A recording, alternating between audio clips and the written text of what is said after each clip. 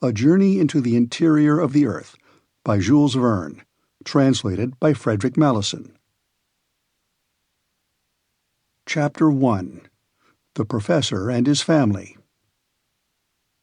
On the 24th of May, 1863, my uncle, Professor Lidenbrock, rushed into his little house, number 19 Königstrasse, one of the oldest streets in the oldest portion of the city of Hamburg. Martha must have concluded that she was very much behindhand, for the dinner had only just been put into the oven. "Well now," said I to myself, "if that most impatient of men is hungry, what a disturbance he will make!" "Monsieur Lidenbrock so soon!" cried poor Martha in great alarm, half opening the dining-room door. "Yes, Martha, but very likely the dinner is not half cooked, for it is not yet 2. St. Michael's clock has only just struck 1:30. "Then why has the master come home so soon?" "Perhaps he will tell us that himself." "Here he is, Monsieur Axel. I will run and hide myself while you argue with him." And Martha retreated in safety into her own dominions. I was left alone. But how was it possible for a man of my undecided turn of mind to argue successfully with so irascible a person as the Professor? With this persuasion I was hurrying away to my own little retreat upstairs, when the street door creaked open its hinges, heavy feet made the whole flight of stairs to shake, and the master of the house, passing rapidly through the dining-room, threw himself in haste into his own sanctum. But on his rapid way he had found time to fling his hazel stick into a corner, his rough broad-brim upon the table, and these few emphatic words at his nephew, "Axel, follow me!" I had scarcely had time to move when the Professor was again shouting after me, "What, not come yet?" And I rushed into my redoubtable master's study. Otto Lidenbrock had no mischief in him. I willingly allow that, but unless he very considerably changes as he grows older, at the end he will be a most original character. He was professor at the Johanneum, and was delivering a series of lectures on mineralogy, in the course of every one of which he broke into a passion once or twice at least. Not at all that he was over-anxious about the improvement of his class, or about the degree of attention with which they listened to him, or the success which might eventually crown his labors. Such little matters of detail never troubled him much. His teaching was, as the German philosophy calls it, subjective. It was to benefit himself, not others. He was a learned egotist. He was a well of science, and the pulleys worked uneasily when you wanted to draw anything out of it. In a word, he was a learned miser. Germany has not a few professors of this sort.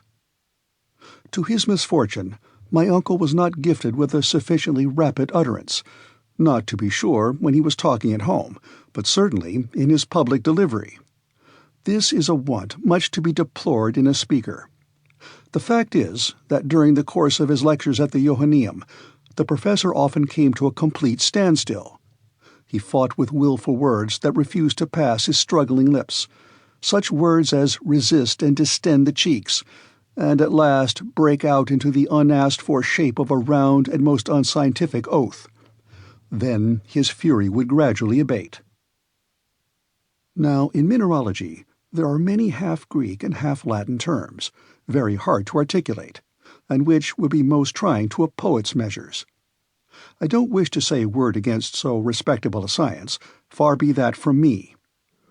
True, in the august presence of rhombohedral crystals, retinasphaltic resins, galenites, fascites, molybdenites, tungstates of manganese, and titanate of zirconium, why, the most facile of tongues may make a slip now and then. It therefore happened that this venial fault of my uncle's came to be pretty well understood in time, and an unfair advantage was taken of it. The students laid wait for him in dangerous places, and when he began to stumble, loud was the laughter, which was not in good taste, not even in Germans. And if there was always a full audience to honor the Lidenbrock courses, I should be sorry to conjecture how many came to make merry at my uncle's expense.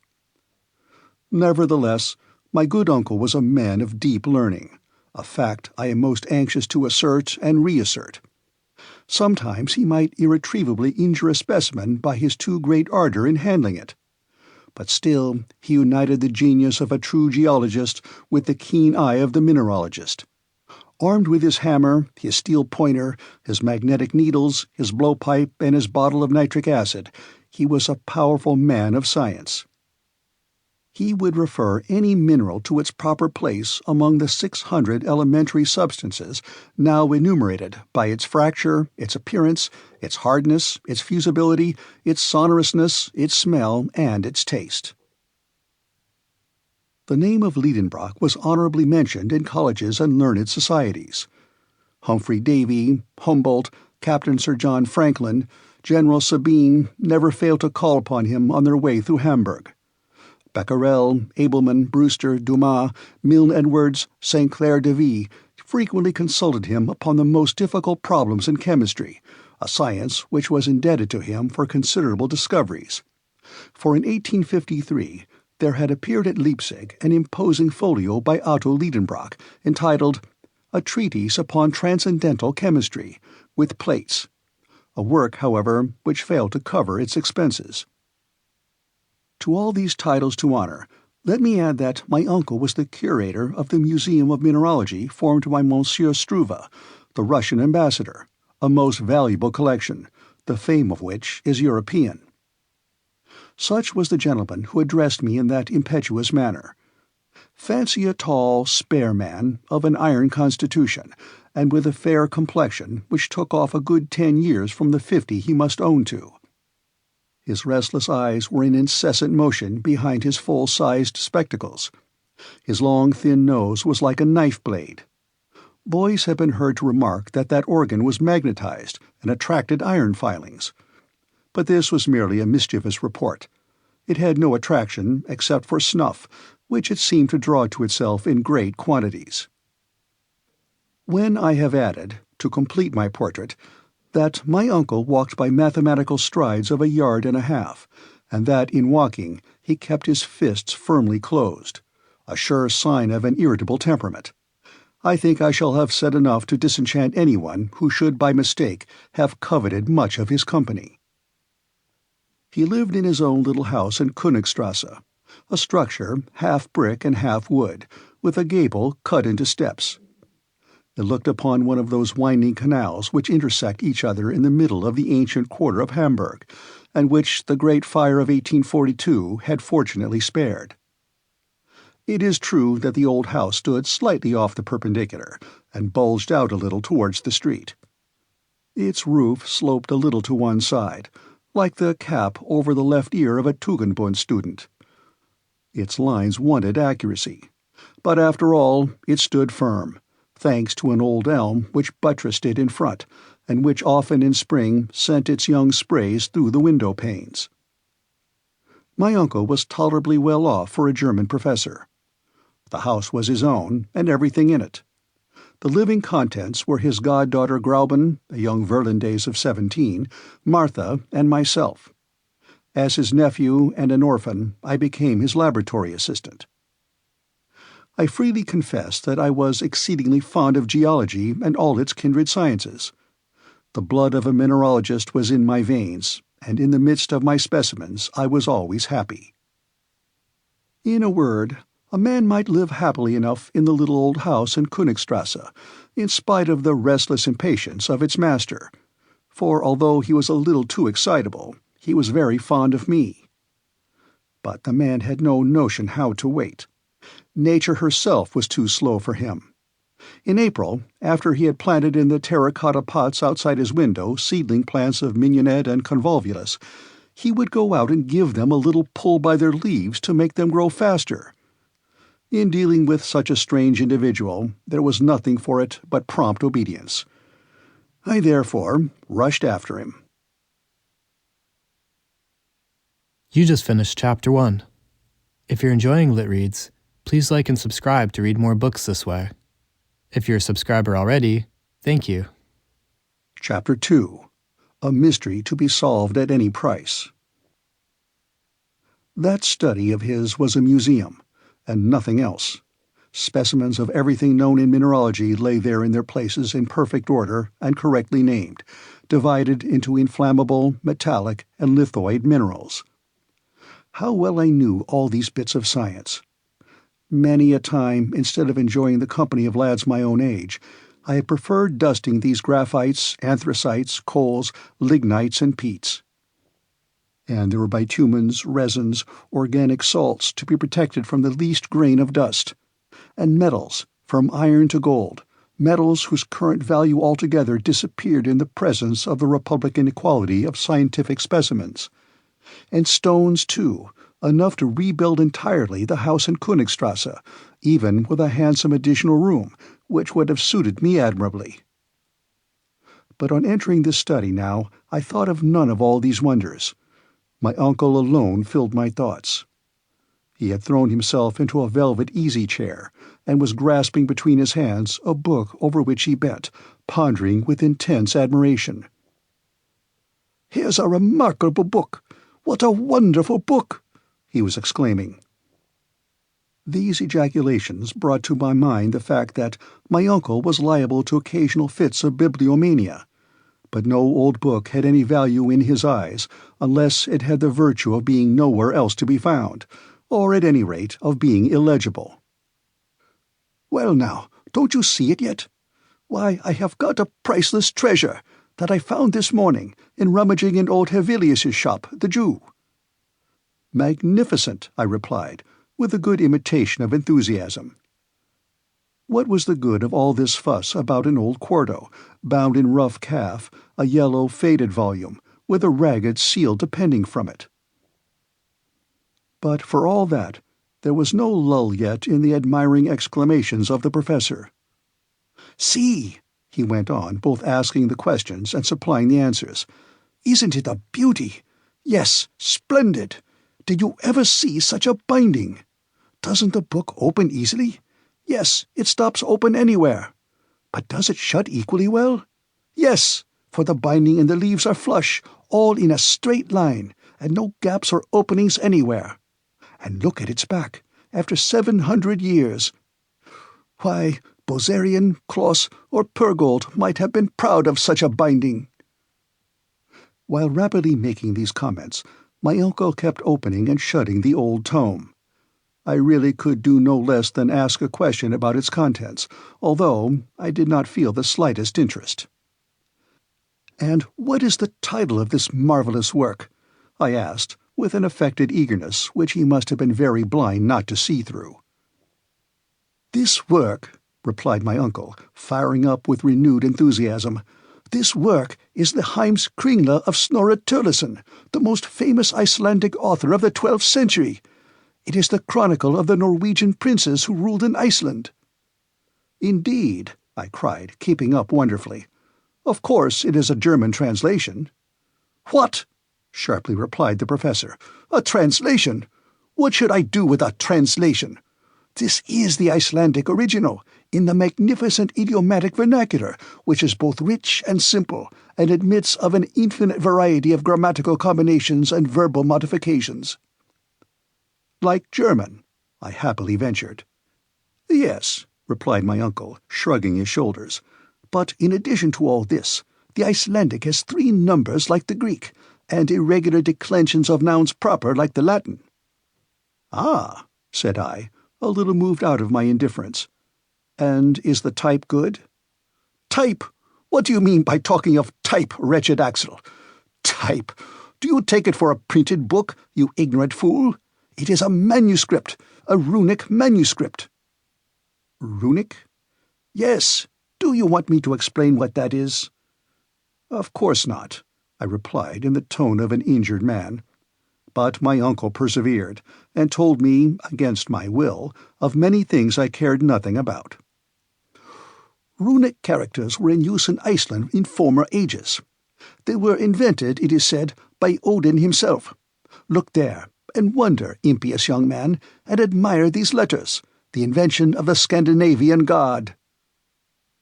Well, well, not knowing what to say, I was going to prostrate myself before this wonderful book, a way of answering equally pleasing to gods and kings, and which has the advantage of never giving them any embarrassment, when a little incident happened to divert conversation into another channel. This was the appearance of a dirty slip of parchment, which slipped out of the volume and fell upon the floor. My uncle pounced upon this shred with incredible avidity. An old document, enclosed in immemorial time within the folds of this old book, had for him an immeasurable value. "What's this?" he cried.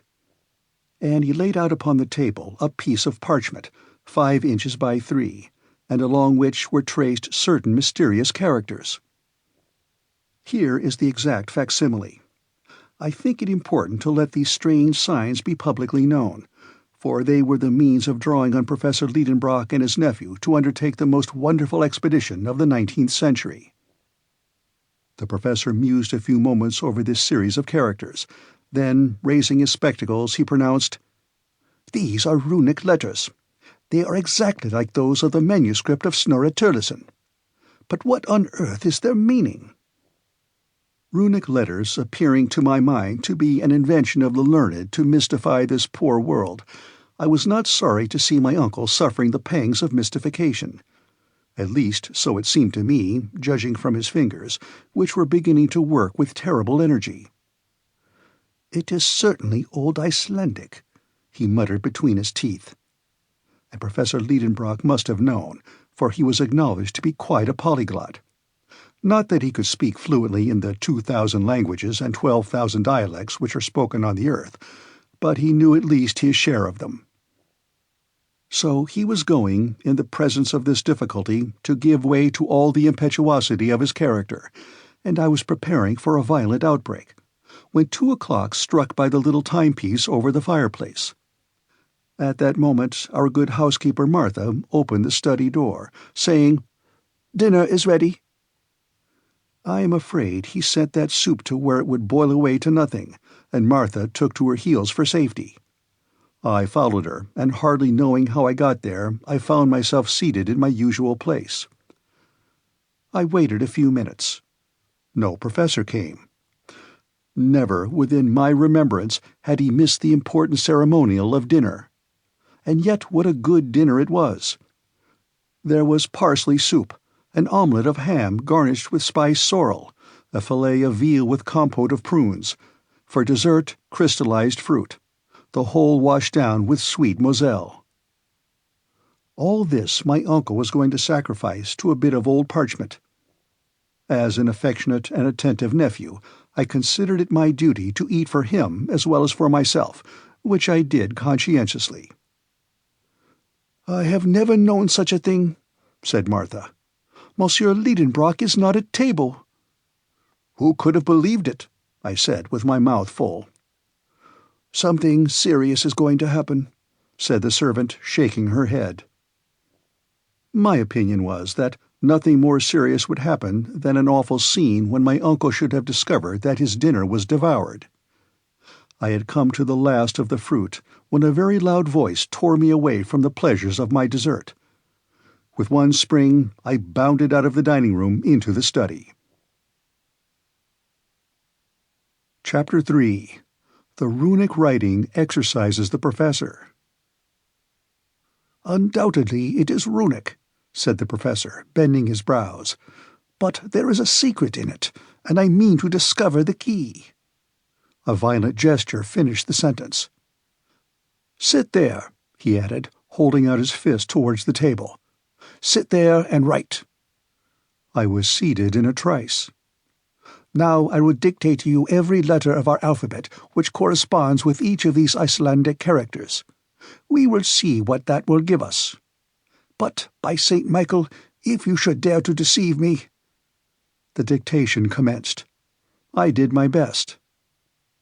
Every letter was given me one after the other, with the following remarkable result: MMRNLLS, S Ravel Sec Ide, SGTSSMF, VNTEIEF, Nirdki KT SAMN, Atrates, Saudern, M Tanael, NVECT, RRILSA, Atsar, NVCRC, IEABS, CCRMI, EEVTVI, Furantiv, DT, IAC, Osebo, KDI. When this work was ended, my uncle tore the paper from me and examined it attentively for a long time. "What does it all mean?"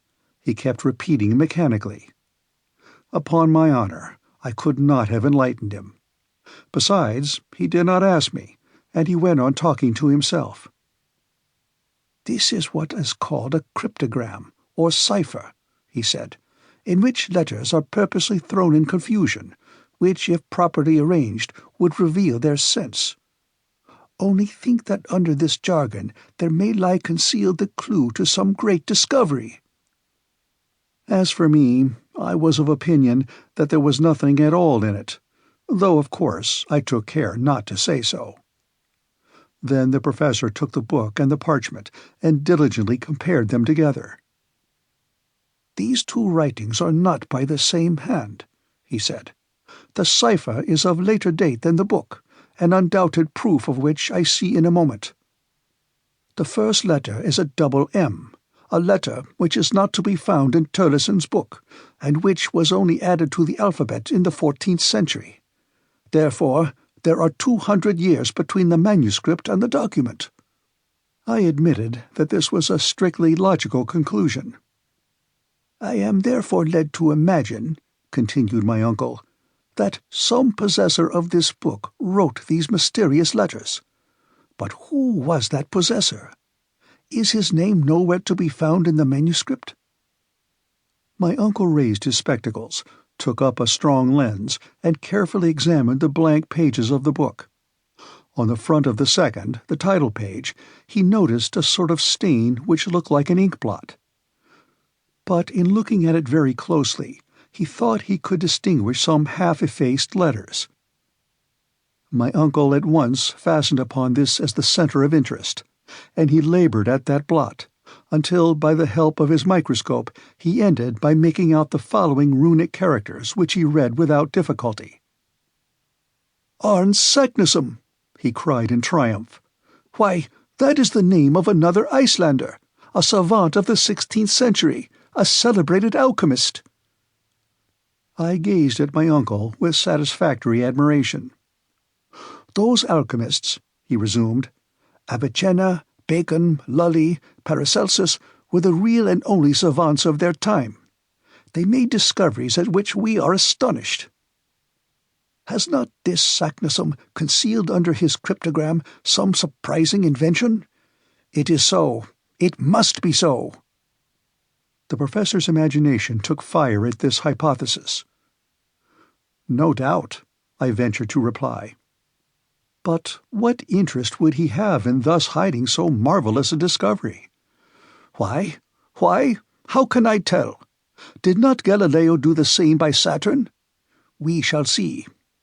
I will get at the secret of this document, and I will neither sleep nor eat until I have found it out." My comment on this was a half-suppressed, "Oh." "Nor you either, Axel," he added. "The deuce," said I to myself. "Then it is lucky I have eaten 2 dinners today. First of all, we must find out the key to this cipher. That cannot be difficult." At these words I quickly raised my head, but my uncle went on soliloquizing. "There's nothing easier. In this document there are 132 letters, viz. 77 consonants and 55 vowels. This is the proportion found in southern languages, whilst northern tongues are much richer in consonants. Therefore, this is a southern language." These were very fair conclusions, I thought. But what language is it? Here I looked for a display of learning, but I met instead with profound analysis. "This Saknussemm," he went on, "was a very well-informed man.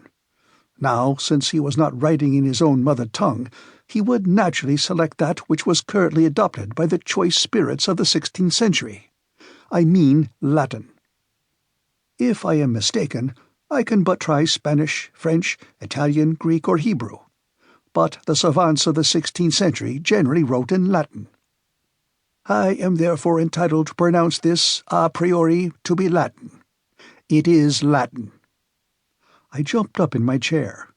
My Latin memories rose in revolt against the notion that these barbarous words could belong to the sweet language of Virgil. "Yes, it is Latin," my uncle went on, "but it is Latin confused and in disorder. Perturbata seu inordinata, as Euclid has it." Very well, thought I. If you can bring order out of that confusion, my dear uncle, you are a clever man. "Let us examine carefully," said he again, taking up the leaf upon which I had written.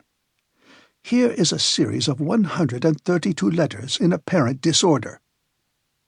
There are words consisting of consonants only, as knurls; others, on the other hand, in which vowels predominate, as, for instance, the fifth, unef, or the last but one, usebo. Now, this arrangement has evidently not been premeditated. It has arisen mathematically in obedience to the unknown law which has ruled in the succession of these letters. It appears to me a certainty that the original sentence was written in a proper manner, and afterwards distorted by a law which we have yet to discover. Whoever possesses the key of this cipher will read it with fluency. What is that key? Axel, have you got it?" I answered not a word, and for a very good reason. My eyes had fallen upon a charming picture, suspended against the wall, the portrait of Grauben. My uncle's ward was at that time at Altona, staying with a relation, and in her absence I was very downhearted, for, I may confess it to you now, the pretty Virlandaise and the professor's nephew loved each other with a patience and a calmness entirely German. We had become engaged unknown to my uncle, who was too much taken up with geology to be able to enter into such feelings as ours. Grauben was a lovely blue-eyed blonde, rather given to gravity and seriousness, but that did not prevent her from loving me very sincerely. As for me, I adored her, if there is such a word in the German language. Thus it happened that the picture of my pretty Virlandaise threw me in a moment out of the world of realities into that of memory and fancy. There looked down upon me the faithful companion of my labours and my recreations. Every day she helped me to arrange my uncle's precious specimens. She and I labelled them together. Mademoiselle Grauben was an accomplished mineralogist. She could have taught a few things to a savant. She was fond of investigating abstruse scientific questions.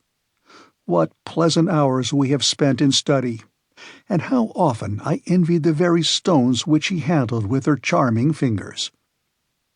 Then, when our leisure hours came, we used to go out together and turn into the shady avenues by the Ulster, and went happily side by side up to the old windmill, which formed such an improvement to the landscape at the head of the lake. On the road we chatted hand in hand. I told her amusing tales at which she laughed heartily. Then we reached the banks of the Elbe, and after having bid good-bye to the Swan, sailing gracefully amidst the white water-lilies, we returned to the quay by the steamer. That is just where I was in my dream, when my uncle, with a vehement thump on the table, dragged me back to the realities of life. "Come," said he, "the very first thing which would come into anyone's head to confuse the letters of a sentence would be to write the words vertically instead of horizontally." "Indeed," said I. "Now we must see what would be the effect of that, Axel. Put down upon this paper any sentence you like, only, instead of arranging the letters in the usual way, one after the other, place them in succession in vertical columns, so as to group them together in 5 or 6 vertical lines." I caught his meaning, and immediately produced the following literary wonder: IYLOAU LOLWRBOU NGEVW MDRNEEYEA. "Good," said the professor, without reading them. "Now, set down those words in a horizontal line." I obeyed, and with this result: Iulau, Lalwerb, Au Ng, Vermdern Ia.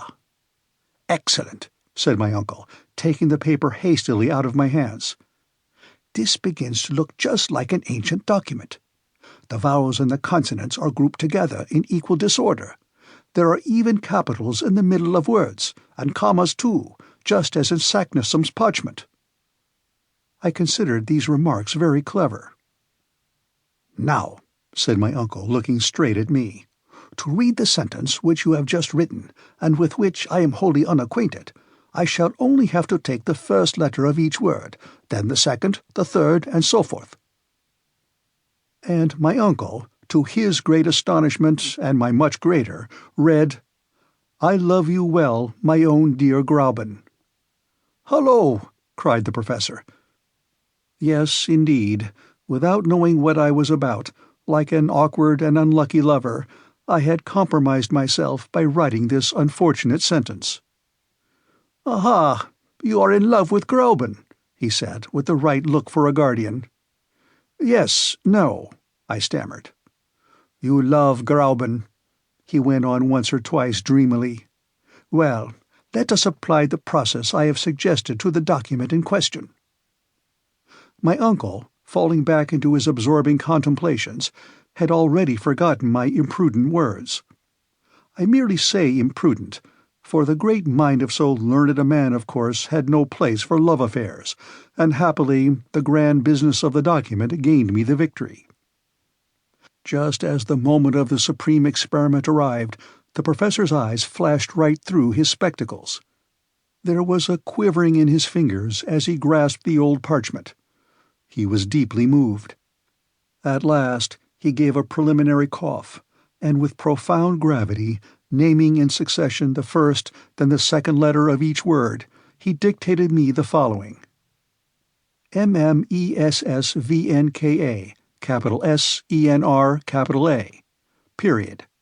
ICEFDO, capital K, period, SEG, NITTAMVRTN, ECERT comma, ROTAISADVA, comma, EDNECSED, SADNE, LACARTNIIILV, capital I, SIRATRAC, capital SARBMVTABILE, DMEK, MERETARC, SILVCO, capital I, SLEFFEN, capital S, N, capital I, period. I confess I felt considerably excited in coming to the end. These letters named, one at a time, had carried no sense to my mind. I therefore waited for the professor with great pomp to unfold the magnificent but hidden Latin of this mysterious phrase. But who could have foretold the result? A violent thump made the furniture rattle, and spilt some ink, and my pen dropped from between my fingers. "That's not it!" cried my uncle. "There's no sense in it!" Then, darting out like a shot, bowling downstairs like an avalanche, he rushed into the Königstrasse and fled. Chapter 4. The Enemy to be Starved into Submission. "He is gone," cried Martha, running out of her kitchen at the noise of the violent slamming of doors. "Yes," I replied, "completely gone." "Well, and how about his dinner?" said the old servant. "He won't have any." "And his supper?" "He won't have any." "What?" cried Martha, with clasped hands.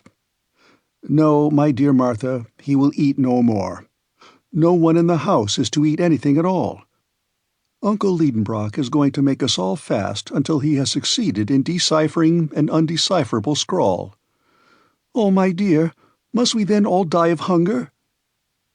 I hardly dared to confess that, with so absolute a ruler as my uncle, this fate was inevitable. The old servant, visibly moved, returned to the kitchen, moaning piteously.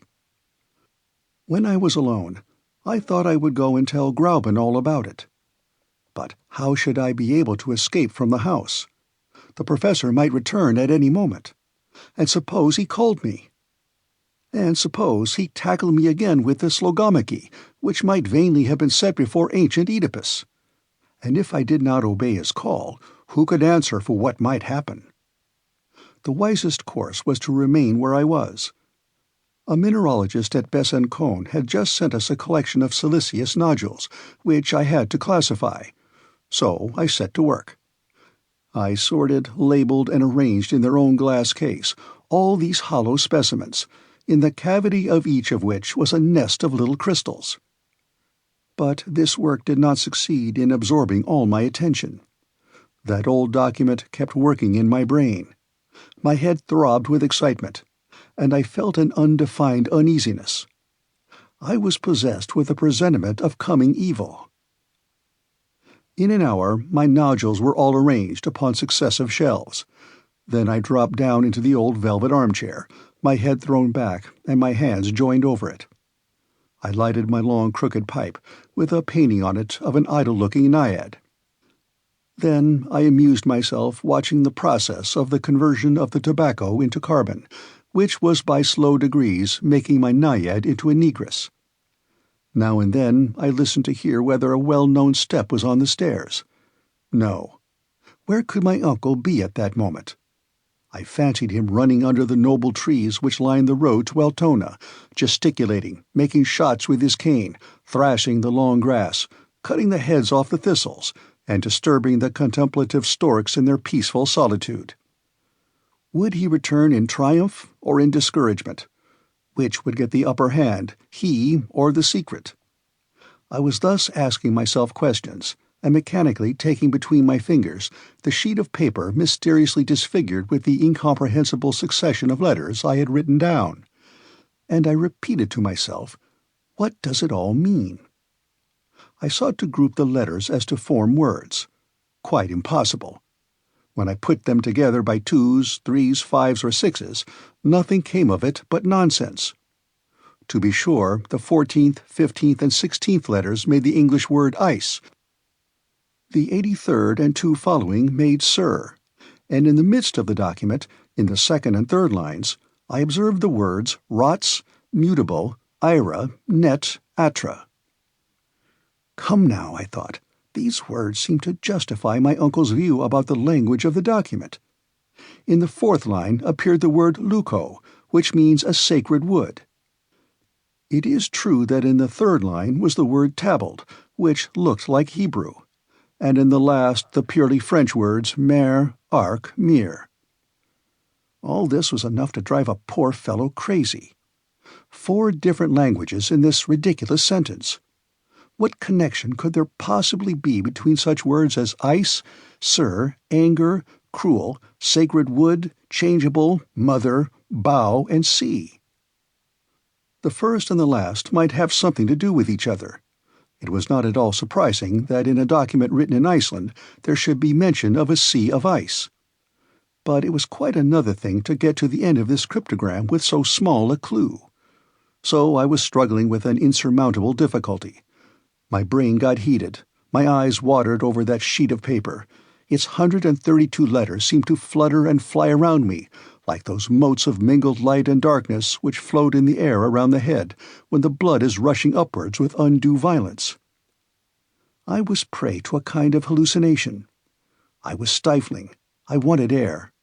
Unconsciously, I fanned myself with the bit of paper, the back and front of which successively came before my eyes.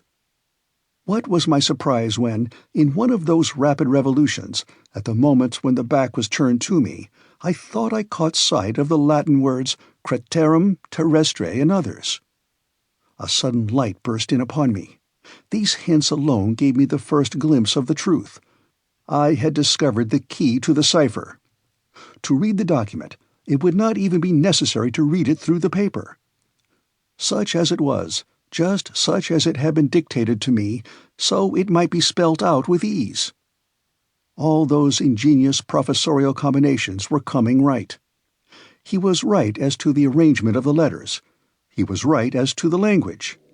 He had been within a hair's breadth of reading this Latin document from end to end, but that hair's breadth chance had given it to me. You may be sure I felt stirred up, My eyes were dim. I could scarcely see. I laid the paper upon the table. At a glance, I could tell the whole secret. At last, I became more calm.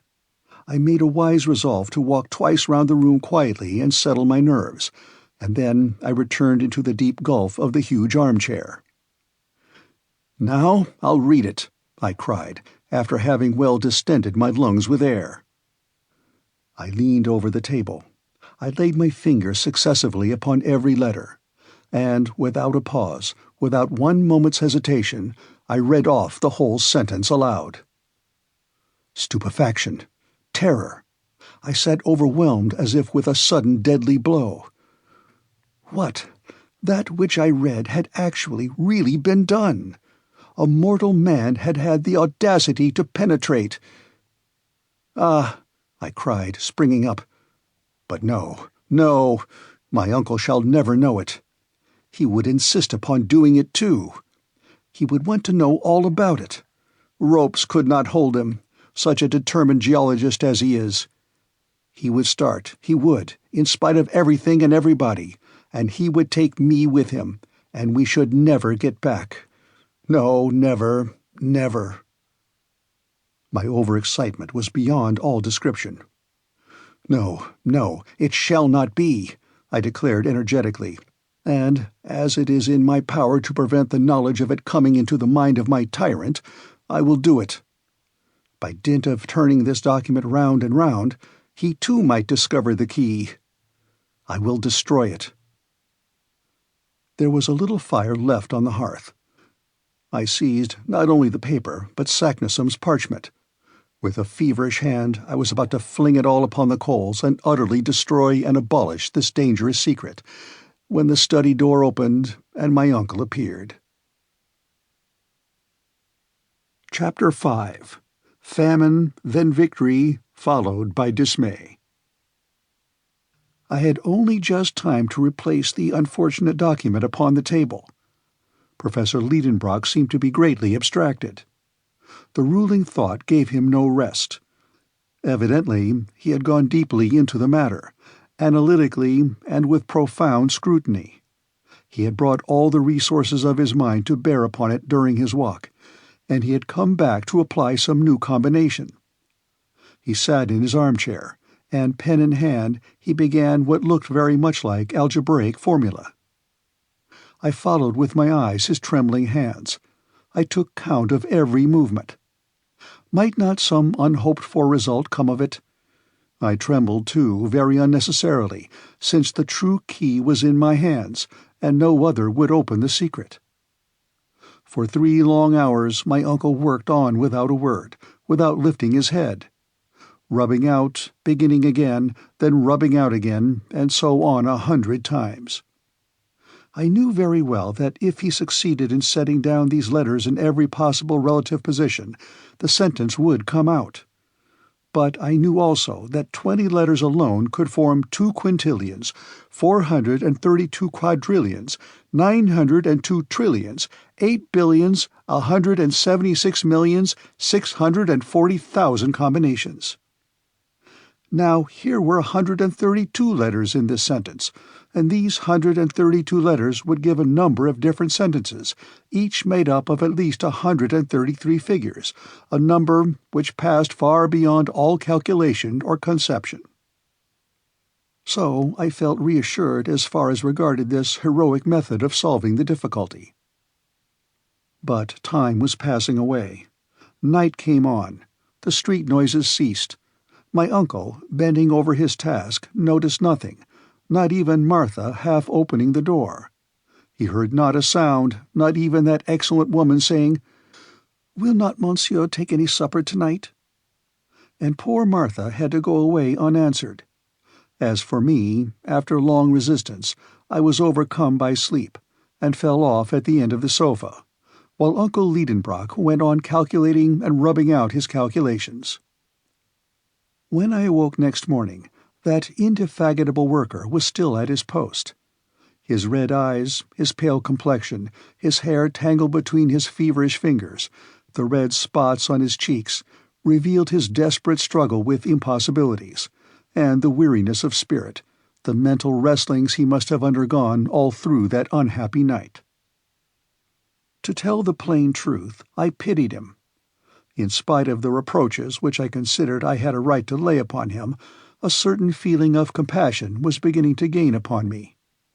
The poor man was so entirely taken up with his one idea that he had even forgotten how to get angry.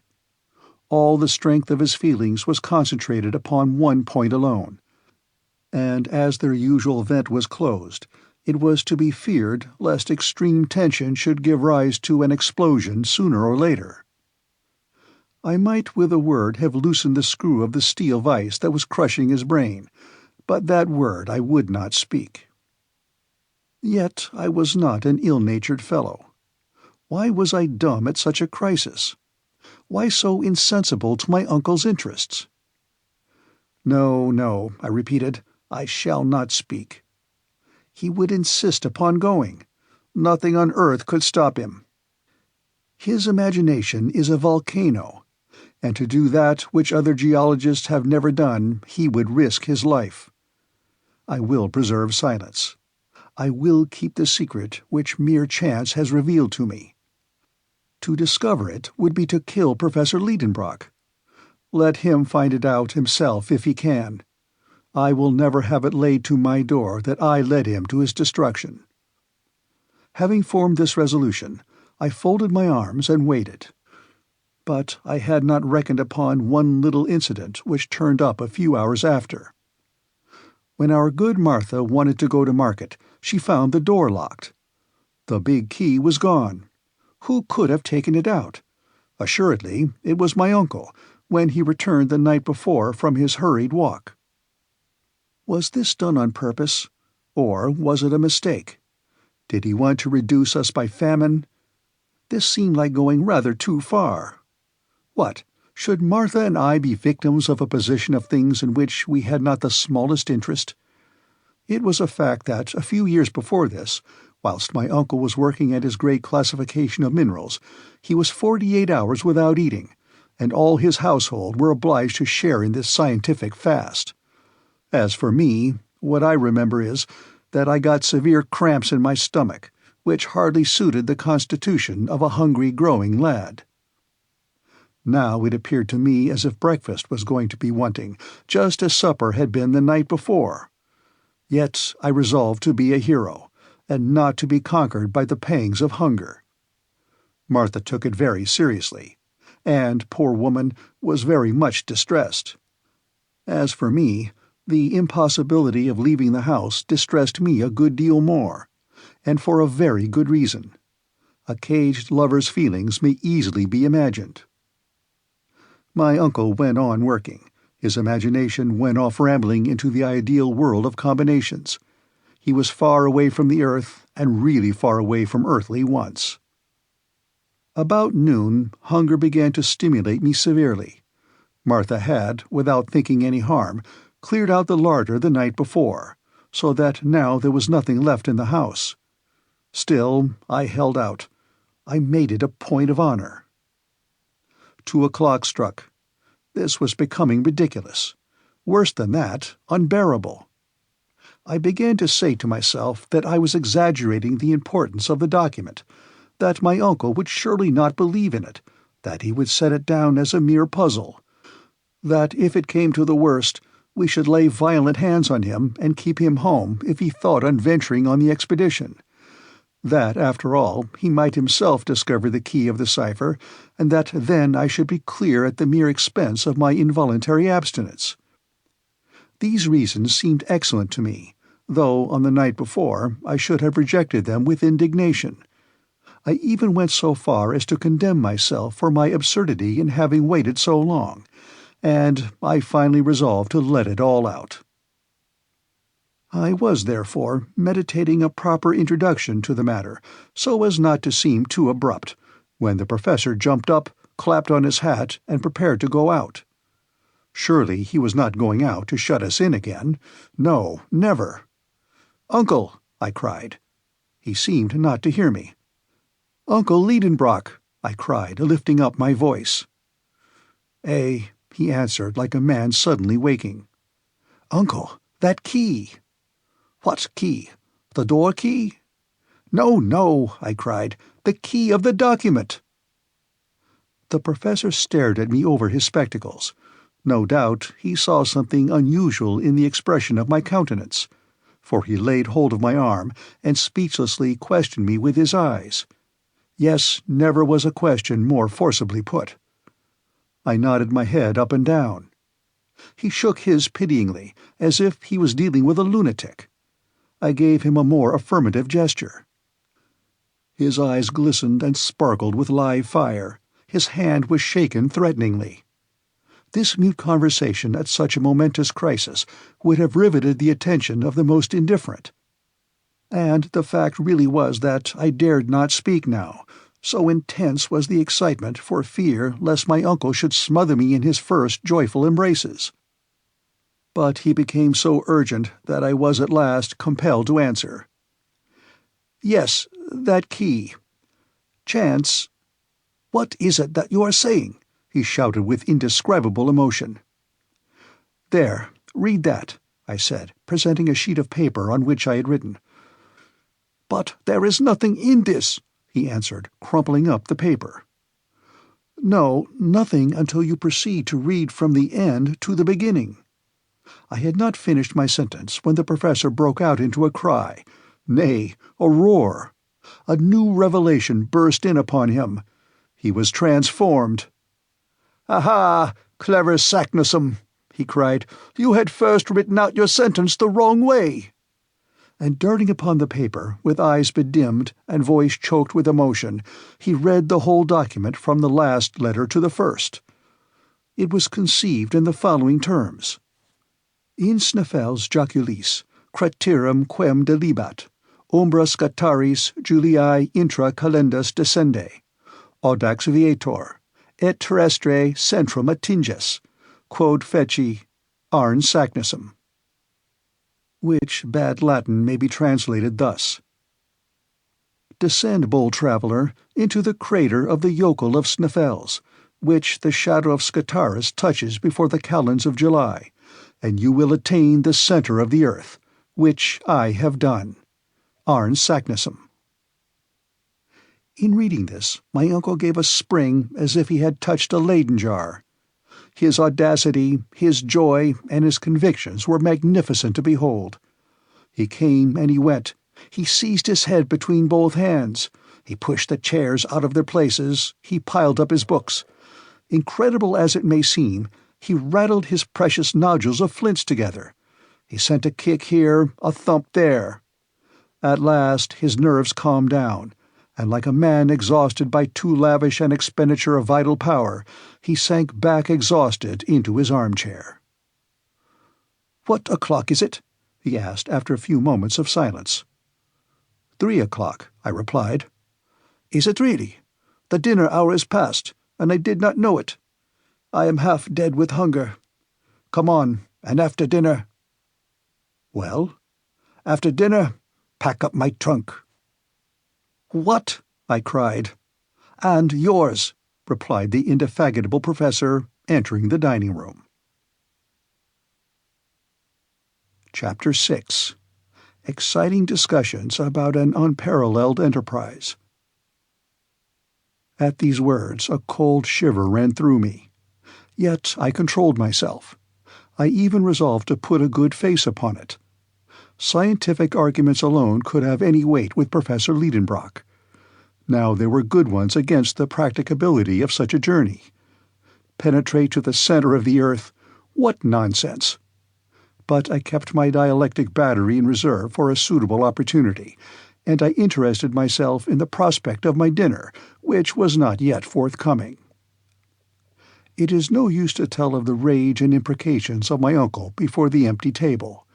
Explanations were given. Martha was set at liberty, ran off to the market, and did her part so well that in an hour afterwards my hunger was appeased, and I was able to return to the contemplation of the gravity of the situation. During all dinner-time my uncle was almost merry. He indulged in some of those learned jokes which never do anybody any harm. Dessert over, he beckoned me into his study. I obeyed. He sat at one end of his table, I at the other. "Axel," said he very mildly, "you are a very ingenious young man. You have done me a splendid service, at a moment when, wearied out with the struggle, I was going to abandon the contest. Where should I have lost myself? None can tell. Never, my lad, shall I forget it, and you shall have your share in the glory to which your discovery will lead." Oh, come, thought I, he is in a good way. Now is the time for discussing that same glory. "Before all things," my uncle resumed, "I enjoin you to preserve the most inviolable secrecy. You understand?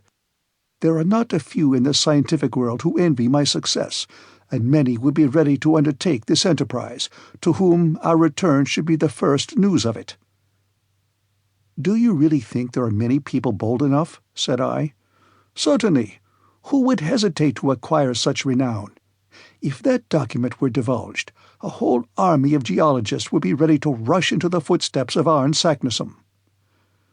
"I don't feel so very sure of that, uncle," I replied, "for we have no proof of the authenticity of this document." "What? Not of the book, inside of which we have discovered it?" "Granted. I admit that Saknussemm may have written these lines, but does it follow that he has really accomplished such a journey? And may it not be that this old parchment is intended to mislead?" I almost regretted having uttered this last word, which dropped from me in an unguarded moment. The professor bent his shaggy brows, and I feared I had seriously compromised my own safety. Happily, no great harm came of it. A smile flitted across the lip of my severe companion, and he answered, "That is what we shall see." "Ah," said I, rather put out. "But do let me exhaust all the possible objections against this document." "Speak, my boy, don't be afraid. You are quite at liberty to express your opinions. You are no longer my nephew only, but my colleague. Pray, go on." "Well, in the first place, I wish to ask what are this Jökull, this SnÆFells, and this Scartaris, names which I have never heard before?" "Nothing easier. I received not long ago a map from my friend Augustus Petermann at Leipzig. Nothing could be more apropos. Take down the third atlas in the second shelf in the large bookcase, Series Z, Plate 4. I rose, and with the help of such precise instructions, could not fail to find the required atlas. My uncle opened it and said, "Here is one of the best maps of Iceland, that of Henderson, and I believe this will solve the worst of our difficulties." I bent over the map. "You see this volcanic island?" said the professor.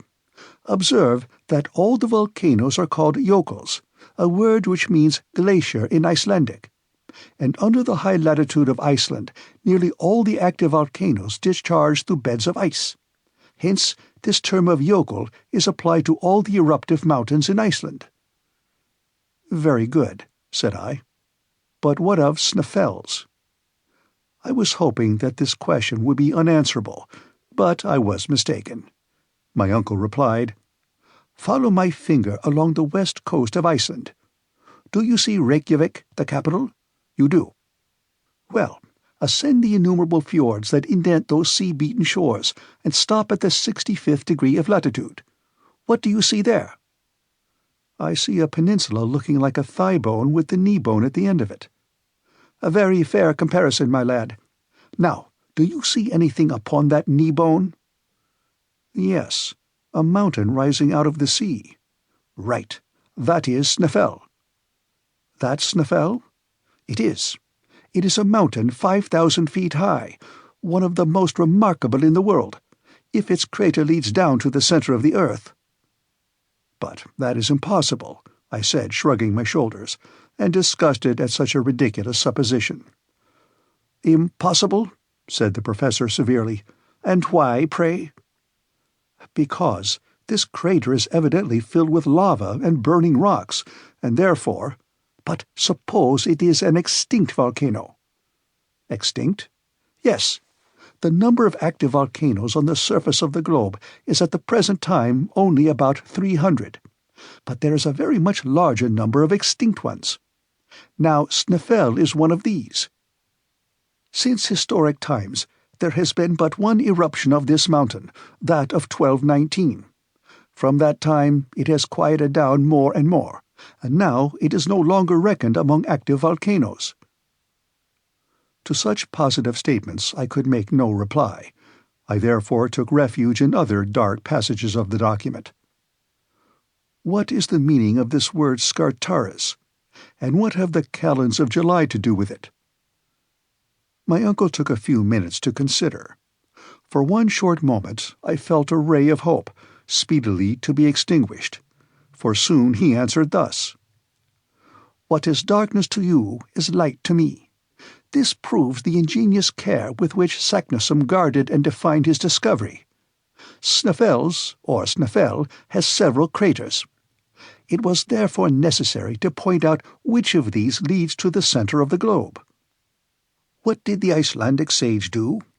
He observed that at the approach of the calends of July, that is to say, in the last days of June, one of the peaks, called Scartaris, flung its shadow down the mouth of that particular crater, and he committed that fact to his document. Could there possibly have been a more exact guide? As soon as we have arrived at the summit of SnÆFell, we shall have no hesitation as to the proper road to take." Decidedly, my uncle had answered every one of my objections. I saw that his position on the old parchment was impregnable. I therefore ceased to press him upon that part of the subject, and as above all things he must be convinced, I passed on to scientific objections, which, in my opinion, were far more serious.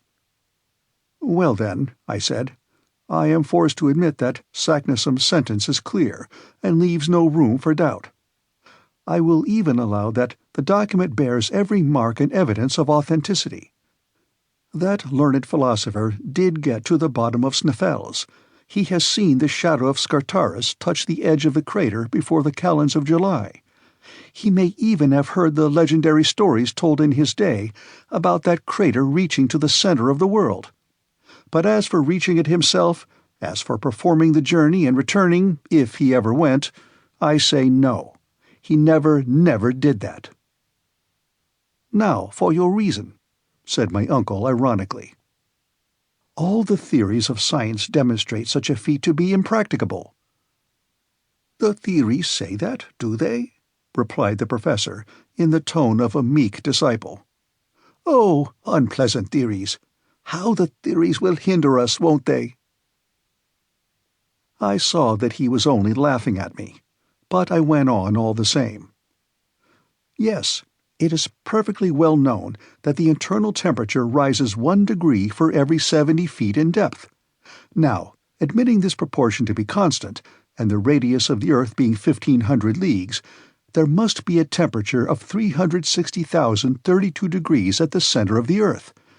Therefore, all the substances that compose the body of this earth must exist there in a state of incandescent gas. For the metals that most resist the action of heat, gold and platinum, and the hardest of rocks, can never be either solid or liquid under such a temperature. I have therefore good reason for asking if it is possible to penetrate through such a medium." "So, Axel, it is the heat that troubles you?" "Of course it is.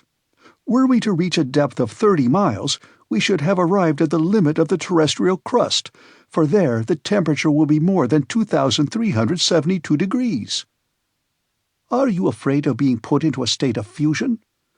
"I will leave you to decide that question," I answered rather sullenly. "This is my decision," replied Professor Lidenbrock, putting on one of his grandest airs. "Neither you nor anybody else knows with any certainty what is going on in the interior of this globe, since not the 12,000th part of its radius is known. Science is eminently perfectible, and every new theory is soon routed by a newer. Was it not always believed until Fourier that the temperature of the interplanetary spaces decreased perpetually? And is it not known at the present time that the greatest cold of the ethereal regions is never lower than 40 degrees below 0 Fahrenheit? Why should it not be the same with the internal heat?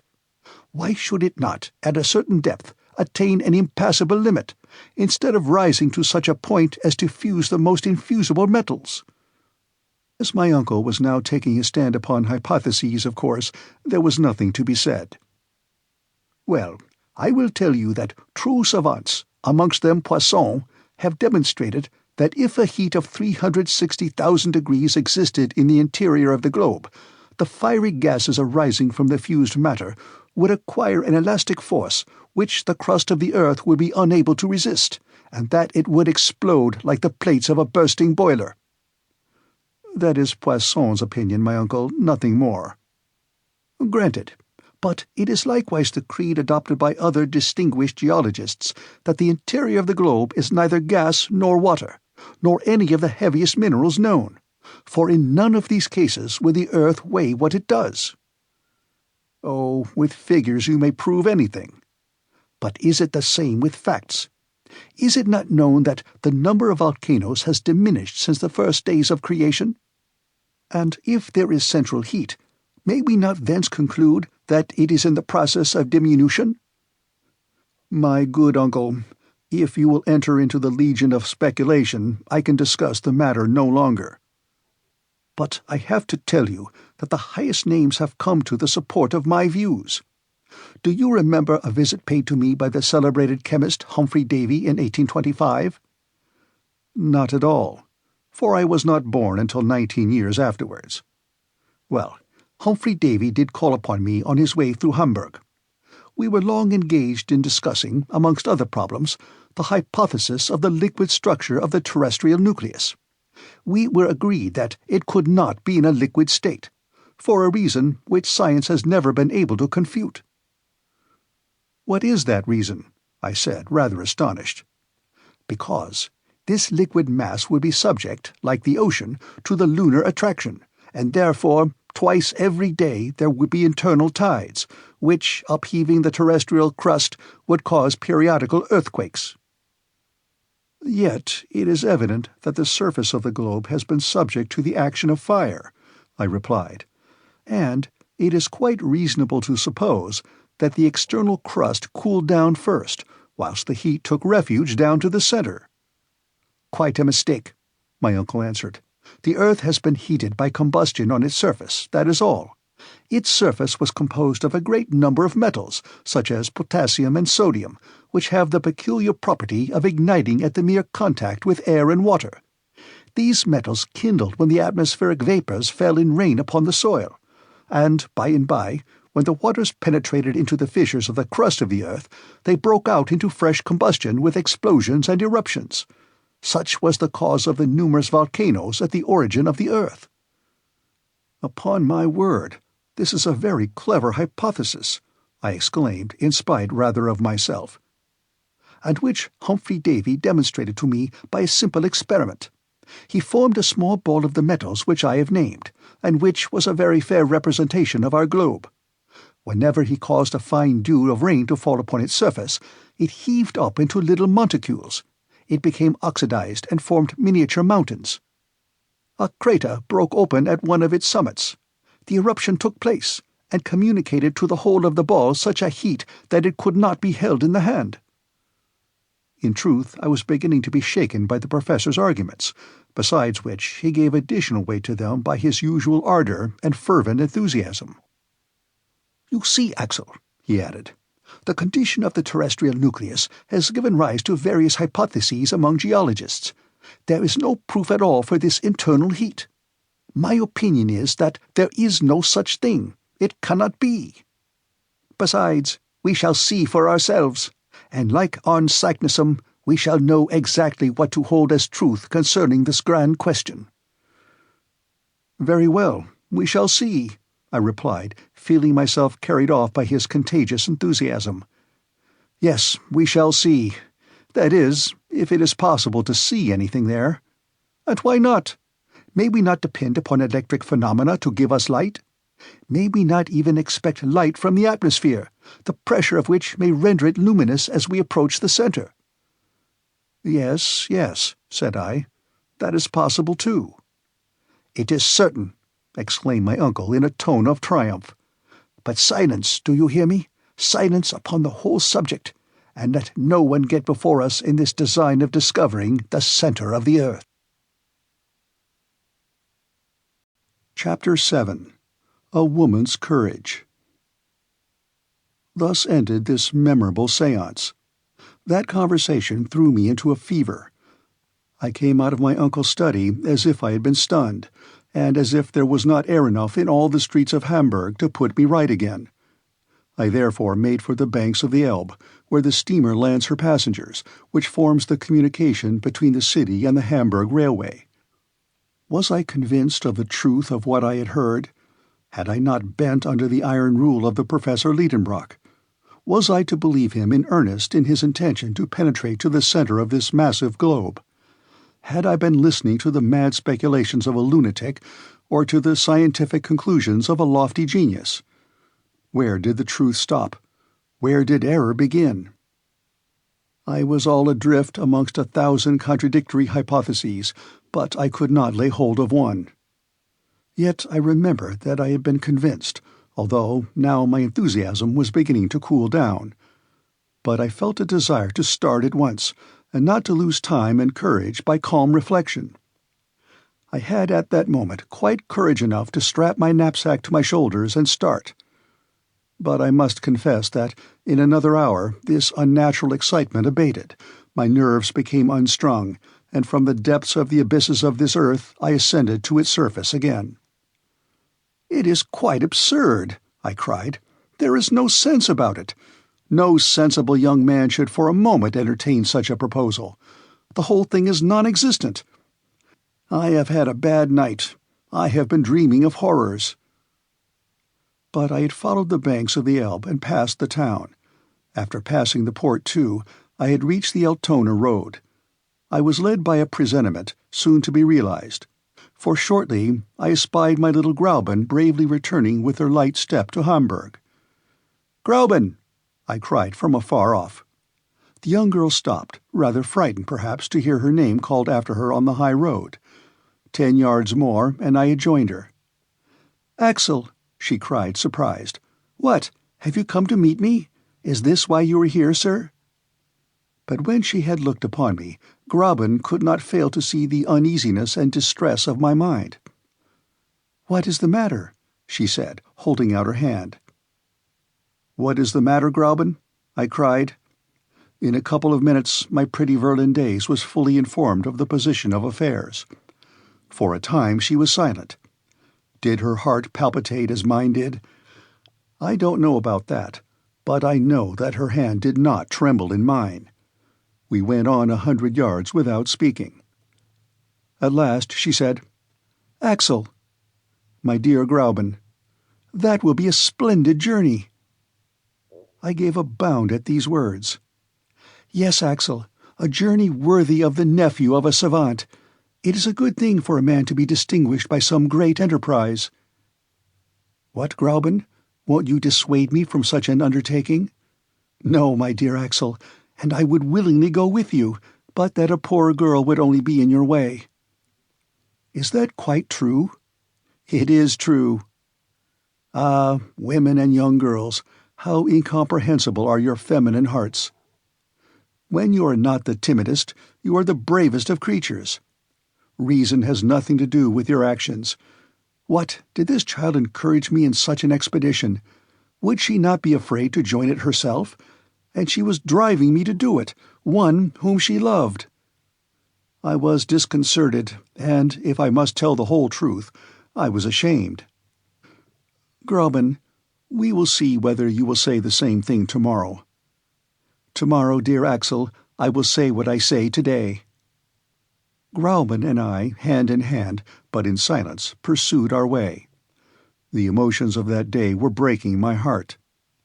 After all, I thought, the calends of July are a long way off, and between this and then many things may take place which will cure my uncle of his desire to travel underground. It was night when we arrived at the house in Königstrasse. I expected to find all quiet there, my uncle in bed, as was his custom, and Martha giving her last touches with the feather brush. but I had not taken into account the professor's impatience. I found him shouting and working himself up amidst a crowd of porters and messengers, who were all depositing various loads in the passage. Our old servant was at her wit's end. "Come, Axel, come, you miserable wretch!" my uncle cried from as far off as we could see. "Your boxes are not packed, and my papers are not arranged. Where's the key of my carpet-bag, and what have you done with my gaiters?" I stood thunderstruck. My voice failed. Scarcely could my lips utter the words, "Are we really going?" "Of course, you unhappy boy. Could I have dreamed that you would have gone out for a walk instead of hurrying your preparations forward?" "Are we to go?" I asked again, with sinking hopes. "Yes, the day after tomorrow, early." I could hear no more. I fled for refuge into my own little room. All hope was now at an end. My uncle had been all the morning making purchases of a part of the tools and apparatus required for this desperate undertaking. The passage was encumbered with rope ladders, knotted cords, torches, flasks, grappling irons, alpenstocks, pickaxes, iron-shod sticks, enough to load 10 men. I spent an awful night. Next morning I was called early. I had quite decided I would not open the door. But how was I to resist the sweet voice which was always music to my ears, saying, "My dear Axel"? I came out of my room. I thought my pale countenance and my red and sleepless eyes would work upon Gräuben's sympathies and change her mind. "Ah, my dear Axel," she said, "I see you are better. A night's rest has done you good." "Done me good?" I exclaimed. I rushed to the glass. Well, in fact, I did look better than I had expected. I could hardly believe my own eyes. "Axel," she said, "I have had a long talk with my guardian. He is a bold philosopher, a man of immense courage, and you must remember that his blood flows in your veins. He has confided to me his plans, his hopes, and why and how he hopes to attain his object. He will no doubt succeed. My dear Axel, it is a grand thing to devote yourself to science. What honor will fall upon Herr Lidenbrock, and so be reflected upon his companion? When you return, Axel, you will be a man, his equal, free to speak and to act independently, and free to—" The dear girl only finished the sentence by blushing. Her words revived me. Yet I refused to believe we should start. I drew Gräuben into the professor's study. "Uncle, is it true that we are to go? Why do you doubt?" "Well, I don't doubt," I said, not to vex him. "But I ask, what need is there to hurry?" "Time, time, flying with irreparable rapidity." "But it is only the 16th May, and until the end of June." "What, you monument of ignorance! Do you think you can get to Iceland in a couple of days? If you had not deserted me like a fool, I should have taken you to the Copenhagen office, to Liffender and Company, and you would have learned then that there is only one trip every month from Copenhagen to Reykjavik, on the 22nd. "Well?" "Well, if we waited for the 22nd June, we should be too late to see the shadow of Scartaris touch the crater of Snæfell's. Therefore, we must get to Copenhagen as fast as we can to secure our passage. Go and pack up." There was no reply to this. I went to my room. Gräuben followed me. She undertook to pack up all the things necessary for my voyage. She was no more moved than if I had been starting for a little trip to Lübeck or Heligoland. Her little hands moved without haste. She talked quietly. She supplied me with sensible reasons for our expedition. She delighted me, and yet I was angry with her. Now and then I felt I ought to break out into a passion, but she took no notice and went on her way as methodically as ever. Finally, the last strap was buckled. I came downstairs. All that day, the philosophical instrument makers and the electricians kept coming and going. Martha was distracted. "Is Master mad?" she asked. I nodded my head. "And is he going to take you with him?" I nodded again. "Where to?" I pointed with my finger downward. "Down into the cellar?" cried the old servant. "No," I said, "lower down than that." Night came, but I knew nothing about the lapse of time. "Tomorrow morning at 6 precisely," my uncle decreed. "We start." At 10 o'clock I fell upon my bed, a dead lump of inert matter. All through the night terror had hold of me. I spent it dreaming of abysses. I was a prey to delirium. I felt myself grasped by the professor's sinewy hand, dragged along, hurled down, shattered into little bits. I dropped down unfathomable precipices with the accelerating velocity of bodies falling through space. My life had become an endless fall. I awoke at 5 with shattered nerves, trembling and weary. I came downstairs. My uncle was at table, devouring his breakfast. I stared at him with horror and disgust. But dear Gräuben was there, so I said nothing, and could eat nothing. At 5:30, there was a rattle of wheels outside. A large carriage was there to take us to the Altona railway station. It was soon piled up with my uncle's multifarious preparations. "Where's your box?" he cried. "It is ready," I replied with faltering voice. "Then make haste down, or we shall lose the train."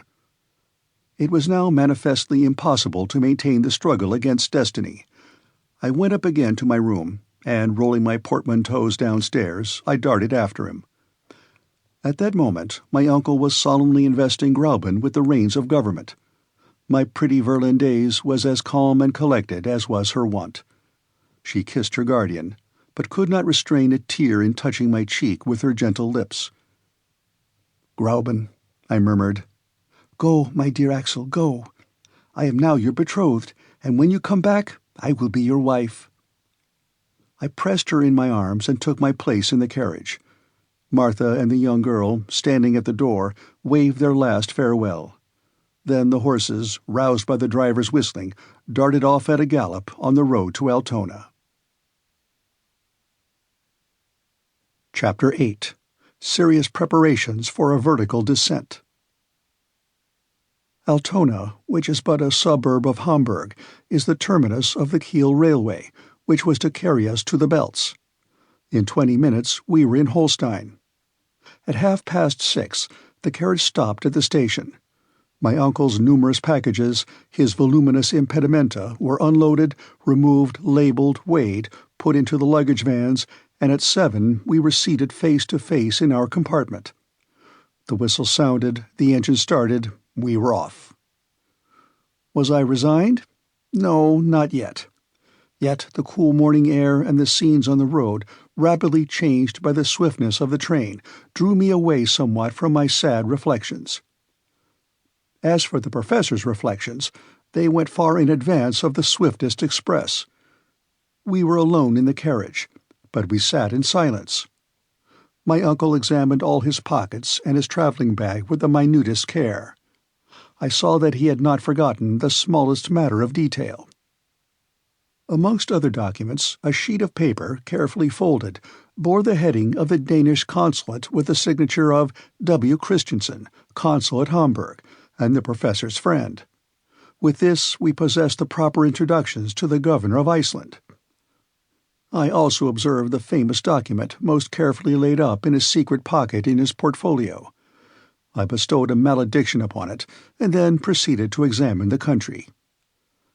It was a very long succession of uninteresting loamy and fertile flats, a very easy country for the construction of railways, and propitious for the laying down of these direct level lines so dear to railway companies. I had no time to get tired of the monotony, for in 3 hours we stopped at Kiel, close to the sea. The luggage being labelled for Copenhagen, we had no occasion to look after it. Yet the professor watched every article with jealous vigilance, until all were safe on board. There they disappeared in the hold. My uncle, notwithstanding his hurry, had so well calculated the relations between the train and the steamer that we had a whole day to spare. The steamer Eleonora did not start until night. Thence sprang a feverish state of excitement, in which the impatient, irascible traveller devoted to perdition the railway directors and the steamboat companies and the governments which allowed such intolerable slowness. I was obliged to act chorus to him when he attacked the captain of the Eleonora upon this subject. The captain disposed of us summarily. At Kiel, as elsewhere, We must do something to while away the time.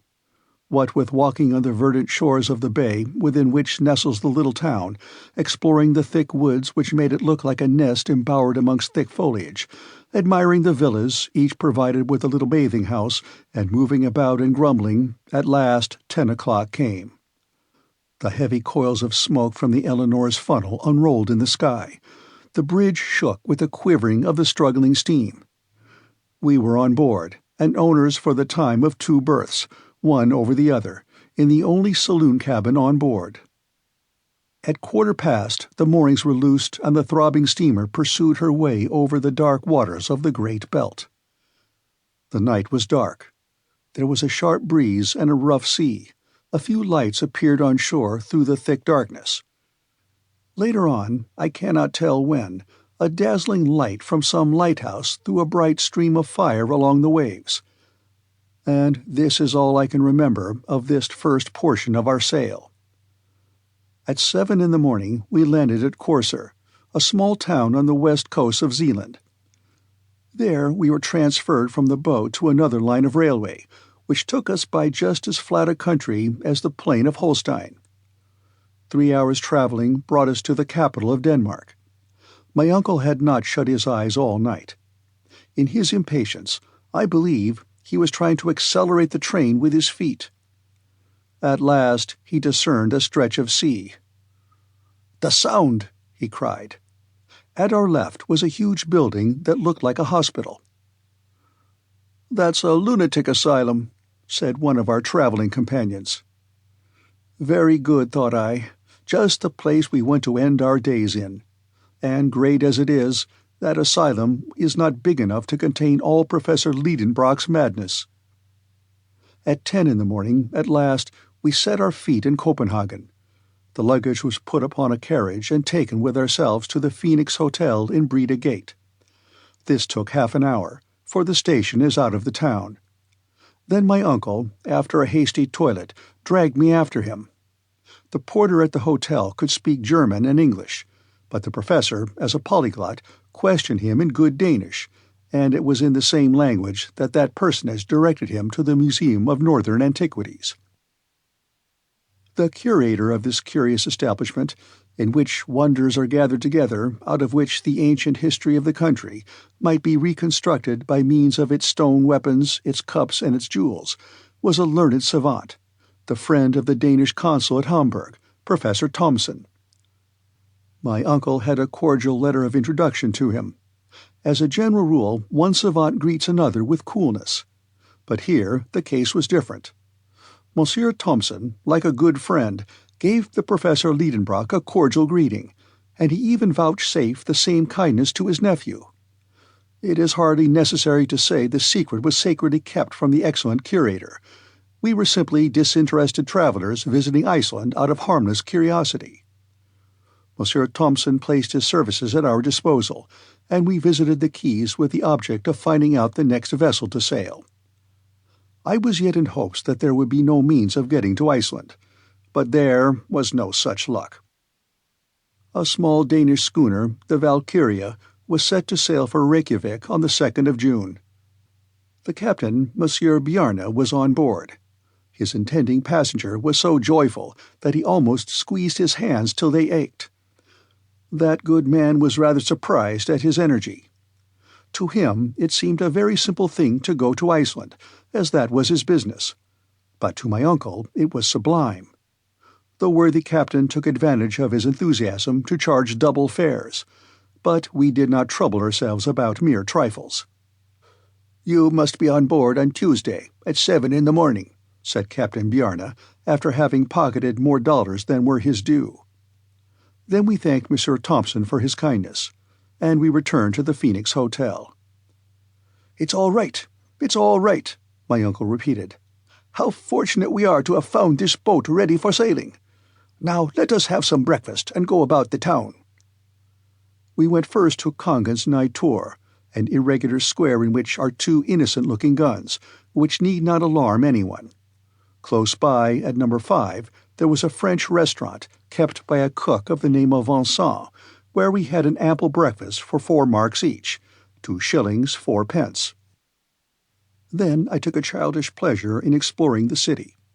My uncle let me take him with me, but he took notice of nothing, neither the insignificant king's palace nor the pretty 17th-century bridge, which spans the canal before the museum, nor that immense cenotaph of Thorvaldson's, adorned with horrible mural painting, and containing within it a collection of the sculptor's works, nor, in a fine park, the toy-like chateau of Rosenberg, nor the beautiful Renaissance edifice of the Exchange, nor its spire composed of the twisted tails of 4 bronze dragons, nor the great windmill on the ramparts, whose huge arms dilated in the sea breeze like the sails of a ship. What delicious walks we should have had together, my pretty Virlandaise and I, along the harbour where the 2-deckers and the frigate slept peaceably by the red roofing of the warehouse, by the green banks of the strait, through the deep shades of the trees amongst which the fort is half concealed, where the guns are thrusting out their black throats between branches of alder and willow. But, alas, Grauben was far away, and I never hoped to see her again. But if my uncle felt no attraction towards these romantic scenes, he was very much struck with the aspect of a certain church spire, situated in the island of Amak, which forms the southwest quarter of Copenhagen. I was ordered to direct my feet that way. I embarked on a small steamer which plies on the canals, and in a few minutes she touched the quay of the dockyard. After crossing a few narrow streets where some convicts, in trousers half yellow and half grey, were at work under the orders of the gangers, we arrived at the Four Frelsers Kirk. There was nothing remarkable about the church, but there was a reason why its tall spire had attracted the professor's attention. Starting from the top of the tower, an external staircase wound around the spire, the spirals circling up into the sky. "Let us get to the top," said my uncle.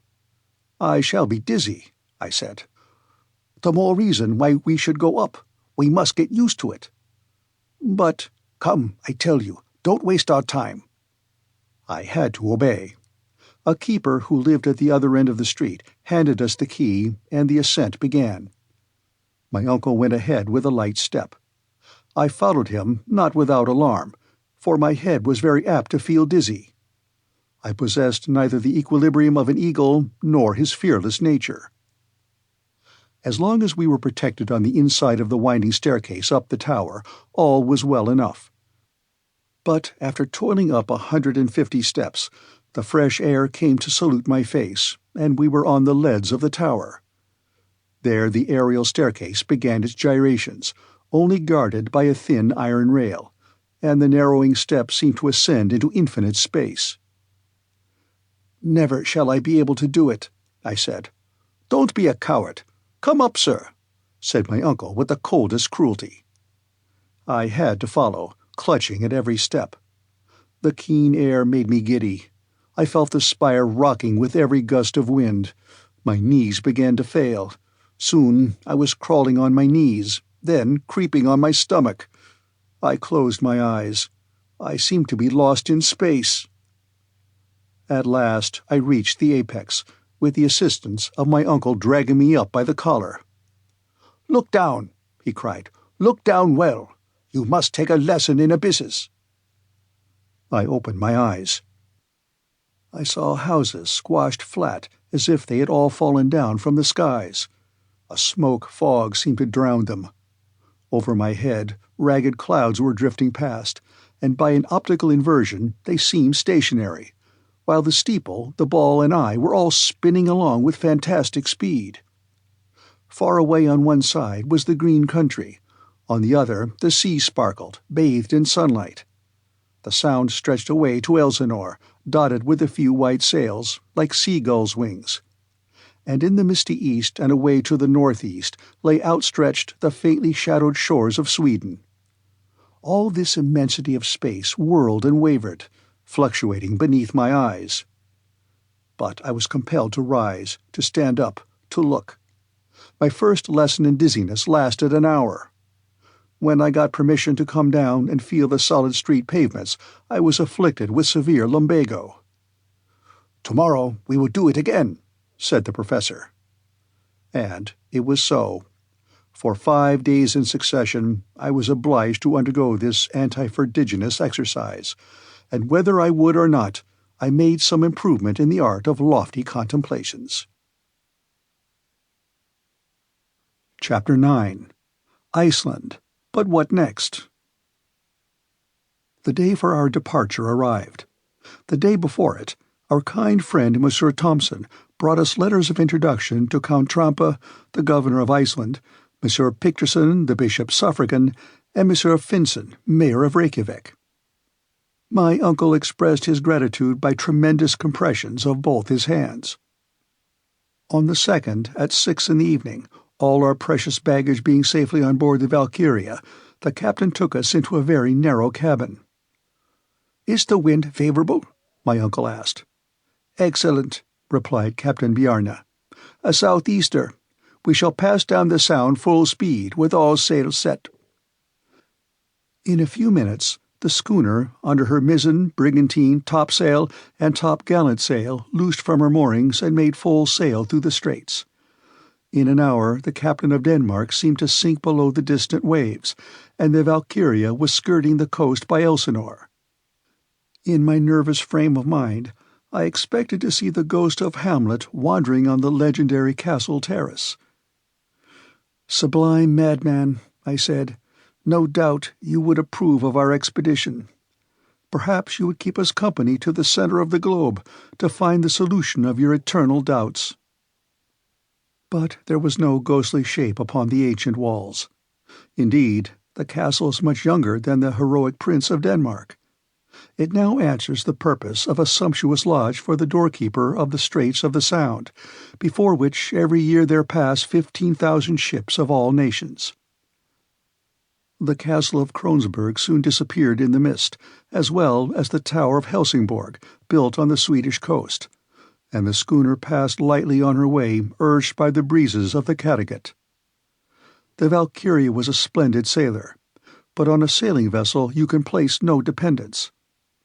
She was taking to Reykjavik coal, household goods, earthenware, woolen clothing, and a cargo of wheat. The crew consisted of 5 men, all Danes. "How long would the passage take?" my uncle asked. 10 days, the captain replied, "if we don't meet a nor'wester in passing the Faroes."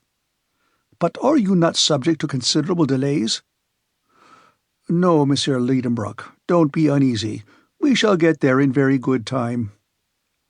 At evening the schooner doubled the Skaw at the northern point of Denmark, in the night passed the Skager Rack, skirted Norway by Cape Lindness, and entered the North Sea.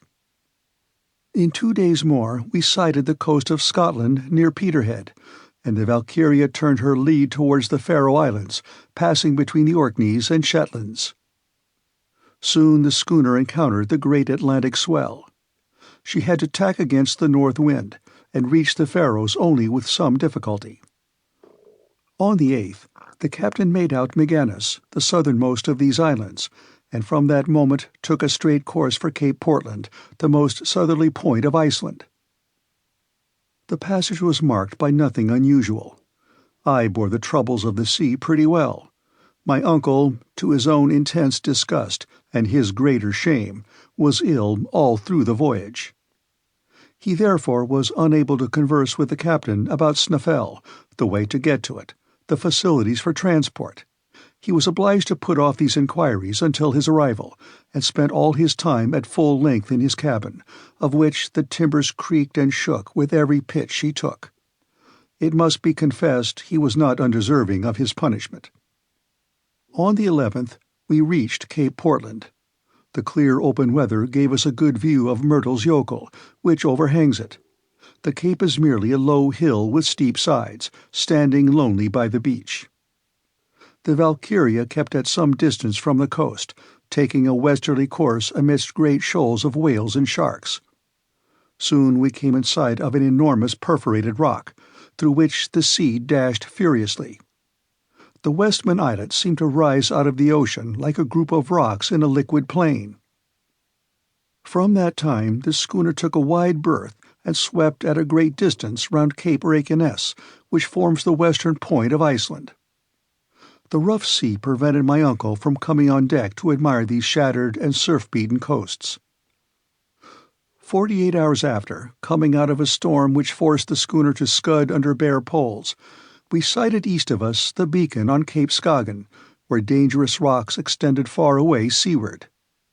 An Icelandic pilot came on board, and in 3 hours the Valkyria dropped her anchor before Reykjavik in Faxa Bay. The professor at last emerged from his cabin, rather pale and wretched-looking, but still full of enthusiasm, and with ardent satisfaction shining in his eyes. The population of the town, wonderfully interested in the arrival of a vessel from which everyone expected something, formed in groups upon the quay. My uncle left in haste his floating prison, or rather hospital. But before quitting the deck of the schooner he dragged me forward, and, pointing with outstretched finger north of the bay at a distant mountain terminating in a double peak, a pair of cones covered with perpetual snow, he cried, "SnÆFell! SnÆFell!"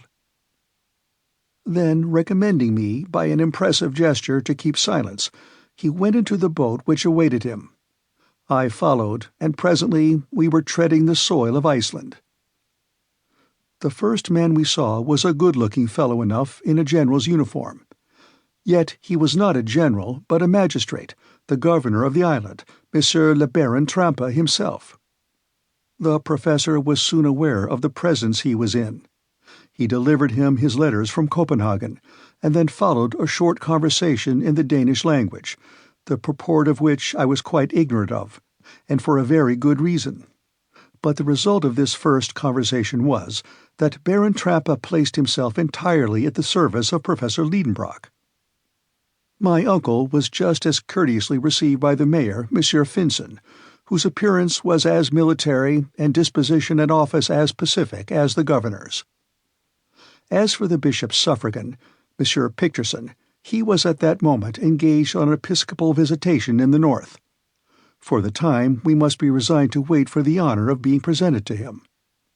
But Monsieur Fredrickson, professor of natural sciences at the School of Reykjavik, was a delightful man, and his friendship became very precious to me. This modest philosopher spoke only Danish and Latin. He came to proffer me his good offices in the language of Horace, and I felt that we were made to understand each other. In fact, he was the only person in Iceland with whom I could converse at all. This good-natured gentleman made over to us 2 of the 3 rooms which his house contained, and we were soon installed in it with all our luggage, the abundance of which rather astonished the good people of Reykjavik. "Well, Axel," said my uncle, "we are getting on, and now the worst is over." "The worst?" I said, astonished. "To be sure. Now we have nothing to do but go down." "Oh, if that is all, you are quite right. But, after all, when we have gone down, we shall have to get up again, I suppose." "Oh, I don't trouble myself about that. Come, there's no time to lose. I am going to the library. Perhaps there is some manuscript of Sagnussum's there, and I should be glad to consult it." "Well, while you are there, I will go into the town. Won't you?" "Oh, that is very uninteresting to me. It is not what is upon this island, but what is underneath that interests me." I went out and wandered wherever chance took me. It would not be easy to lose your way in Reykjavik. I was therefore under no necessity to inquire the road, which exposes one to mistakes when the only medium of intercourse is gesture. The town extends along a low and marshy level, between 2 hills. An immense bed of lava bounds it on one side, and falls gently towards the sea.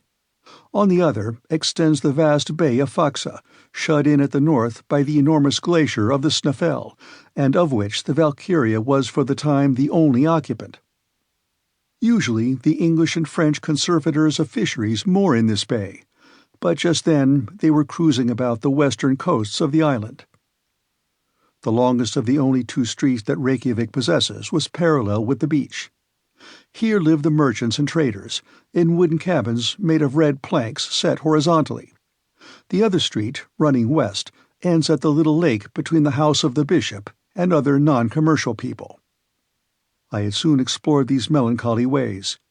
Here and there I got a glimpse of faded turf, looking like a worn-out bit of carpet, or some appearance of kitchen garden, the sparse vegetables of which, potatoes, cabbages, and lettuces, would have figured appropriately upon a Lilliputian table. A few sickly wallflowers were trying to enjoy the air and sunshine. About the middle of the tin commercial street I found the public cemetery, enclosed in a mud wall, and where there seemed plenty of room. Then a few steps brought me to the governor's house, a butt compared with the town of Hamburg, a palace in comparison with the cabins of the Icelandic population. Between the little lake and the town, the church is built in the Protestant style, of calcined stones extracted out of the volcanoes by their own labor and at their own expense. In high westerly winds it was manifest that the red tiles of the roof would be scattered in the air, to the great danger of the faithful worshippers. On a neighboring hill I perceived the National School, where, as I was informed later by our host, were taught Hebrew, English, French, and Danish, 4 languages of which, with shame I confess it, I don't know a single word. After an examination, I should have to stand last of the 40 scholars educated at this little college, and I should have been held unworthy to sleep along with them in one of those little double closets, where more delicate youths would have died of suffocation the very first night. In 3 hours I had seen not only the town but its environs. The general aspect was wonderfully dull. No trees and scarcely any vegetation. Everywhere bare rocks, signs of volcanic action. The Icelandic huts are made of earth and turf, and the walls slope inward. They rather resemble roofs placed on the ground. But then these roofs are meadows of comparative fertility. Thanks to the internal heat, the grass grows in them to some degree of perfection. It is carefully mown in the hay season. If it were not, the horses would come to pasture on these green abodes. In my excursion I met but few people. On returning to the main street, I found the greater part of the population busied in drying, salting, and putting on board codfish, their chief export. The men looked like robust but heavy blond Germans with pensive eyes, conscious of being far removed from their fellow creatures, poor exiles relegated to this land of ice, poor creatures who should have been Eskimo, since nature had condemned them to live only just outside the Arctic Circle. In vain did I try to detect a smile upon their lips. Sometimes, by a spasmodic and involuntary contraction of the muscles, they seemed to laugh, but they never smiled. Their costume consisted of a coarse jacket of black woolen cloth called in Scandinavian lands a vadmo, a hat with a very broad brim, trousers with a narrow edge of red, and a bit of leather rolled round the foot for shoes. The women looked as sad and as resigned as the men. Their faces were agreeable but expressionless, and they wore gowns and petticoats of dark vadmo. As maidens, they wore over their braided hair a little knitted brown cap. When married, they put around their heads a colored handkerchief, crowned with a peak of white linen.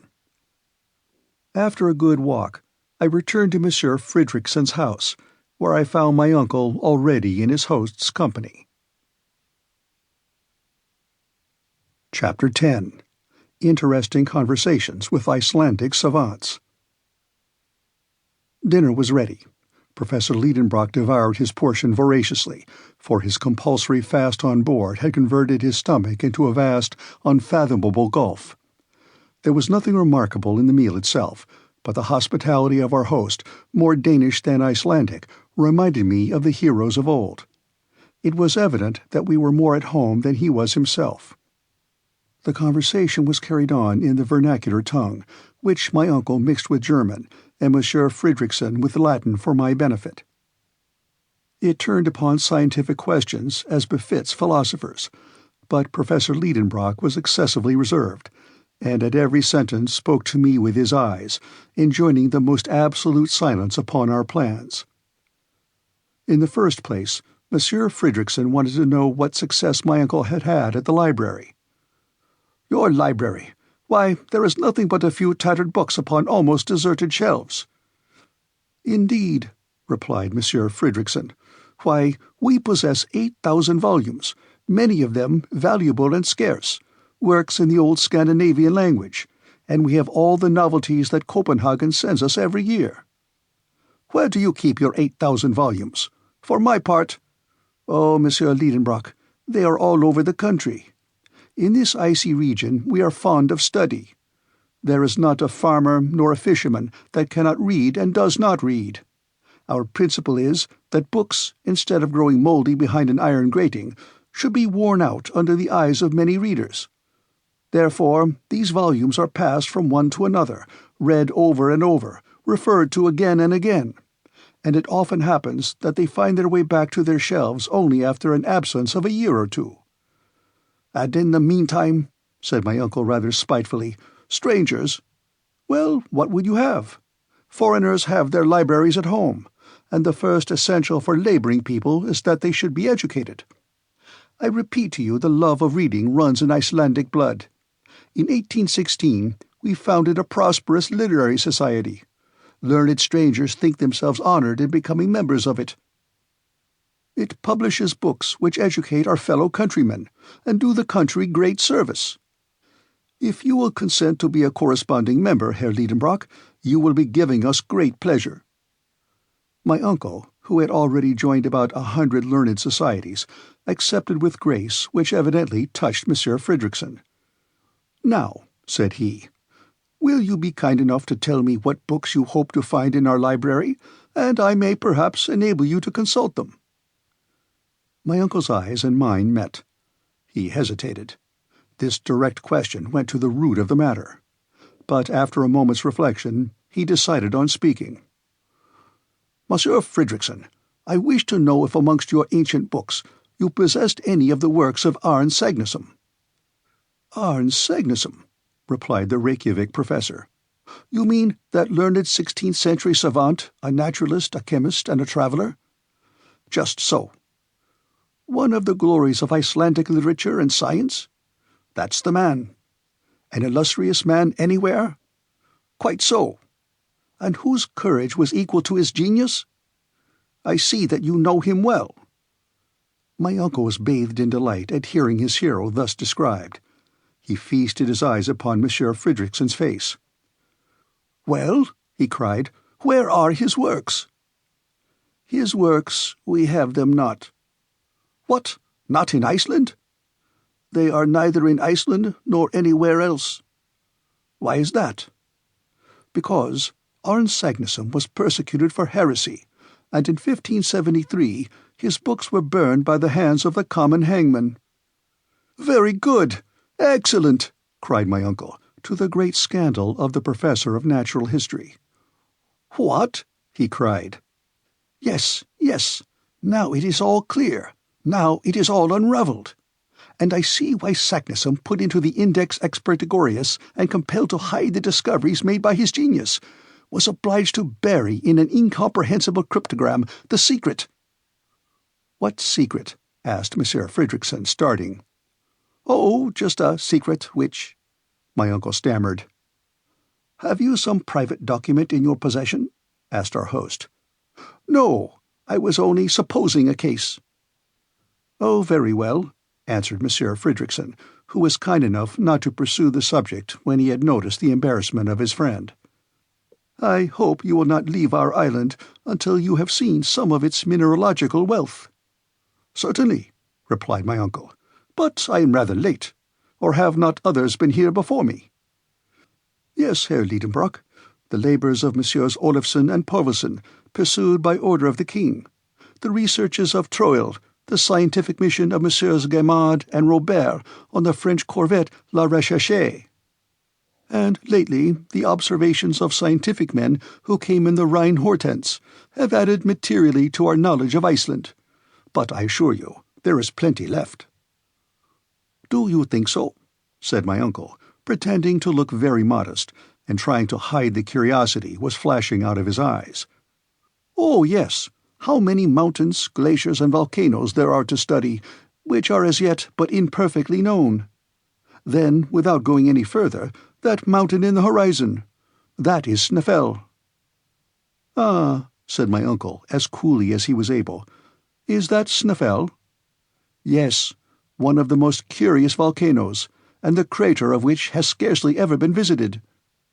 Is it extinct? Oh, yes, more than 500 years. Well, replied my uncle, who was frantically locking his legs together to keep himself from jumping up in the air. That is where I mean to begin my geological studies, there on that SnÆFell, what do you call it? SnÆFell, replied the excellent Monsieur Fredrickson. This part of the conversation was in Latin. I had understood every word of it, and I could hardly conceal my amusement at seeing my uncle trying to keep down the excitement and satisfaction which were brimming over in every limb and every feature. He tried hard to put on an innocent little expression of simplicity, but it looked like a diabolical grin. "Yes," said he, "your words decide me. We will try to scale that SnÆFell. Perhaps even we may pursue our studies in its crater." "I am very sorry," said Monsieur Fredrickson, "that my engagements will not allow me to absent myself, or I would have accompanied you myself with both pleasure and profit." "Oh, no, no," replied my uncle with great animation. "We would not disturb anyone for the world, Monsieur Fredrickson. Still, I thank you with all my heart. The company of such a talented man would have been very serviceable, but the duties of your profession—" I am glad to think that our host, in the innocence of his Icelandic soul, was blind to the transparent artifices of my uncle. "I very much approve of your beginning with that volcano, Monsieur Lidenbrock. You will gather a harvest of interesting observations. But tell me, how do you expect to get to the peninsula of SnÆFell?" "By sea, crossing the bay. That's the most direct way."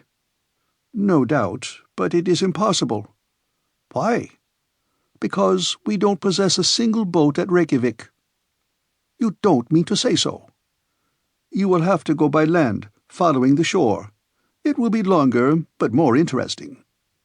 "Very well, then. And now I shall have to see about a guide." "I have one to offer you." "A safe, intelligent man." "Yes, an inhabitant of that peninsula. He is an eiderdown hunter and very clever. He speaks Danish perfectly." "When can I see him?" "Tomorrow, if you like." "Why not today?" "Because he won't be here till tomorrow." "Tomorrow, then," added my uncle with a sigh. This momentous conversation ended in a few minutes with warm acknowledgments paid by the German to the Icelandic professor.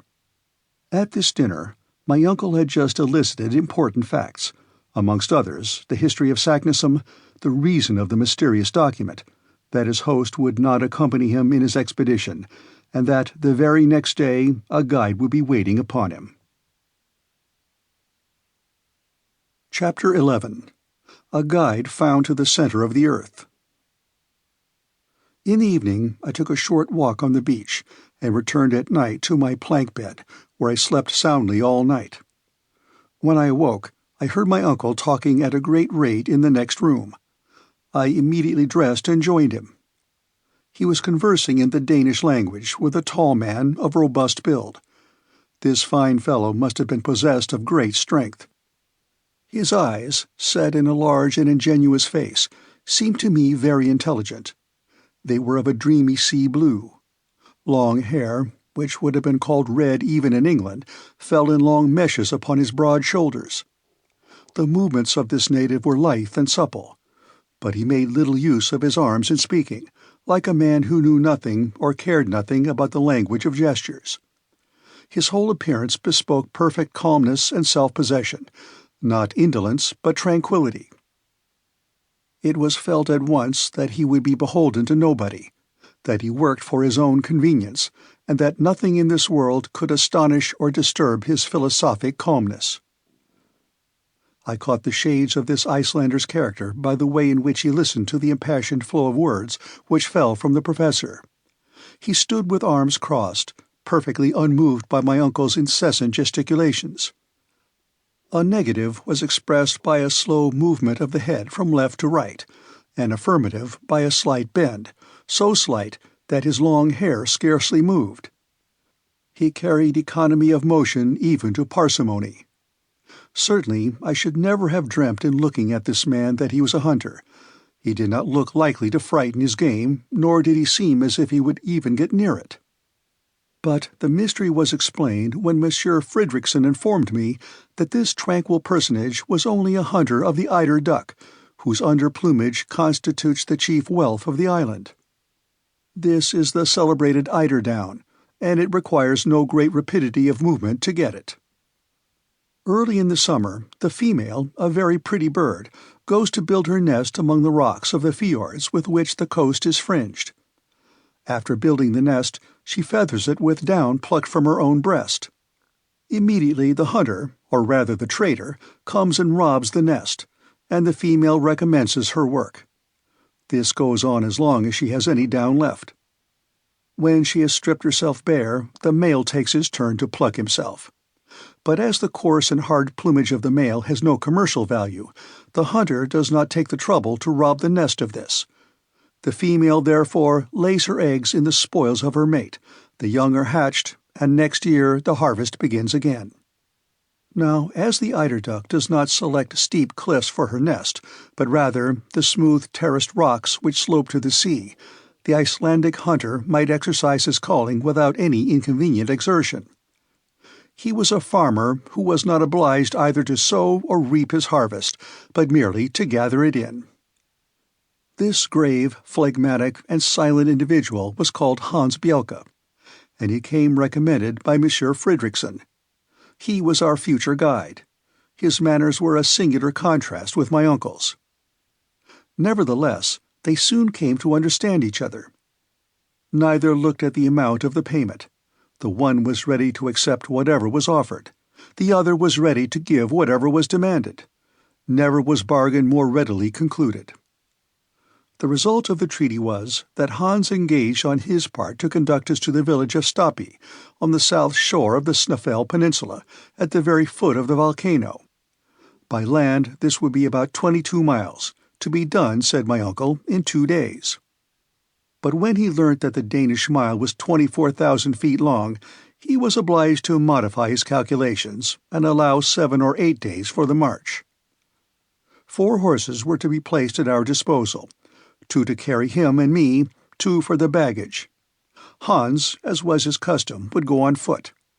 He knew all that part of the coast perfectly, and promised to take us the shortest way. His engagement was not to terminate with our arrival at Stapi. He was to continue in my uncle's service for the whole period of his scientific researches, for the remuneration of 3 riksdales a week, about 12 shillings. But it was an express article of the covenant that his wages should be counted out to him every Saturday at 6 o'clock in the evening, which, according to him, was one indispensable part of the engagement. The start was fixed for the 16th of June. My uncle wanted to pay the hunter a portion in advance, but he refused with one word. "After," he said. "After," said the professor for my edification. The treaty concluded, Hans silently withdrew. "A famous fellow," cried my uncle, "but he little thinks of the marvelous part he has to play in the future." "So he is to go with us as far as the center of the earth, Axel." 48 hours were left before our departure. To my great regret, I had to employ them in preparations, for all our ingenuity was required to pack every article to the best advantage. Instruments here, arms there, tools in this package, provisions in that, 4 sets of packages in all. The instruments were, 1. An Eigel centigrade thermometer, graduated up to 150 degrees, 302 degrees Fahrenheit, which seemed to me too much or too little. Too much if the internal heat was to rise so high, for in this case we should be baked, not enough to measure the temperature of springs or any matter in a state of fusion. 2. An aneroid barometer, to indicate extreme pressures of the atmosphere. An ordinary barometer would not have answered the purpose, as the pressure would increase during our descent to a point which the mercurial barometer would not register. 3. A chronometer, made by Boissonnet, Jr. of Geneva, accurately set to the meridian of Hamburg. 4. 2 compasses, viz., a common compass and a dipping needle. 5. A night glass. 6. two of Ruhmkorff's apparatus, which, by means of an electric current, supplied a safe and handy portable light. The arms consisted of 2 Purdy's rifles and 2 brace of pistols. But what did we want arms for? We had neither savages nor wild beasts to fear, I supposed. But my uncle seemed to believe in his arsenal as in his instruments, and more especially in a considerable quantity of gun cotton, which is unaffected by moisture, and the explosive force of which exceeds that of gunpowder. The tools comprised 2 pickaxes, 2 spades, a silk rope ladder, 3 iron-tipped sticks, a hatchet, a hammer, a dozen wedges and iron spikes, and a long knotted rope. Now this was a large load, for the ladder was 300 feet long. And there were provisions, too. This was not a large parcel, but it was comforting to know that of essence of beef and biscuits there were 6 months' consumption. Spirits were the only liquid, and of water we took none. But we had flasks, and my uncle depended on springs from which to fill them. Whatever objections I hazarded as to their quality, temperature, or even absence remained ineffectual. To complete the exact inventory of all our traveling accompaniments, I must not forget a pocket medicine chest, containing blunt scissors, splints for broken limbs, a piece of tape of unbleached linen, bandages and compresses, lint, a lancet for bleeding, all dreadful articles to take with one. Then there was a row of phials containing dextrine, alcoholic ether, liquid acetate of lead, vinegar, and ammonia drugs which afforded me no comfort.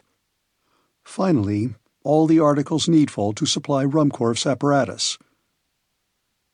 My uncle did not forget a supply of tobacco, coarse-grained powder, and amadou, or a leather belt in which he carried a sufficient quantity of gold, silver, and paper money. 6 pairs of boots and shoes, made waterproof with a composition of India rubber and naphtha, were packed amongst the tools. "Clothed, shod, and equipped like this," said my uncle, "there is no telling how far we may go." The 14th was wholly spent in arranging all our different articles. In the evening we dined with Barren tramps, the mayor of Reykjavik and Dr. Hjaltalin, the first medical man of the place, being of the party.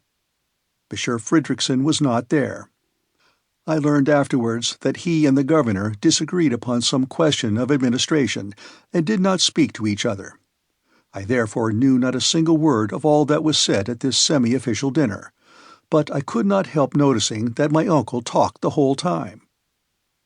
On the 15th our preparations were all made. Our host gave the professor very great pleasure by presenting him with a map of Iceland, far more complete than that of Henderson. It was the map of Monsieur Olaf Nicholas Olsen, in the proportion of 1 to 480,000 of the actual size of the island, and published by the Icelandic Literary Society. It was a precious document for a mineralogist. Our last evening was spent in intimate conversation with Monsieur Fredrickson, with whom I felt the liveliest sympathy. Then, after the talk, succeeded, for me at any rate, a disturbed and restless night.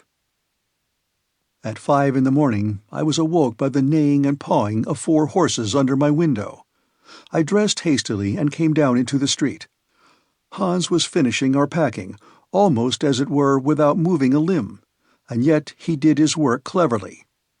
My uncle made more noise than execution, and the guide seemed to pay very little attention to his energetic directions. At 6 o'clock our preparations were over. Monsieur Fredrickson shook hands with us. My uncle thanked him heartily for his extreme kindness. I constructed a few fine Latin sentences to express my cordial farewell. Then we bestrode our steeds, and with his last adieu, Monsieur Fredrickson treated me to a line of Virgil eminently applicable to such uncertain wanderers as we were likely to be. Et quacumque viam dident fortuna sequamur. Wherever fortune clears a way, thither our ready footsteps stray. Chapter 12. A Barren Land. We had started under a sky overcast but calm. There was no fear of heat, none of disastrous rain. It was just the weather for tourists. The pleasure of riding on horseback over an unknown country made me easy to be pleased at our first start. I threw myself wholly into the pleasure of the trip, and enjoyed the feeling of freedom and satisfied desire. I was beginning to take a real share in the enterprise. Besides, I said to myself, where's the risk? Here we are traveling all through a most interesting country. We are about to climb a very remarkable mountain. At the worst, we are going to scramble down an extinct crater. It is evident that Saknussemm did nothing more than this. As for a passage leading to the center of the globe, it is mere rubbish, perfectly impossible. Very well, then. Let us get all the good we can out of this expedition, and don't let us haggle about the chances. This reasoning having settled my mind, we got out of Reykjavik. Hans moved steadily on, keeping ahead of us at an even, smooth, and rapid pace. The baggage horses followed him without giving any trouble. Then came my uncle and myself, looking not so very ill-mounted on our small but hardy animals. Iceland is one of the largest islands in Europe. Its surface is 14,000 square miles, and it contains but 16,000 inhabitants. Geographers have divided it into 4 quarters, and we were crossing diagonally the southwest quarter, called the Sudvesturfjordung. On leaving Reykjavik, Hans took us by the seashore. We passed lean pastures which were trying very hard, but in vain, to look green. The yellow came out best. The rugged peaks of the trachyte rocks presented faint outlines on the eastern horizon. At times a few patches of snow, concentrating the vague light, glittered upon the slopes of the distant mountains. Certain peaks, boldly uprising, passed through the grey clouds and reappeared above the moving mists, like breakers emerging in the heavens. Often these chains of barren rocks made a dip towards the sea, and encroached upon the scanty pasturage. But there was always enough room to pass. Besides, our horses instinctively chose the easiest places without ever slackening their pace. My uncle was refused even the satisfaction of stirring up his beast with whip or voice. He had no excuse for being impatient. I could not help smiling to see so tall a man on so small a pony, and as his long legs nearly touched the ground, he looked like a 6-legged centaur. "Good horse, he kept saying. "You will see, Axel, that there is no more sagacious animal than the Icelandic horse. He is stopped by neither snow nor storm, nor impassable roads, nor rocks, glaciers, or anything. He is courageous, sober, and sure-footed. He never makes a false step, never shies. If there is a river or fjord to cross, and we shall meet with many, you will see him plunge in at once, just as if he were amphibious, and gain the opposite bank. But we must not hurry him. We must let him have his way, and we shall get on at the rate of 30 miles a day." "We may, but how about our guide?" "Oh, never mind him. People like him get over the ground without a thought. There is so little action in this man that he will never get tired. And besides, if he wants it, he shall have my horse. I shall get cramped if I don't have a little action. The arms are all right, but the legs want exercise." We were advancing at a rapid pace. The country was already almost a desert. Here and there was a lonely farm, called a boer, built either of wood or of sods or of pieces of lava, looking like a poor beggar by the wayside. These ruinous huts seemed to solicit charity from passers-by, and on very small provocation we should have given alms for the relief of the poor inmates. In this country there were no roads and paths, and the poor vegetation, however slow, would soon efface the rare traveller's footsteps. Yet this part of the province, at a very small distance from the capital, is reckoned among the inhabited and cultivated portions of Iceland. What, then, must other tracts be, more desert than this desert? In the first half-mile we had not seen one farmer standing before his cabin door, nor one shepherd tending a flock less wild than himself, nothing but a few cows and sheep left to themselves.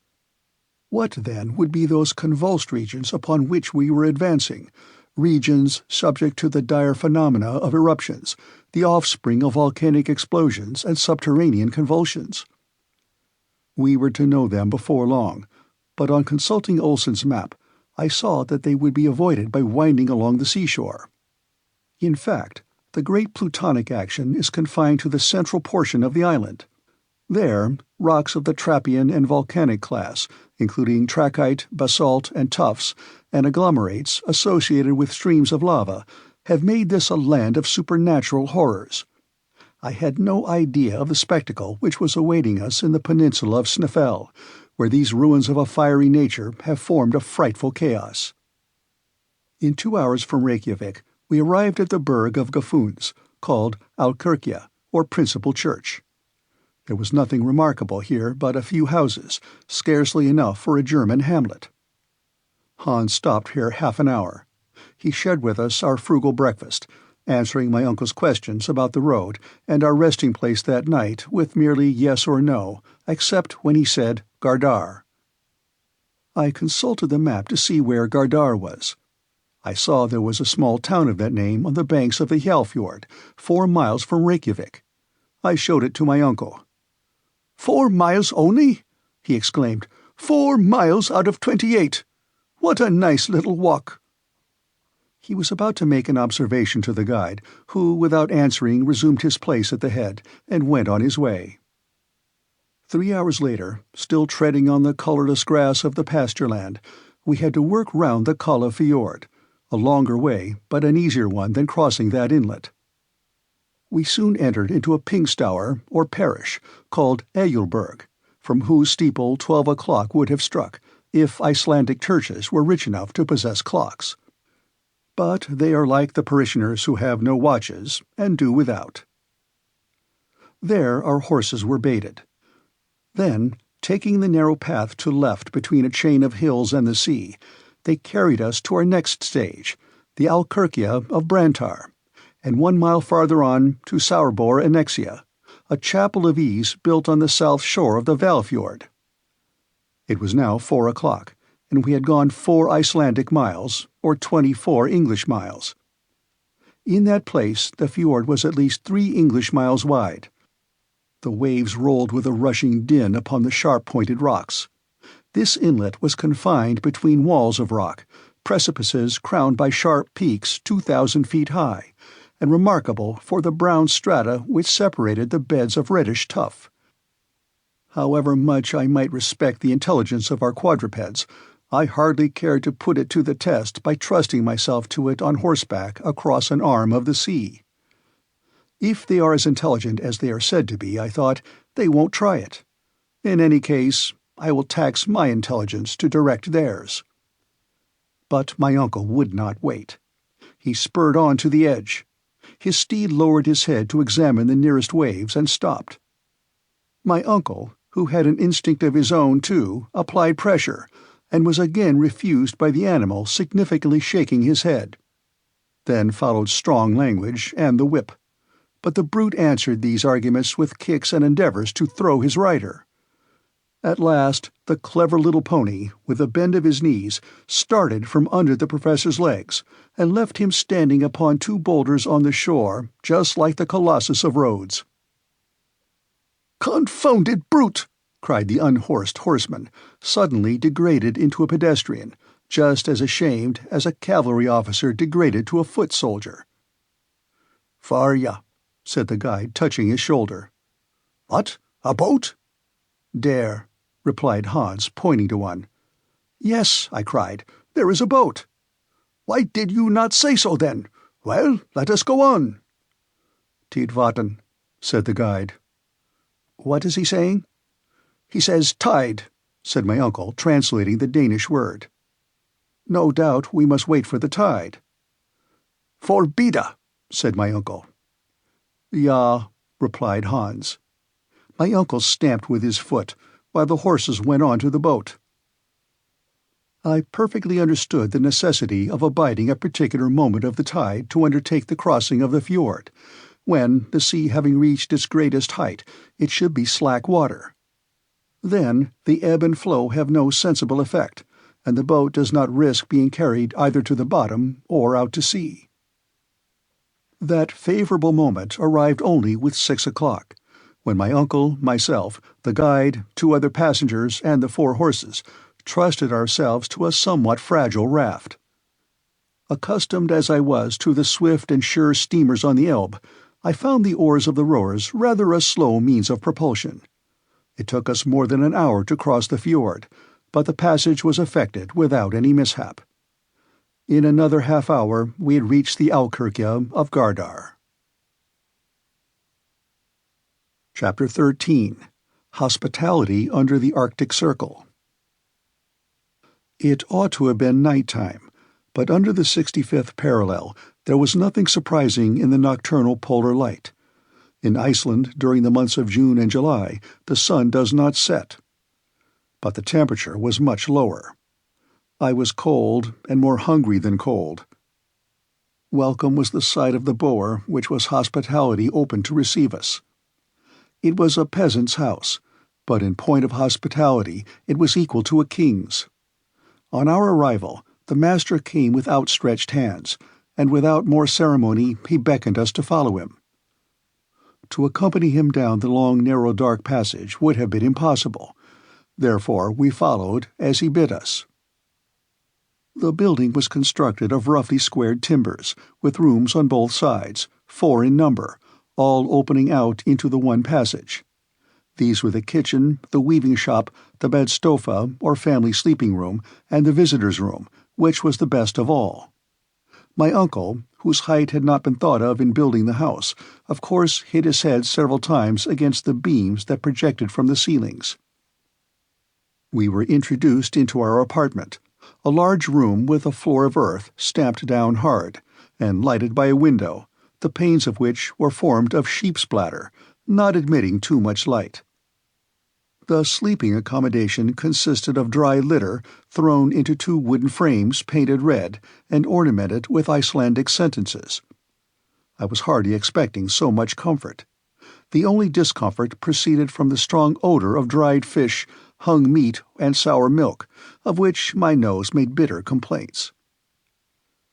When we had laid aside our traveling wraps, the voice of the host was heard inviting us to the kitchen, the only room where a fire was lighted even in the severest cold. My uncle lost no time in obeying the friendly call, nor was I slack in following. The kitchen chimney was constructed on the ancient pattern. In the middle of the room was a stone for a hearth, over it, in the roof, a hole to let the smoke escape. The kitchen was also a dining room. At our entrance, the host, as if he had never seen us, greeted us with the word "Selvertu," which means "be happy," and came and kissed us on the cheek. After him, his wife pronounced the same words, accompanied with the same ceremonial. Then the 2, placing their hands upon their hearts, inclined profoundly before us. I hasten to inform the reader that this Icelandic lady was the mother of 19 children, all big and little, swarming in the midst of the dense wreaths of smoke with which the fire on the hearth filled the chamber. Every moment I noticed a fair-haired and rather melancholy face peeping out of the rolling volumes of smoke.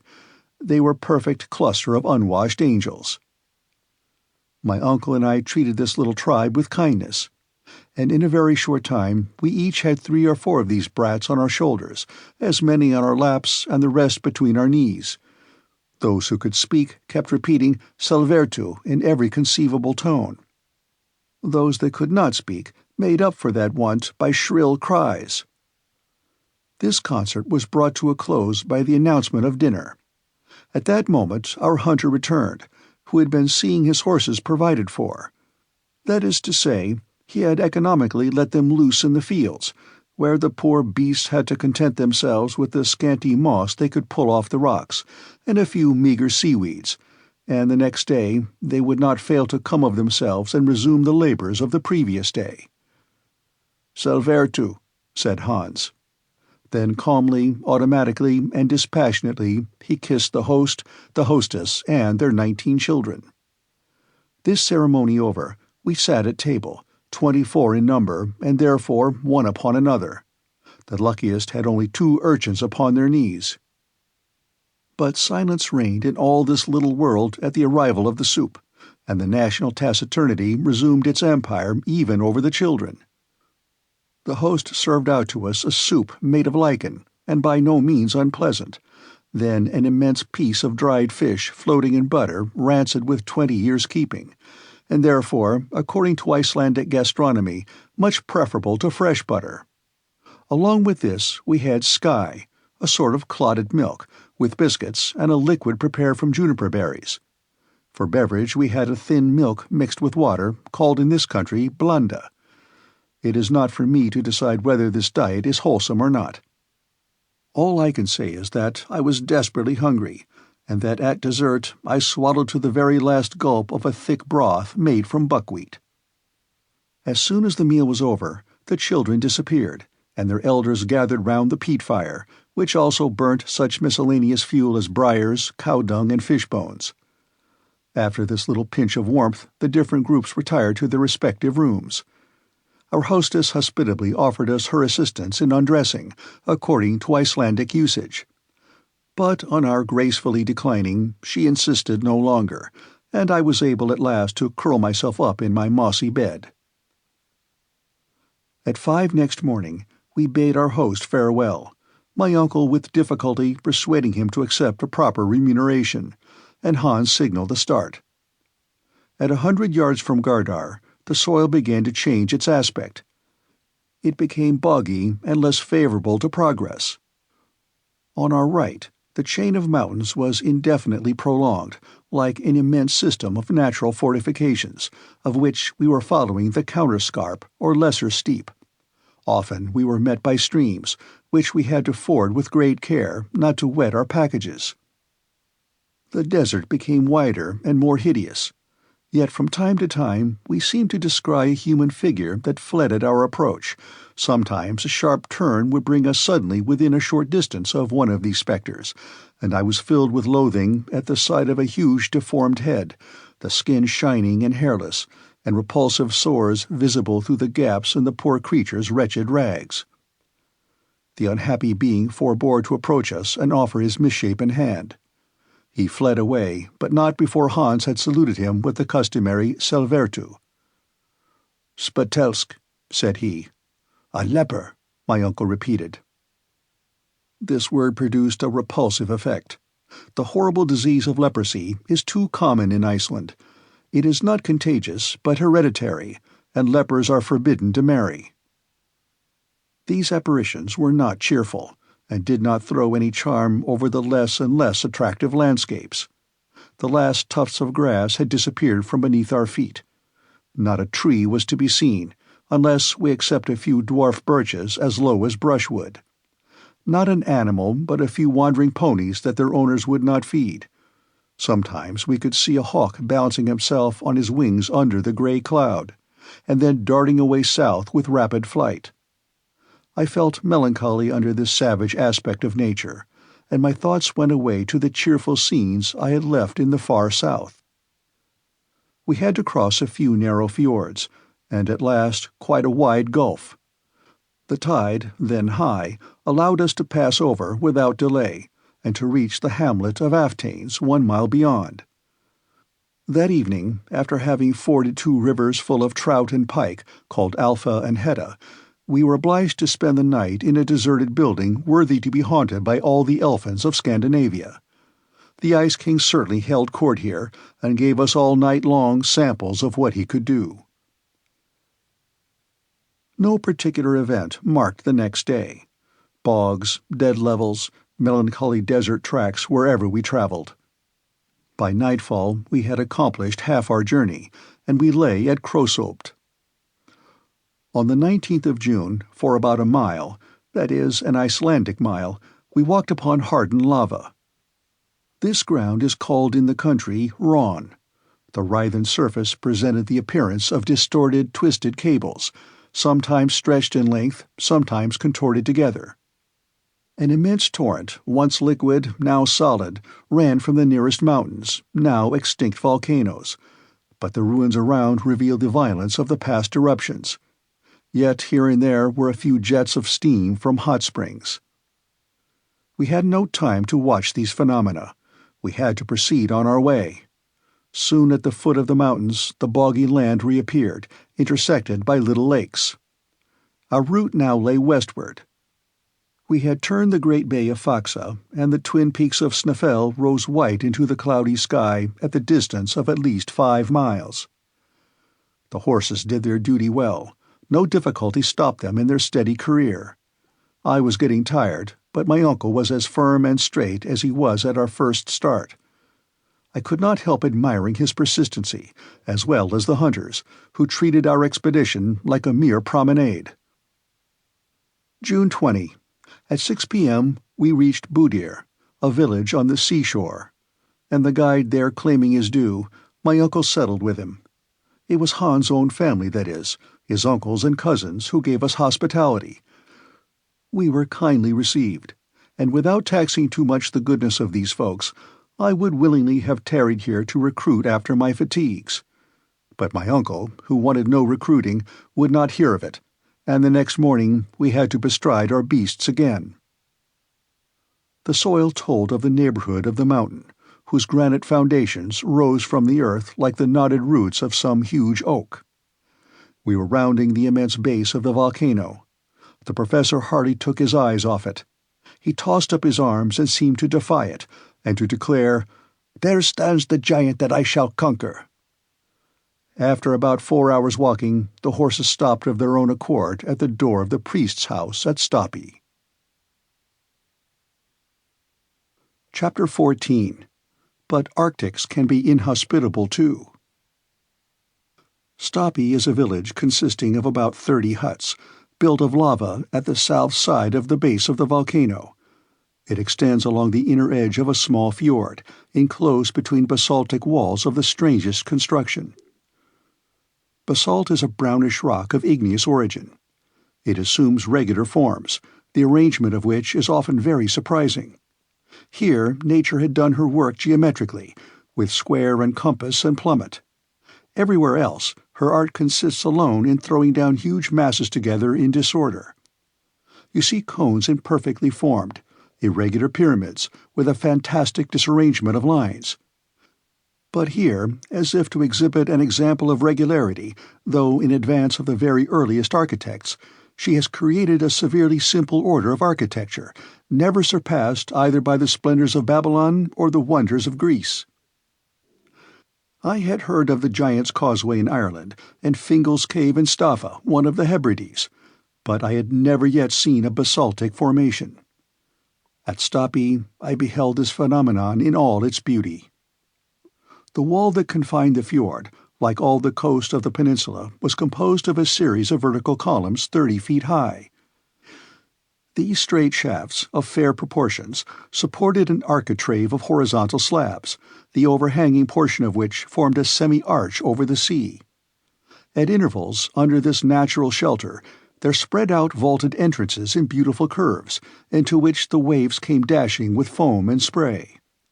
A few shafts of basalt, torn from their hold by the fury of tempests, lay along the soil like remains of an ancient temple, in ruins forever fresh, and over which centuries passed without leaving a trace of age upon them. This was our last stage upon the earth. Hans had exhibited great intelligence, and it gave me some little comfort to think then that he was not going to leave us. On arriving at the door of the rector's house, which was not different from the others, I saw a man shoeing a horse, hammer in hand, with a leathern apron on. "Selvertu," said the hunter. "Goddag," said the blacksmith in good Danish. "Kirkeherde," said Hans, turning around to my uncle. "The rector," repeated the professor. "It seems, Axel, that this good man is the rector."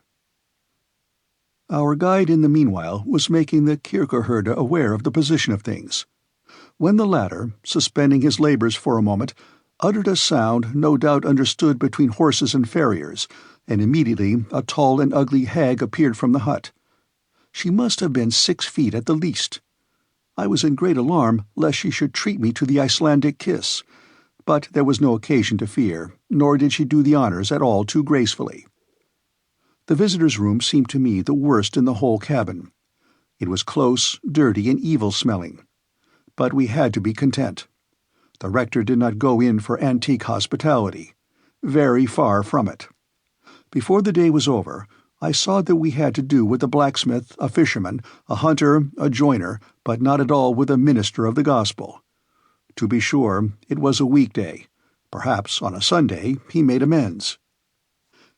I don't mean to say anything against these poor priests, who, after all, are very wretched. They receive from the Danish government a ridiculously small pittance, and they get from the parish the fourth part of the tithe, which does not come to 60 marks a year, about £4.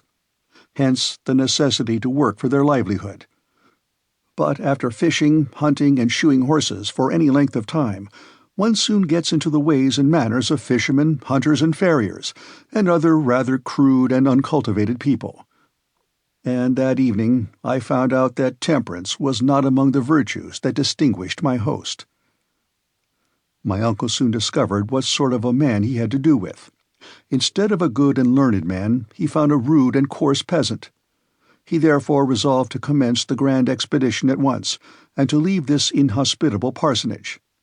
He cared nothing about fatigue, and resolved to spend some days upon the mountain. The preparations for our departure were therefore made the very day after our arrival at Stapi. Hans hired the services of 3 Icelanders to do the duty of the horses in the transport of the burdens, but as soon as we had arrived at the crater, these natives were to turn back and leave us to our own devices. This was to be clearly understood. My uncle now took the opportunity to explain to Hans that it was his intention to explore the interior of the volcano to its farthest limits. Hans merely nodded. There or elsewhere, down in the bowels of the earth, or anywhere on the surface, all was alike to him. For my own part, the incidents of the journey had hitherto kept me amused, and made me forgetful of coming evils.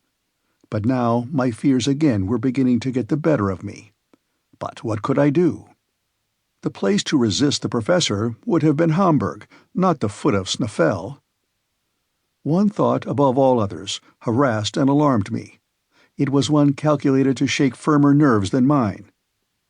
Now, thought I, here we are, about to climb SnÆFell. Very good. We will explore the crater. Very good, too.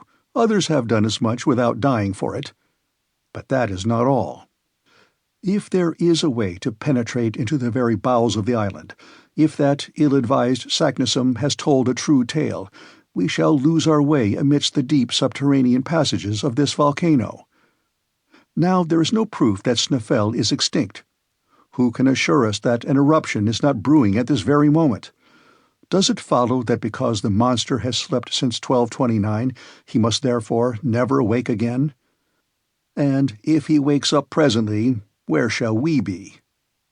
It was worthwhile debating this question, and I did debate it. I could not sleep for dreaming about eruptions. Now, the part of the ejected scoriae and ashes seemed to my mind a very rough one to act. So at last, when I could hold out no longer, I resolved to lay the case before my uncle, as prudently and as cautiously as possible, just under the form of an almost impossible hypothesis. I went to him. I communicated my fears to him, and drew back a step to give him room for the explosion which I knew must follow. But I was mistaken.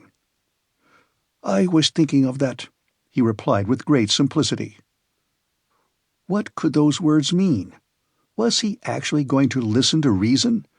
Was he contemplating the abandonment of his plans? This was too good to be true. After a few moments' silence, during which I dared not question him, he resumed. "I was thinking of that. Ever since we arrived at Stapi, I have been occupied with the important question you have just opened, for we must not be guilty of imprudence." "No, indeed," I replied with forcible emphasis. "For 600 years, SnÆFell has been dumb, but he may speak again. Now, eruptions are always preceded by certain well-known phenomena. I have therefore examined the natives. I have studied external appearances, and I can assure you, Axel, that there will be no eruption." At this positive affirmation, I stood amazed and speechless.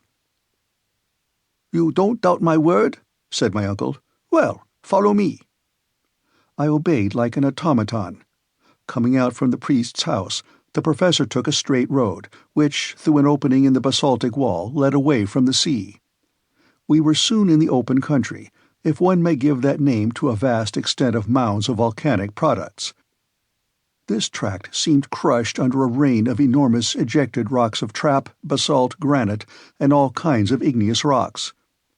Here and there I could see puffs and jets of steam curling up into the air, called in Icelandic reykir, issuing from thermal springs and indicating by their motion the volcanic energy underneath.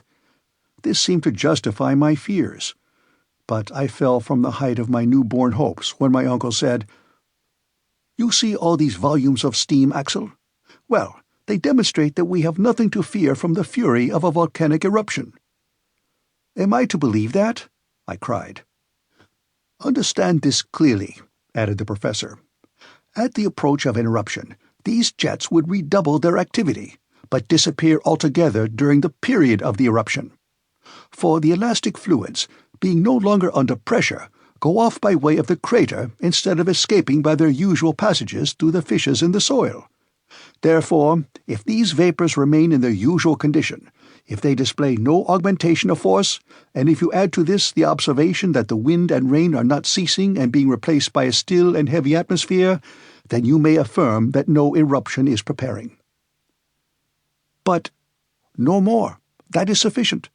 When science has uttered her voice, let babblers hold their peace." I returned to the parsonage, very crestfallen. My uncle had beaten me with the weapons of science. Still, I had one hope left, and this was that when we had reached the bottom of the crater it would be impossible, for want of a passage, to go deeper, in spite of all the saknussemms in Iceland. I spent the whole night in one constant nightmare. In the heart of a volcano, and from the deepest depths of the earth, I saw myself tossed up amongst the interplanetary spaces under the form of an eruptive rock. The next day, June 23rd, Hans was awaiting us with his companions carrying provisions, tools, and instruments. 2 iron-pointed sticks, 2 rifles, and 2 shot belts were for my uncle and myself. Hans, as a cautious man, had added to our luggage a leathern bottle full of water, which, with that in our flasks, would ensure us a supply of water for 8 days. It was 9 in the morning. The priest and his tall Megara were awaiting us at the door. We supposed they were standing there to bid us a kind farewell, but the farewell was put in the unexpected form of a heavy bill, in which everything was charged, even to the very air we breathed in the pastoral house, infected as it was. This worthy couple were fleecing us just as a Swiss innkeeper might have done, and estimated their imperfect hospitality at the highest price. My uncle paid without a remark. A man who is starting for the center of the earth need not be particular about a few rix dollars. This point being settled, Hans gave the signal, and we soon left Stapi behind us. Chapter 15. SnÆFell at last. SnÆFell is 5,000 feet high. Its double cone forms the limit of a trachytic belt which stands out distinctly in the mountain system of the island. From our starting point, we could see the 2 peaks boldly projected against the dark grey sky. I could see an enormous cap of snow coming low down upon the giant's brow. We walked in single file, headed by the hunter, who ascended by narrow tracks, where 2 could not have gone abreast. There was, therefore, no room for conversation. After we had passed the basaltic wall of the fjord of Stapi, we passed over a vegetable fibrous peat bog, left from the ancient vegetation of this peninsula. The vast quantity of this unworked fuel would be sufficient to warm the whole population of Iceland for a century. This vast turbary, measured in certain ravines, had in many places a depth of 70 feet, and presented layers of carbonized remains of vegetation, alternating with thinner layers of tufaceous pumice. As a true nephew of the Professor Lidenbrock, and in spite of my dismal prospects, I could not help observing with interest the mineralogical curiosities which lay about me as in a vast museum, and I constructed for myself a complete geological account of Iceland. This most curious island has evidently been projected from the bottom of the sea at a comparatively recent date.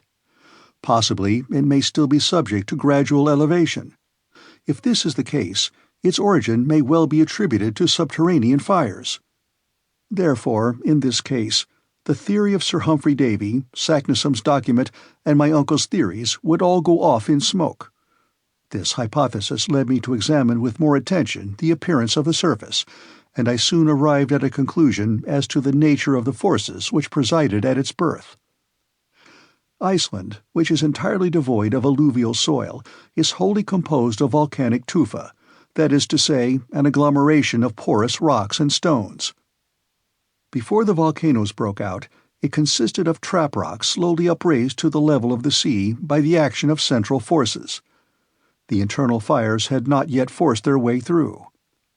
But at a later period, a wide chasm formed diagonally from southwest to northeast, through which was gradually forced out the trachyte which was to form a mountain chain. No violence accompanied this change. The matter thrown out was in vast quantities, and the liquid material oozing out from the abysses of the earth slowly spread in extensive plains or in hillocky masses. To this period belonged the feldspar, syenites, and porphyries. But with the help of this outflow, the thickness of the crust of the island increased materially, and therefore also its powers of resistance. It may easily be conceived what vast quantities of elastic gases, what masses of molten matter accumulated beneath its solid surface whilst no exit was practicable after the cooling of the trachytic crust. Therefore, a time would come when the elastic and explosive forces of the imprisoned gases would upheave this ponderous cover and drive out for themselves openings through tall chimneys. Hence then the volcano would distend and lift up the crust, and then burst through a crater suddenly formed at the summit or thinnest part of the volcano. To the eruption succeeded other volcanic phenomena.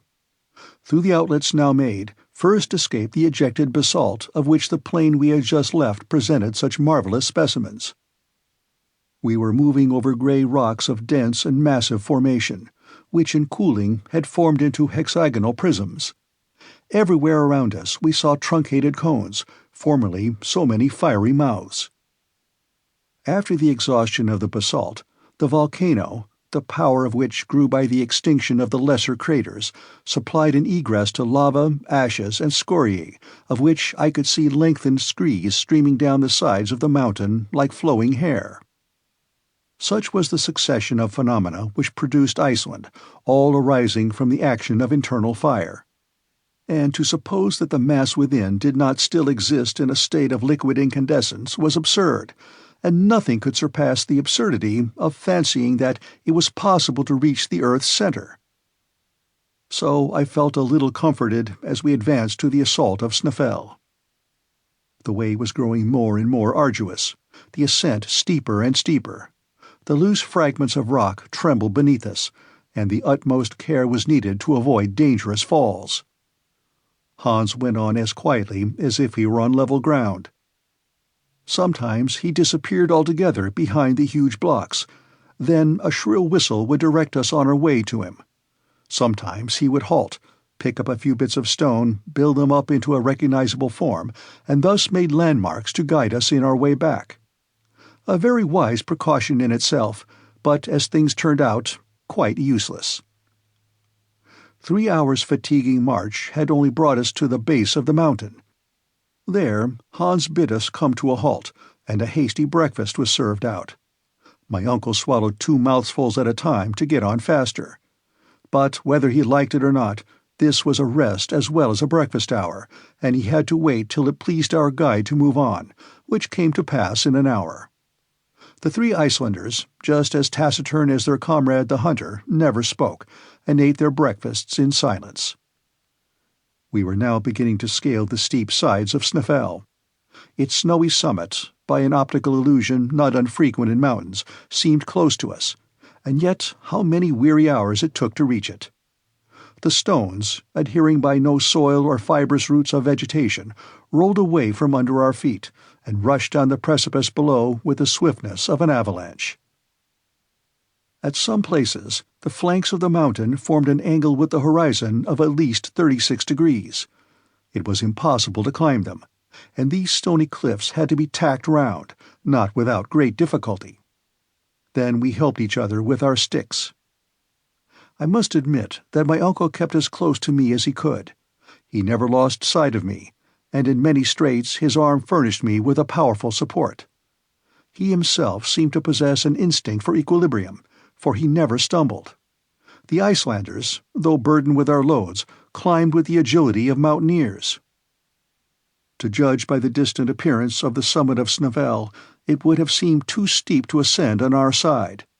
Fortunately, after an hour of fatigue and athletic exercises, in the midst of the vast surface of snow presented by the hollow between the two peaks, a kind of staircase appeared unexpectedly which greatly facilitated our ascent. It was formed by one of those torrents of stones flung up by the eruptions, called Sting by the Icelanders. If this torrent had not been arrested in its fall by the formation of the sides of the mountain, it would have gone on to the sea and formed more islands. Such as it was, it did us good service. The steepness increased, but these stone steps allowed us to rise with facility, and even with such rapidity that, having rested for a moment while my companions continued their ascent, I perceived them already reduced by distance to microscopic dimensions. At 7, we had ascended the 2,000 steps of this grand staircase, and we had attained a bulge in the mountain, a kind of bed on which rested the cone proper of the crater. 3,200 feet below us stretched the sea.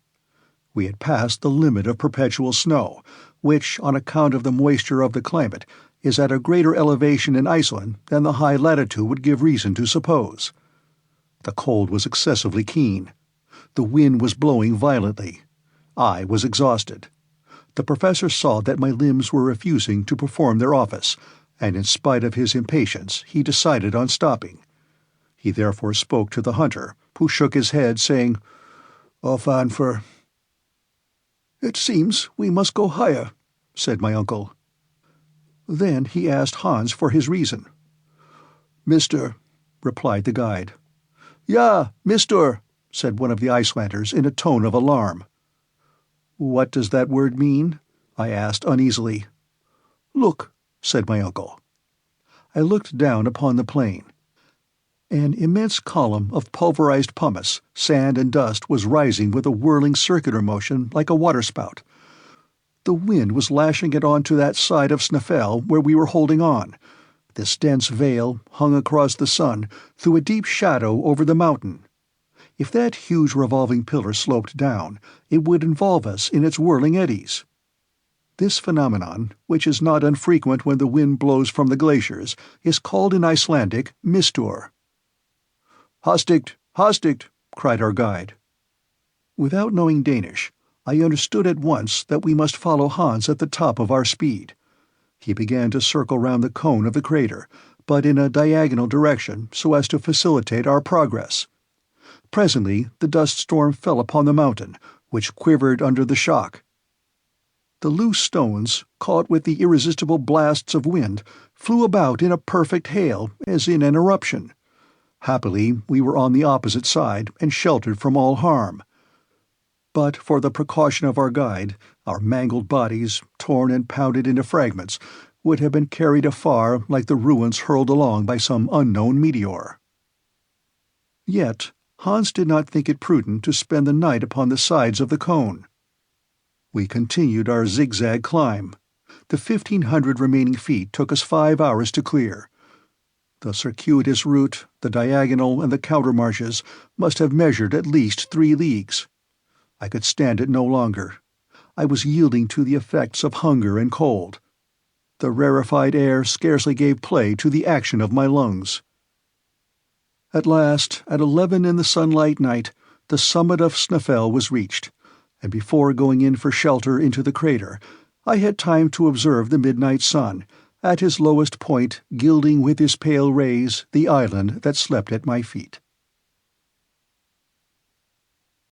Chapter 16. Boldly Down the Crater.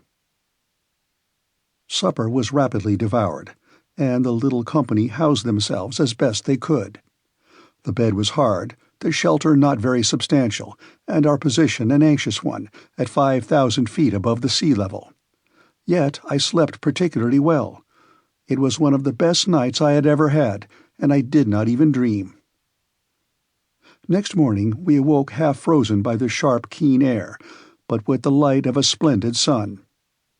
I rose from my granite bed and went out to enjoy the magnificent spectacle that lay unrolled before me. I stood on the very summit of the southernmost of SnÆFell's peaks. The range of the eye extended over the whole island. By an optical law which obtains at all great heights, the shore seemed raised and the center depressed. It seemed as if one of Helbesmer's raised maps lay at my feet. I could see deep valleys intersecting each other in every direction, precipices like low walls, lakes reduced to ponds, rivers abbreviated into streams. On my right were numberless glaciers and innumerable peaks, some plumed with feathery clouds of smoke. The undulating surface of these endless mountains, crested with sheets of snow, reminded one of a stormy sea. If I looked westward, there the ocean lay spread out in all its magnificence, like a mere continuation of those flock-like summits. The eye could hardly tell where the snowy ridges ended and the foaming waves began. I was thus steeped in the marvelous ecstasy which all high summits develop in the mind, and now without giddiness, for I was beginning to be accustomed to the sublime aspects of nature. My dazzled eyes were bathed in the bright flood of the solar rays. I was forgetting where and who I was, to live the life of elves and sylphs, the fanciful creation of Scandinavian superstitions. I felt intoxicated with the sublime pleasure of lofty elevations, without thinking of the profound abysses into which I was shortly to be plunged. But I was brought back to the realities of things by the arrival of Hans and the Professor, who joined me on the summit. My uncle pointed out to me in the far west a light steam or mist, a semblance of land, which bounded the distant horizon of waters. "Greenland," said he. "Greenland?" I cried. "Yes, we are only 35 leagues from it, and during thaws the white bears, borne by the ice fields from the north, are carried even into Iceland. But never mind that. Here we are at the top of SnÆFell, and here are 2 peaks, one north and one south. Hans will tell us the name of that on which we are now standing." The question being put, Hans replied, "Scartaris." My uncle shot a triumphant glance at me. "Now for the crater," he cried. The crater of SnÆFell resembled an inverted cone, the opening of which might be half a league in diameter. Its depth appeared to be about 2,000 feet. Imagine the aspect of such a reservoir, brimful and running over with liquid fire amid the rolling thunder. The bottom of the funnel was about 250 feet in circuit, so that the gentle slope allowed its lower brim to be reached without much difficulty. Involuntarily, I compared the whole crater to an enormous erected mortar, and the comparison put me in a terrible fright. What madness, I thought, to go down into a mortar, perhaps a loaded mortar, to be shot up into the air at a moment's notice. But I did not try to back out of it. Hans, with perfect coolness, resumed the lead, and I followed him without a word. In order to facilitate the descent, Hans wound his way down the cone by a spiral path. Our route lay amidst eruptive rocks, some of which, shaken out of their loosened beds, rushed bounding down the abyss, and in their fall awoke echoes remarkable for their loud and well-defined sharpness. In certain parts of the cone there were glaciers. Here Hans advanced only with extreme precaution, sounding his way with his iron-pointed pole to discover any crevasses in it. At particularly dubious passages, we were obliged to connect ourselves with each other by a long cord, in order that any man who missed his footing might be held up by his companions. This solid formation was prudent, but did not remove all danger.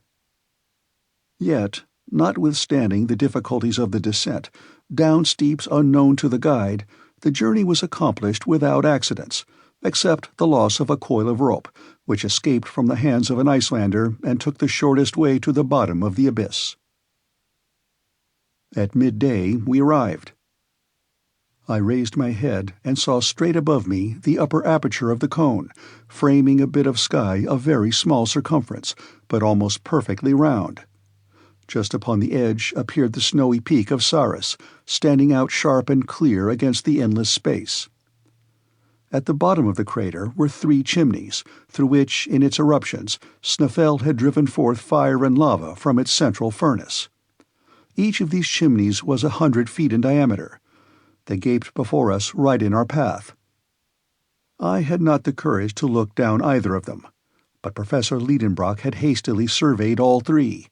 He was panting, running from one to the other, gesticulating and uttering incoherent expressions.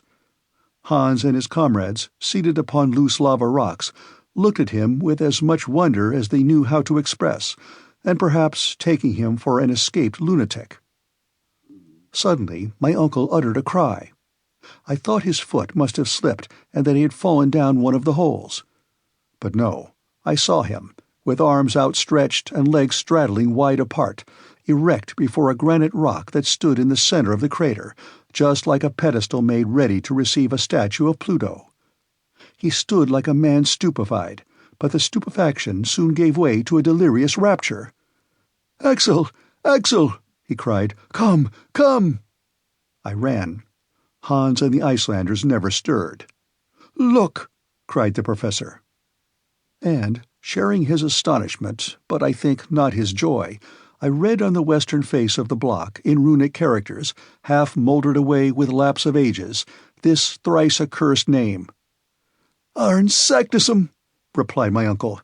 "Do you yet doubt?" I made no answer, and I returned in silence to my lava seat in a state of utter speechless consternation. Here was crushing evidence. How long I remained plunged in agonizing reflections I cannot tell. All that I know is that on raising my head again I saw only my uncle and Hans at the bottom of the crater. The Icelanders had been dismissed, and they were now descending the outer slopes of SnÆFell to return to Stapi. Hans slept peaceably at the foot of a rock, in a lava bed, where he had found a suitable couch for himself, but my uncle was pacing around the bottom of the crater like a wild beast in a cage. I had neither the wish nor the strength to rise, and following the guide's example, I went off into an unhappy slumber, fancying I could hear ominous noises or feel tremblings within the recesses of the mountain. Thus the first night in the crater passed away. The next morning, a gray, heavy, cloudy sky seemed to droop over the summit of the cone. I did not know this first from the appearances of nature, but I found it out by my uncle's impetuous wrath. I soon found out the cause, and hope dawned again in my heart. For this reason. Of the three ways open before us, one had been taken by Saknussemm. The indications of the learned Icelander hinted at in the cryptogram pointed to this fact that the shadow of Scartaris came to touch that particular way during the latter days of the month of June. That sharp peak might hence be considered as the gnomon of a vast sundial, the shadow projected from which on a certain day would point out the road to the center of the earth. Now, no sun, no shadow, and therefore no guide. Here was June 25th. If the sun was clouded for 6 days, we must postpone our visit till next year. My limited powers of description would fail were I to attempt a picture of the professor's angry impatience. The day wore on, and no shadow came to lay itself along the bottom of the crater. Hans did not move from the spot he had selected, yet he must be asking himself what we were waiting for, if he asked himself anything at all. My uncle spoke not a word to me. His gaze, ever directed upwards, was lost in the grey and misty space beyond. On the 26th, nothing yet. Rain mingled with snow was falling all day long. Hans built a hut of pieces of lava. I felt a malicious pleasure in watching the 1,000 rills and cascades that came tumbling down the sides of the cone, and the deafening continuous din awakened by every stone against which they bounded. My uncle's rage knew no bounds. It was enough to irritate a meeker man than he, for it was foundering almost within the port. But heaven never sends unmixed grief, and for Professor Lidenbrock there was a satisfaction in store proportioned to his desperate anxieties. The next day the sky was again overcast, but on the 29th of June, the last day but one of the month, with the change of the moon came a change of weather. The sun poured a flood of light down the crater. Every hillock, every rock and stone, every projecting surface had its share of the beaming torrent, and threw its shadow on the ground. Amongst them all, Scartaris laid down his sharp-pointed angular shadow, which began to move slowly in the opposite direction to that of the radiant orb. My uncle turned too and followed it. At noon, being at its least extent, it came and softly fell upon the edge of the middle chimney. "There it is! There it is!" shouted the professor. "Now for the center of the globe," he added in Danish. I looked at Hans to hear what he would say. "Forut," was his tranquil answer. "Forward," replied my uncle. It was 13 minutes past 1. Chapter 17. Vertical Descent. Now began our real journey. Hitherto our toil had overcome all difficulties. Now difficulties would spring up at every step. I had not yet ventured to look down the bottomless pit into which I was about to take a plunge. The supreme hour had come. I might now either share in the enterprise or refuse to move forward. But I was ashamed to recoil in the presence of the hunter. Hans accepted the enterprise with such calmness, such indifference, such perfect disregard of any possible danger, that I blushed at the idea of being less brave than he. If I had been alone, I might have once more tried the effect of argument, but in the presence of the guide I held my peace. My heart flew back to my sweet Verlin days, and I approached the central chimney. I have already mentioned that it was 100 feet in diameter and 300 feet round. I bent over a projecting rock and gazed down. My hair stood on end with terror. The bewildering feeling of vacuity laid hold upon me. I felt my center of gravity shifting its place, and giddiness mounting into my brain like drunkenness. There is nothing more treacherous than this attraction down deep abysses. I was just about to drop down when a hand laid hold of me. It was that of Hans. I suppose I had not taken as many lessons on gulf exploration as I ought to have done in the Frelsers Kirk at Copenhagen. But however short was my examination of this well, I had taken some account of its conformation. Its almost perpendicular walls were bristling with innumerable projections, which would facilitate the descent. But if there was no want of steps, still there was no rail. A rope fastened to the edge of the aperture might have helped us down, but how were we to unfasten it when arrived at the other end? My uncle employed a very simple expedient to obviate this difficulty. He uncoiled a cord of the thickness of a finger, and 400 feet long. First, he dropped half of it down, then he passed it round a lava block that projected conveniently, and threw the other half down the chimney. Each of us could then descend by holding with the hand both halves of the rope, which would not be able to unroll itself from its hold. When 200 feet down, it would be easy to get possession of the whole of the rope by letting one end go and pulling down by the other. Then the exercise would go on again ad infinitum. "Now," said my uncle, after having completed these preparations, "now let us look to our loads. I will divide them into 3 lots. Each of us will strap one upon his back. I mean only fragile articles." Of course, we were not included under that head. "Hans," said he, "will take charge of the tools and a portion of the provisions. You, Axel, will take another third of the provisions and the arms, and I will take the rest of the provisions and the delicate instruments." "But," said I, "the clothes and that mass of ladders and ropes, what is to become of them?" "They will go down by themselves." "How so?" I asked. "You will see presently." My uncle was always willing to employ magnificent resources. Obeying orders, Hans tied all the non-fragile articles in one bundle, corded them firmly, and sent them bodily down the gulf before us. I listened to the dull thuds of the descending bale.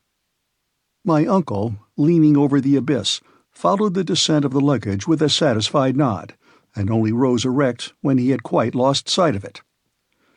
"Very well. Now it is our turn." Now I ask any sensible man if it was possible to hear those words without a shudder. The professor fastened his package of instruments upon his shoulders. Hans took the tools, I took the arms, and the descent commenced in the following order: Hans, my uncle, and myself. It was effected in profound silence, broken only by the descent of loosened stones down the dark gulf.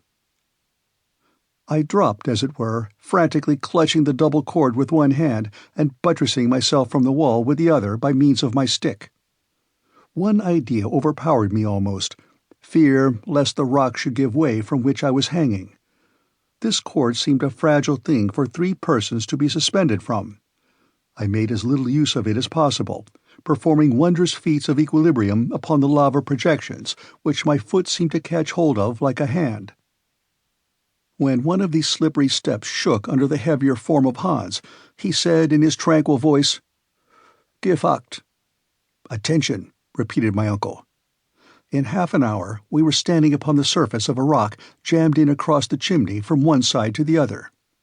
Hans pulled the rope by one of its ends. The other rose in the air. After passing the higher rock it came down again, bringing with it a rather dangerous shower of bits of stone and lava. Leaning over the edge of our narrow standing ground, I observed that the bottom of the hole was still invisible. The same maneuver was repeated with the cord, and half an hour after we had descended another 200 feet. I don't suppose the maddest geologist under such circumstances would have studied the nature of the rocks that we were passing. I am sure I did trouble my head about them. Pliocene, Miocene, Eocene, Cretaceous, Jurassic, Triassic, Permian, Carboniferous, Devonian, Silurian, or Primitive was all one to me. But the professor, no doubt, was pursuing his observations or taking notes, for in one of our halts he said to me, "The farther I go, the more confidence I feel. The order of these volcanic formations affords the strongest confirmation to the theories of Davy. We are now among the primitive rocks, upon which the chemical operations took place which are produced by the contact of elementary bases of metals with water. I repudiate the notion of central heat altogether. We shall see further proof of that very soon." No variation, always the same conclusion. Of course, I was not inclined to argue. My silence was taken for consent, and the descent went on. Another 3 hours, and I saw no bottom to the chimney yet. When I lifted my head, I perceived the gradual contraction of its aperture. Its walls, by a gentle incline, were drawing closer to each other, and it was beginning to grow darker. Still we kept descending. It seemed to me that the falling stones were meeting with an earlier resistance, and that the concussion gave a more abrupt and deadened sound. As I had taken care to keep an exact account of our maneuvers with the rope, which I knew that we had repeated 14 times, each descent occupying half an hour, the conclusion was easy that we had been 7 hours plus 14 quarters of rest, making 10 hours and a half. We had started at 1. It must therefore now be 11 o'clock, and the depth to which we had descended was 14 times 200 feet, or 2,800 feet. At this moment I heard the voice of Hans. "Halt!" he cried. I stopped short just as I was going to place my feet upon my uncle's head. "We are there!" he cried. "Where?" said I, stepping near to him. "At the bottom of the perpendicular chimney," he answered. "Is there no way farther?" "Yes, there is a sort of passage which inclines to the right. We will see about that tomorrow. Let us have our supper and go to sleep." The darkness was not yet complete. The provision case was opened. We refreshed ourselves, and went to sleep as well as we could upon a bed of stones and lava fragments. When lying on my back, I opened my eyes and saw a bright sparkling point of light at the extremity of the gigantic tube 3,000 feet long, now a vast telescope. It was a star, which, seen from this depth, had lost all scintillation, and which by my computation should be 46 Ursa Minor.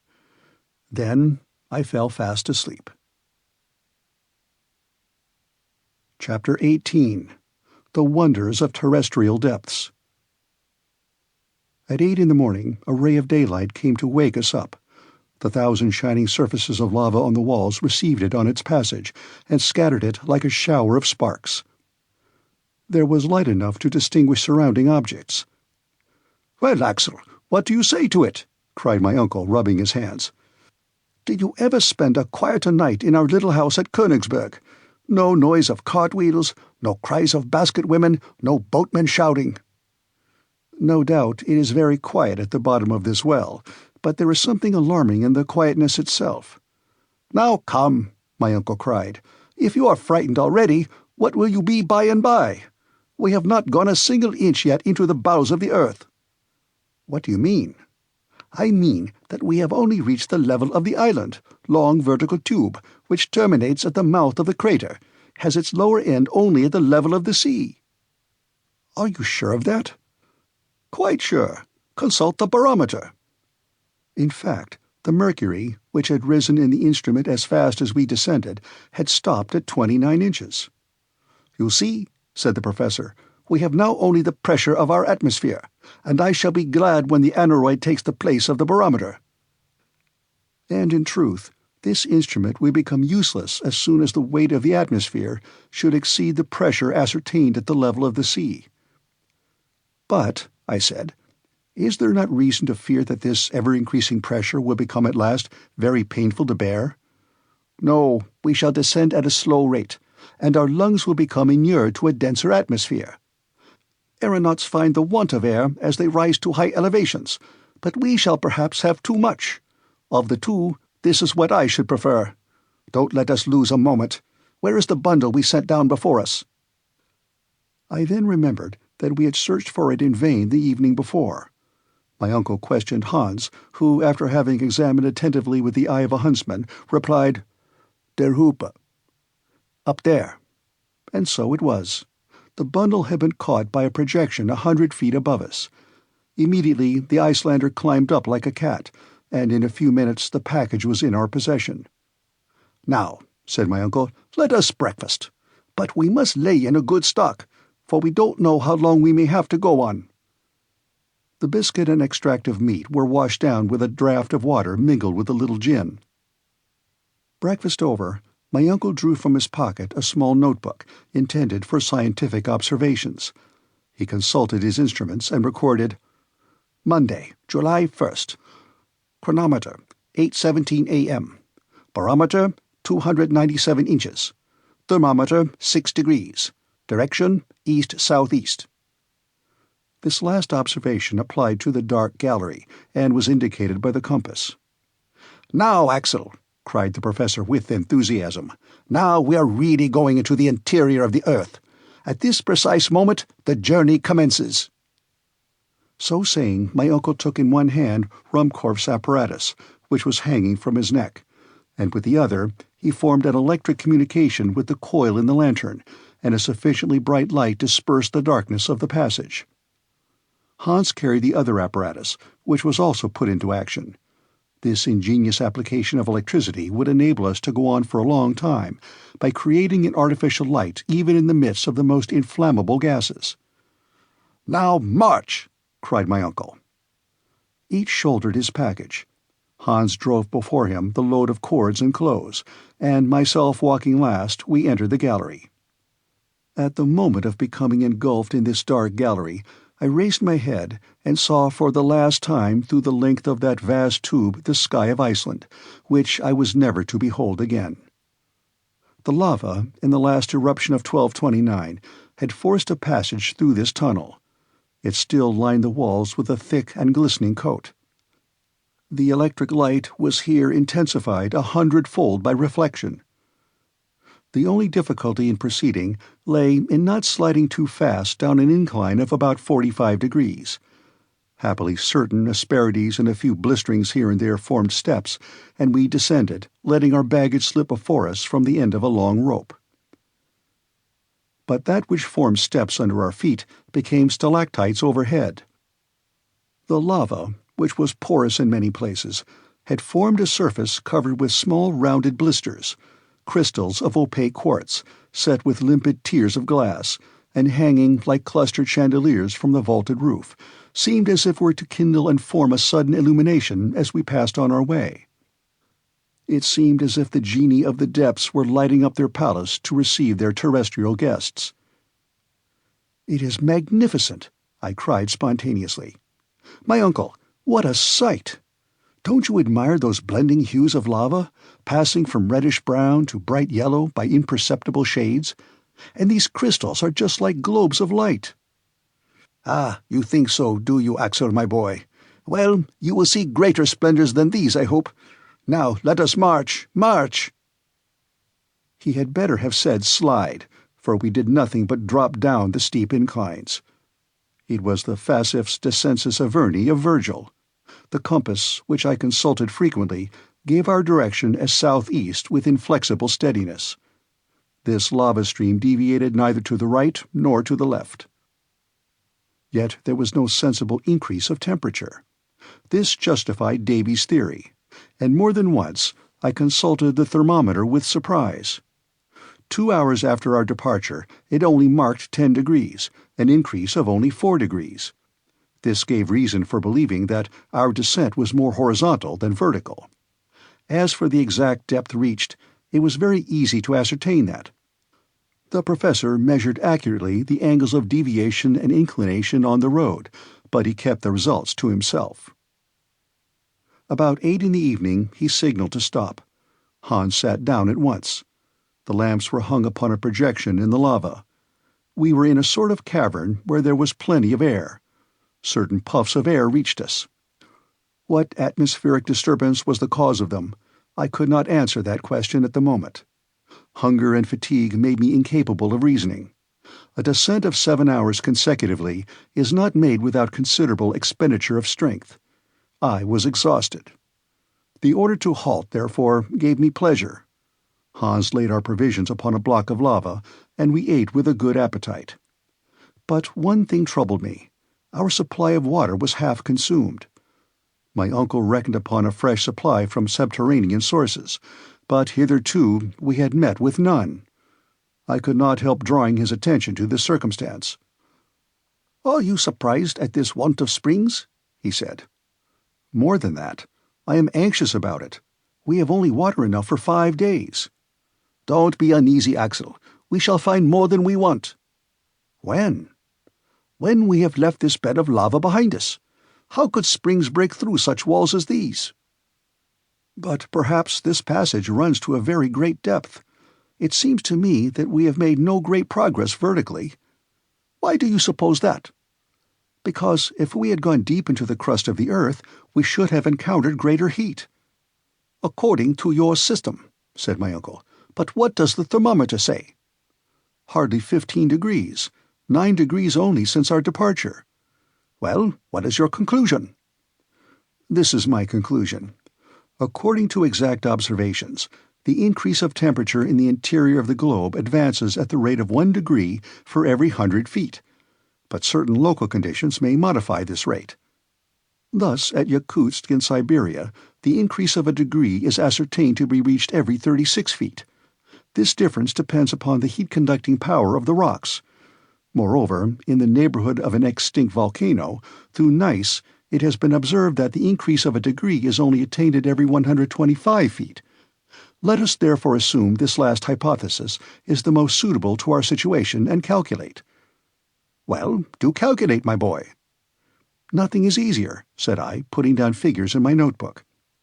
9 times 125 feet gives a depth of 1,125 feet. "Very accurate indeed." "Well?" "By my observation, we are at 10,000 feet below the level of the sea." "Is that possible?" "Yes, or figures are of no use." The professor's calculations were quite correct. We had already attained a depth of 6,000 feet beyond that hitherto reached by the foot of man, such as the mines of Kitzbühel in Tyrol and those of Württemberg in Bohemia. The temperature, which ought to have been 81 degrees, was scarcely 15. Here was cause for reflection. Chapter 19. Geological Studies in Situ. Next day, Tuesday, June 30, at 6 a.m., the descent began again. We were still following the gallery of lava, a real natural staircase, and as gently sloping as those inclined planes which in some old houses are still found instead of flights of steps.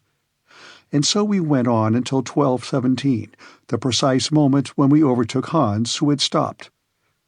"Ah, here we are," exclaimed my uncle, "at the very end of the chimney." I looked around me. We were standing at the intersection of two roads, both dark and narrow. Which were we to take? This was a difficulty. Still, my uncle refused to admit an appearance of hesitation, either before me or the guide. He pointed out the eastern tunnel, and we were soon all three in it. Besides, there would have been interminable hesitation before this choice of roads, for since there was no indication whatever to guide our choice, we were obliged to trust to chance.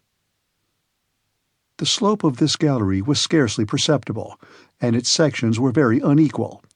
Sometimes we passed a series of arches succeeding each other, like the majestic arcades of a Gothic cathedral.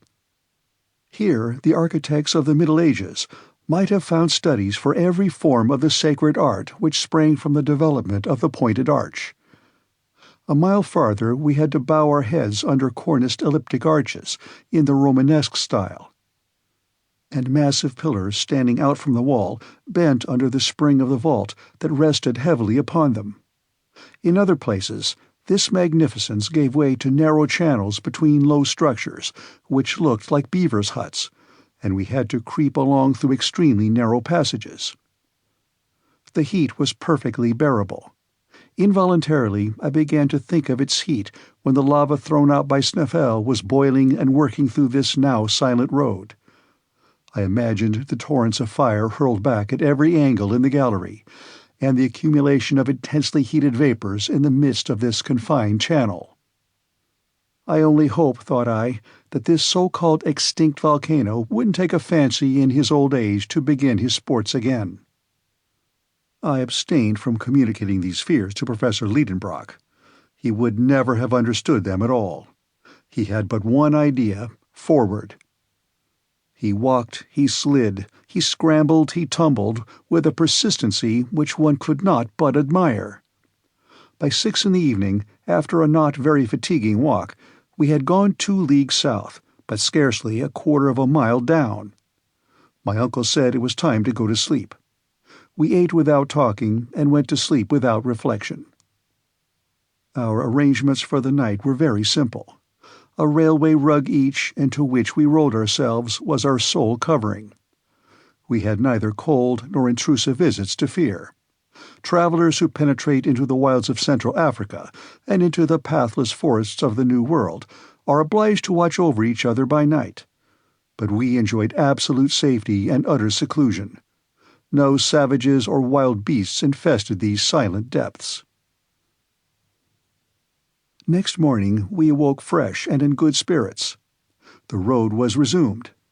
As the day before, we followed the path of the lava. It was impossible to tell what rocks we were passing. The tunnel, instead of tending lower, approached more and more nearly to a horizontal direction. I even fancied a slight rise. But about 10 this upward tendency became so evident, and therefore so fatiguing, that I was obliged to slacken my pace. "Well, Axel?" demanded the professor impatiently. "Well, I cannot stand it any longer," I replied.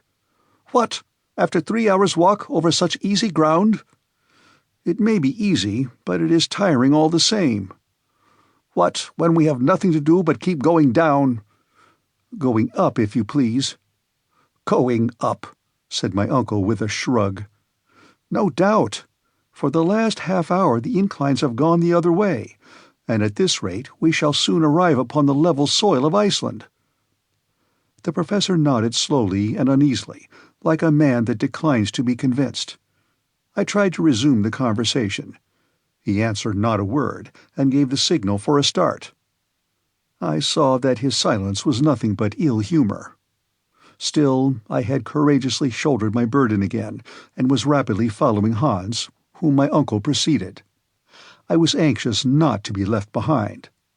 My greatest care was not to lose sight of my companions. I shuddered at the thought of being lost in the mazes of this vast subterranean labyrinth. Besides, if the ascending road did become steeper, I was comforted with the thought that it was bringing us nearer to the surface. There was hope in this. Every step confirmed me in it, and I was rejoicing at the thought of meeting my little Grauben again. By midday, there was a change in the appearance of this wall of the gallery. I noticed it by a diminution of the amount of light reflected from the sides. Solid rock was appearing in the place of the lava coating. The mass was composed of inclined and sometimes vertical strata. We were passing through rocks of the transition or Silurian system. "It is evident," I cried, "the marine deposits formed in the second period, the shales, limestones, and sandstones. We are turning away from the primary granite. We are just as if we were people of Hamburg going to Lübeck by way of Hanover."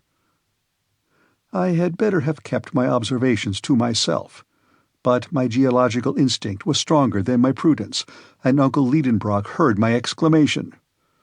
"What's that you are saying?" he asked. "See," I said, pointing to the varied series of sandstones and limestones and the first indication of slate. "Well?" "We are at the period when the first plants and animals appeared." "Do you think so?" "Look close and examine." I obliged the professor to move his lamp over the walls of the gallery. I expected some signs of astonishment, but he spoke not a word and went on. Had he understood me or not? Did he refuse to admit, out of self-love as an uncle and a philosopher, that he had mistaken his way when he chose the eastern tunnel, or was he determined to examine this passage to its farthest extremity? It was evident that we had left the lava path, and that this road could not possibly lead to the extinct furnace of SnÆFell. Yet I asked myself if I was not depending too much on this change in the rock. Might I not myself be mistaken? Were we really crossing the layers of rock which overlie the granite foundation? If I am right, I thought, I must soon find some fossil remains of primitive life, and then we must yield to evidence. I will look. I had not gone 100 paces before incontestable proofs presented themselves. It could not be otherwise, for in the Silurian age the seas contained at least 1,500 vegetable and animal species. My feet, which had become accustomed to the indurated lava floor, suddenly rested upon a dust composed of the debris of plants and shells. In the walls were distinct impressions of fucoids and lycopodites. Professor Lidenbrock could not be mistaken, I thought, and yet he pushed on, with, I suppose, his eyes resolutely shut. This was only invincible obstinacy. I could hold out no longer. I picked out a perfectly formed shell, which had belonged to an animal not unlike the woodlouse. Then, joining my uncle, I said, "Look at this." "Very well," said he quietly. "It is the shell of a crustacean, of an extinct species called a trilobite. Nothing more." "But don't you conclude—" "Just what you conclude yourself. Yes, I do perfectly. We have left the granite and the lava. It is possible that I may be mistaken, but I cannot be sure of that until I have reached the very end of this gallery." "You are right in doing this, my uncle, and I should quite approve of your determination, if there were not a danger threatening us nearer and nearer." "What danger?" "The want of water." "Well, Axel, we will put ourselves upon rations." Chapter 20. The First Signs of Distress. In fact, we had to ration ourselves. Our provision of water could not last more than 3 days. I found that out for certain when supper time came, and to our sorrow we had little reason to expect to find a spring in these transition beds. The whole of the next day the gallery opened before us its endless arcades. We moved on almost without a word.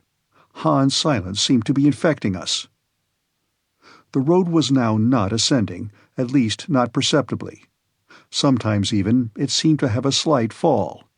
But this tendency, which was very trifling, could not do anything to reassure the professor, for there was no change in the beds, and the transitional characteristics became more and more decided. The electric light was reflected in sparkling splendor from the schist, limestone, and old red sandstone of the walls. It might have been thought that we were passing through a section of Wales, of which an ancient people gave its name to this system. Specimens of magnificent marbles clothed the walls, some of a grayish agate fantastically veined with white, others of rich crimson or yellow dashed with splotches of red. Then came dark cherry-colored marbles relieved by the lighter tints of limestone. The greater part of these bore impressions of primitive organisms. Creation had evidently advanced since the day before. Instead of rudimentary trilobites, I noticed remains of a more perfect order of beings, amongst others ganoid fishes, and some of those sauroids in which paleontologists have discovered the earliest reptile forms. The Devonian seas were peopled by animals of these species, and deposited them by thousands in the rocks of the newer formation. It was evident that we were ascending that scale of animal life in which man fills the highest place, but Professor Lidenbrock seemed not to notice it.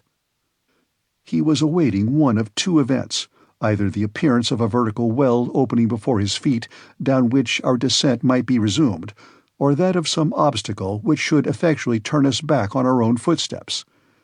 But evening came, and neither wish was gratified. On Friday, after a night during which I felt pangs of thirst, our little troop again plunged into the winding passages of the gallery. After 10 hours' walking, I observed a singular deadening of the reflection of our lamps on the side walls. The marble, the schist, the limestone, and the sandstone were giving way to a dark and lustreless lining. At one moment, the tunnel becoming very narrow, I leaned against the wall. When I removed my hand, it was black. I looked nearer, and found we were in a coal formation. "A coal mine!" I cried. "A mine without miners," my uncle replied. "Who knows?" I asked. "I know," the professor pronounced decidedly. "I am certain that this gallery driven through beds of coal was never pierced by the hand of man. But whether it be the hand of nature or not does not matter. Supper time is come. Let us sup." Hans prepared some food. I scarcely ate, and I swallowed down the few drops of water rationed out to me. One flask half full was all we had left to slake the thirst of 3 men. After their meal, my 2 companions laid themselves down upon their rugs, and found in sleep a solace for their fatigue. But I could not sleep, and I counted every hour until morning. On Saturday at 6 we started afresh. In 20 minutes we reached a vast open space. I then knew that the hand of man had not hollowed out this mine. The vaults would have been shored up, and as it was, they seemed to be held up by a miracle of equilibrium. This cavern was about 100 feet wide and 150 in height. A large mass had been rent asunder by a subterranean disturbance. Yielding to some vast power from below, it had broken asunder, leaving this great hollow into which human beings were now penetrating for the first time. The whole history of the Carboniferous period was written upon these gloomy walls, and a geologist might with ease trace all its diverse phases. The beds of coal were separated by strata of sandstone or compact clays, and appeared crushed under the weight of overlaying strata. At the age of the world which preceded the secondary period, the earth was clothed with immense vegetable forms, the product of the double influence of tropical heat and constant moisture. A vapory atmosphere surrounded the earth, still veiling the direct rays of the sun. Thence arises the conclusion that the high temperature then existing was due to some other source than the heat of the sun. Perhaps even the orb of day may not have been ready yet to play the splendid part he now acts. There were no climates as yet, and a torrid heat, equal from pole to equator, was spread over the whole surface of the globe. Whence this heat? Was it from the interior of the earth? Notwithstanding the theories of Professor Lidenbrock, a violent heat did at that time brood within the body of the spheroid. Its action was felt to the very last coats of the terrestrial crust.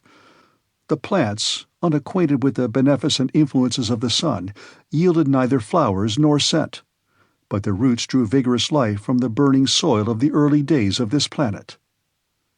There were but few trees. Herbaceous plants alone existed. There were tall grasses, ferns, lycopods, besides sigillaria, asterophyllites, now scarce plants, but then the species might be counted by thousands. The coal measures owe their origin to this period of profuse vegetation. The yet elastic and yielding crust of the earth obeyed the fluid forces beneath. Thence innumerable fissures and depressions. The plants, sunk underneath the waters, formed by degrees into vast accumulated masses. Then came the chemical action of nature.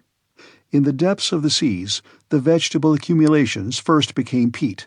Then, acted upon by generated gases and the heat of fermentation, they underwent a process of complete mineralization.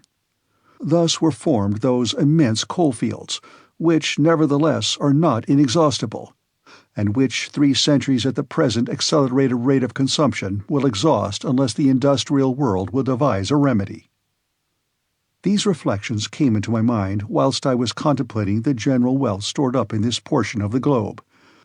These, no doubt, I thought, will never be discovered. The working of such deep mines would involve too large an outlay, and where would be the use as long as coal is yet spread far and wide near the surface? Such as my eyes behold these virgin stores, such they will be when this world comes to an end.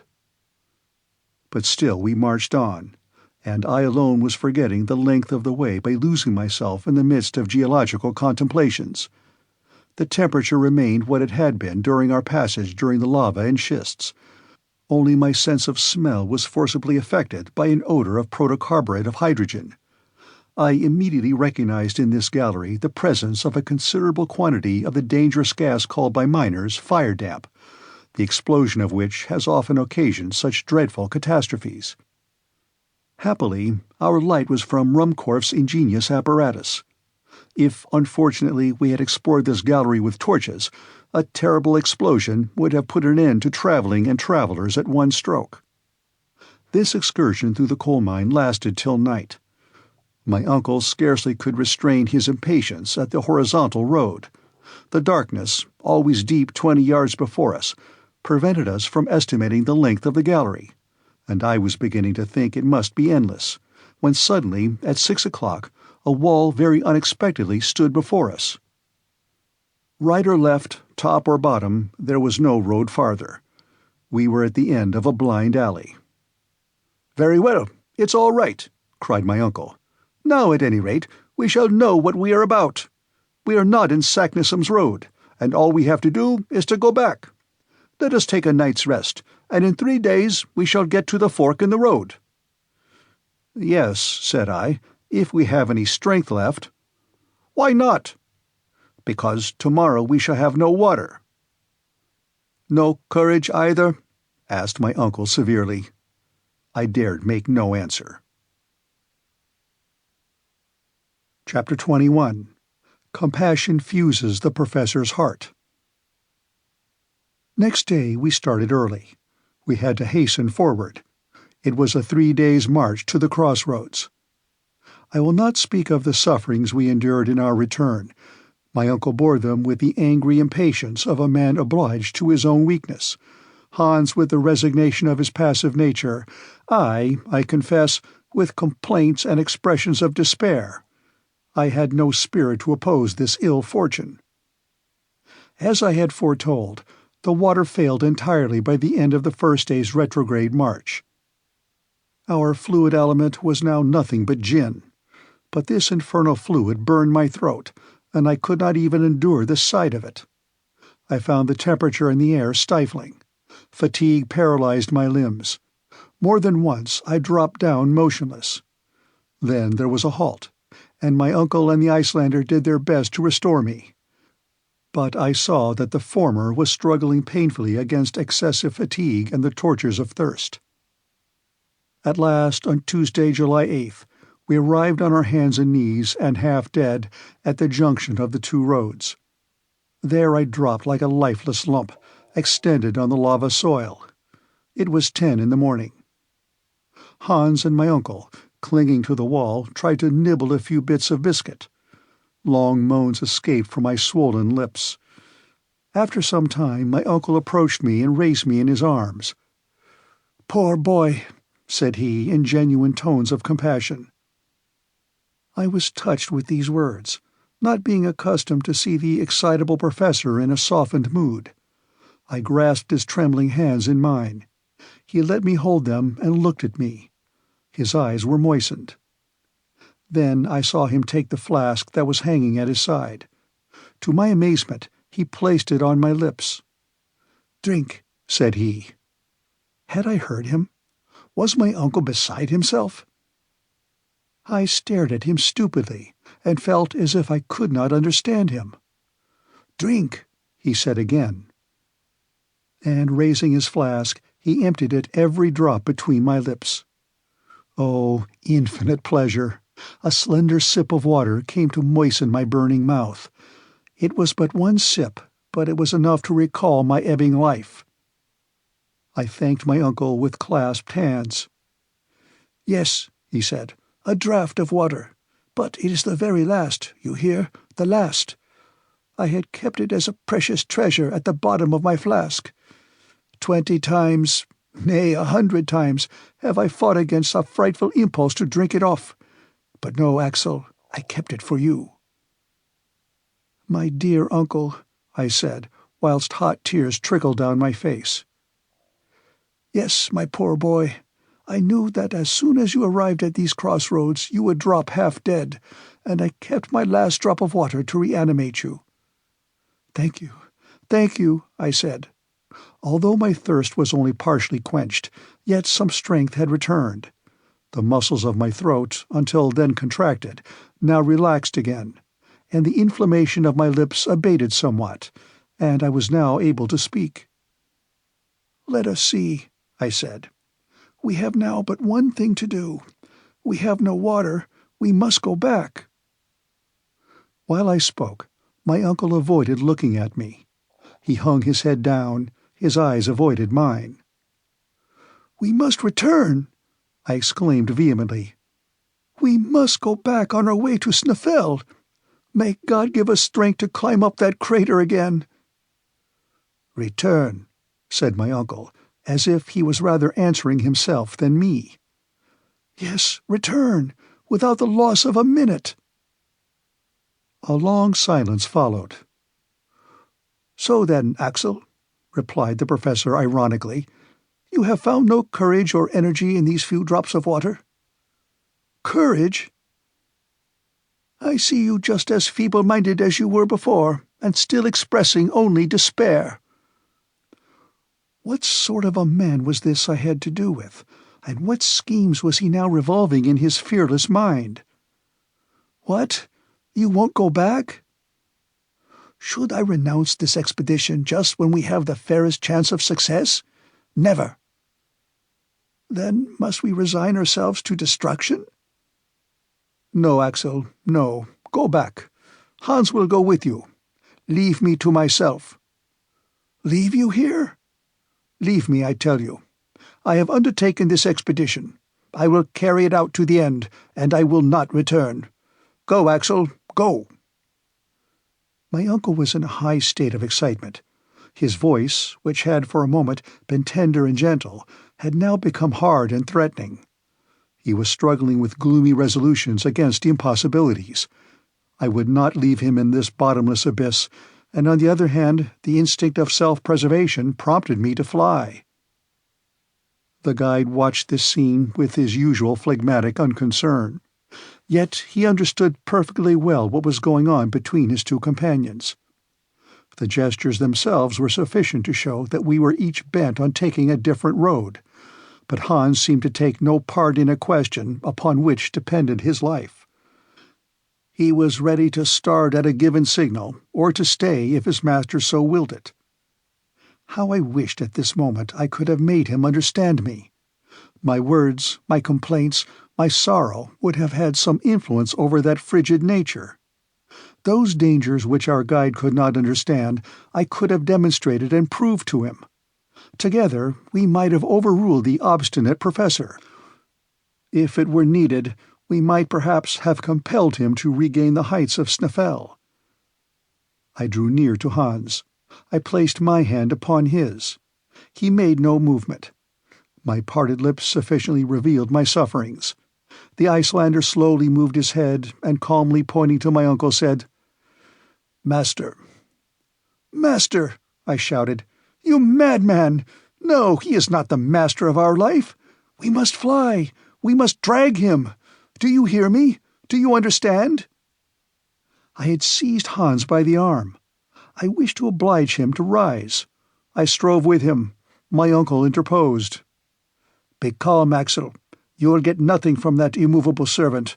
Therefore, listen to my proposal." I crossed my arms and confronted my uncle boldly.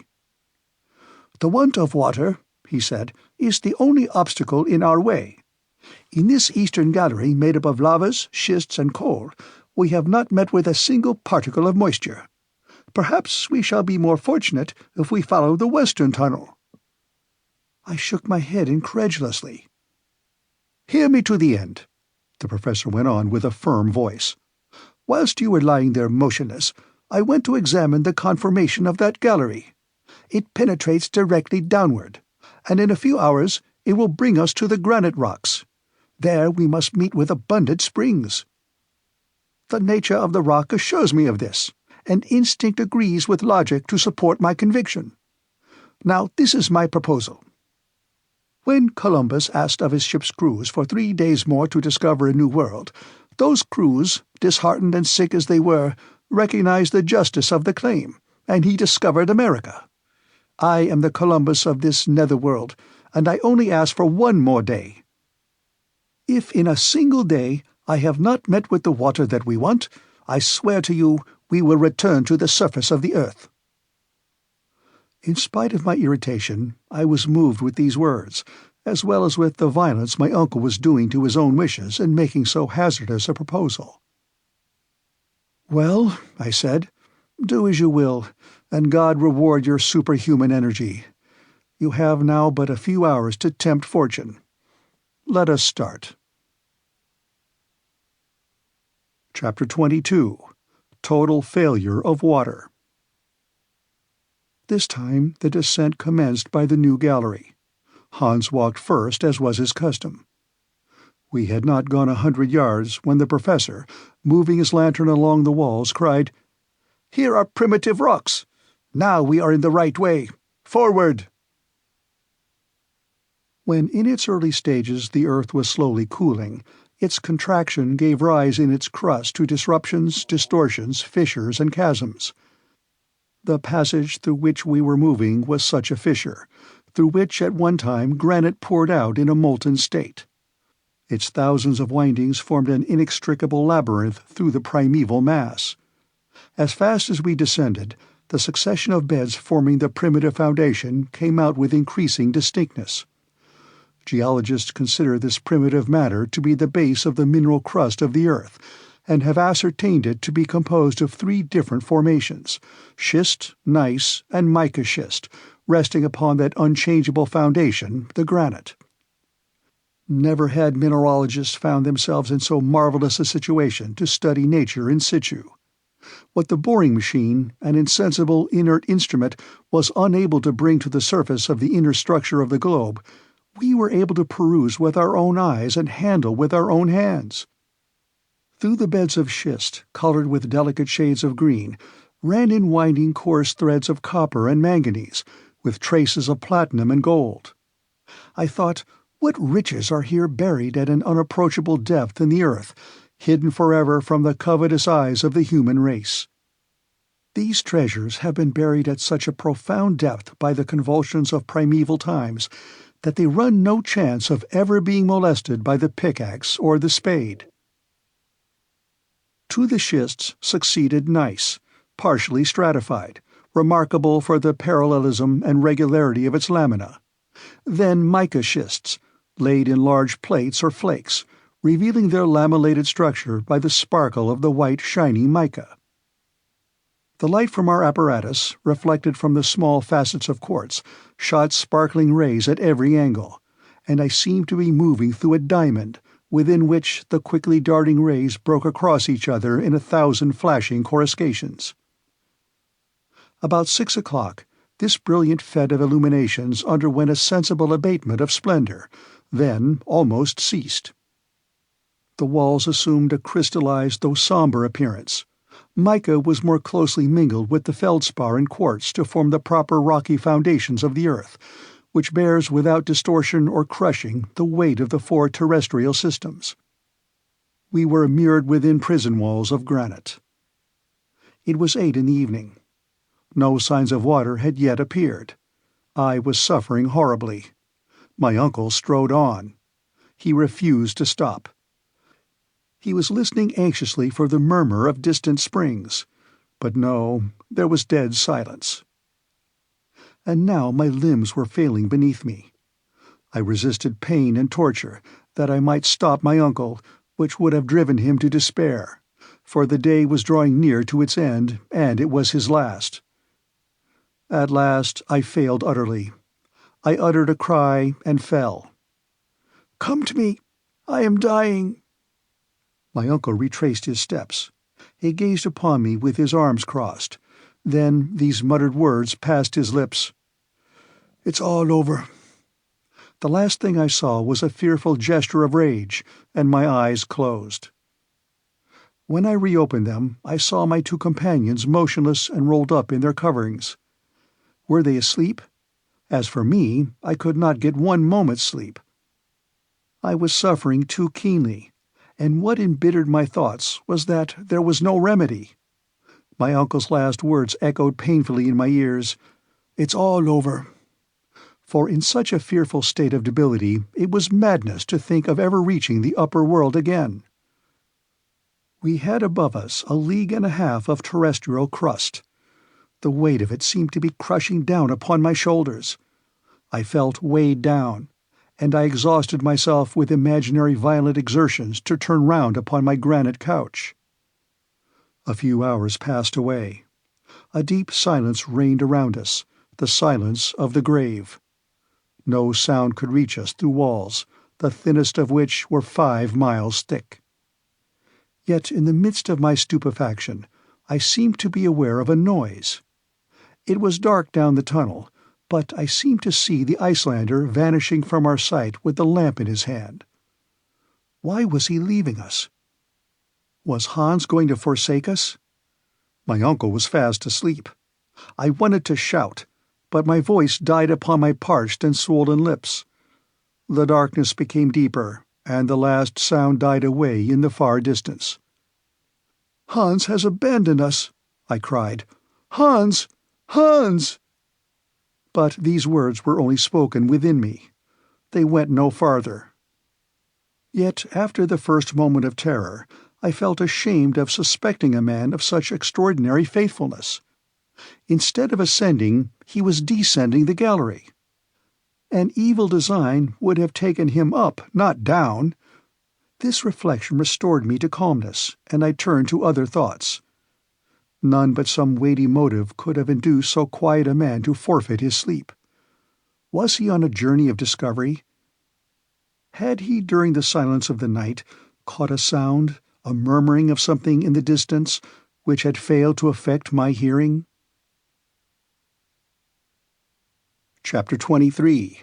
Water Discovered. For a whole hour I was trying to work out in my delirious brain the reasons which might have influenced this seemingly tranquil huntsman. The absurdest notions ran in utter confusion through my mind. I thought madness was coming on. But at last a noise of footsteps was heard in the dark abyss. Hans was approaching. A flickering light was beginning to glimmer on the wall of our darksome prison. Then it came out full at the mouth of the gallery. Hans appeared. He drew close to my uncle, laid his hand upon his shoulder, and gently woke him. My uncle rose up. "What is the matter?" he asked. "Walton," replied the huntsman. No doubt, under the inspiration of intense pain, everybody becomes endowed with the gift of diverse tongues. I did not know a word of Danish, yet instinctively I understood the word he had uttered. "Water! Water!" I cried, clapping my hands and gesticulating like a madman. "Water," repeated my uncle. "Var?" he asked in Icelandic. "Nedat," replied Hans. "Where? Down below." I understood it all. I seized the hunter's hands and pressed them while he looked on me without moving a muscle of his countenance. The preparations for our departure were not long in making, and we were soon on our way down a passage inclining 2 feet in 7. In an hour we had gone 1.25 miles and descended 2,000 feet. Then I began to hear distinctly quite a new sound of something running within the thickness of the granite wall, a kind of dull, dead rumbling, like distant thunder. During the first part of our walk, not meeting with the promised spring, I felt my agony returning. But then my uncle acquainted me with the cause of the strange noise. "Hans was not mistaken," he said. "What you hear is the rushing of a torrent." "A torrent?" I exclaimed. "There can be no doubt. A subterranean river is flowing around us." We hurried forward in the greatest excitement. I was no longer sensible of my fatigue. This murmuring of waters close at hand was already refreshing me. It was audibly increasing. The torrent, after having for some time flowed over our heads, was now running within the left wall, roaring and rushing. Frequently I touched the wall, hoping to feel some indications of moisture, but there was no hope here. Yet another half-hour, another half-league was passed. Then it became clear that the hunter had gone no farther.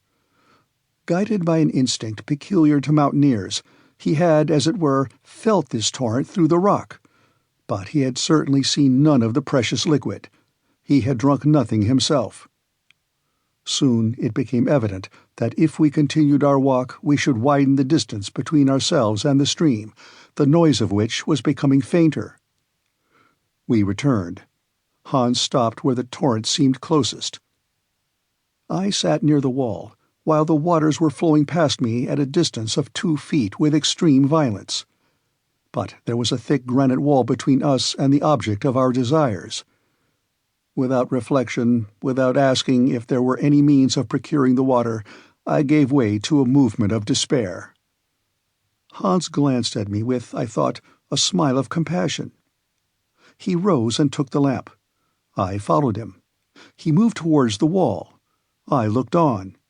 He applied his ear against the dry stone and moved it slowly to and fro, listening intently. I perceived at once that he was examining to find the exact place where the torrent could be heard the loudest. He met with that point on the left side of the tunnel, at 3 feet from the ground.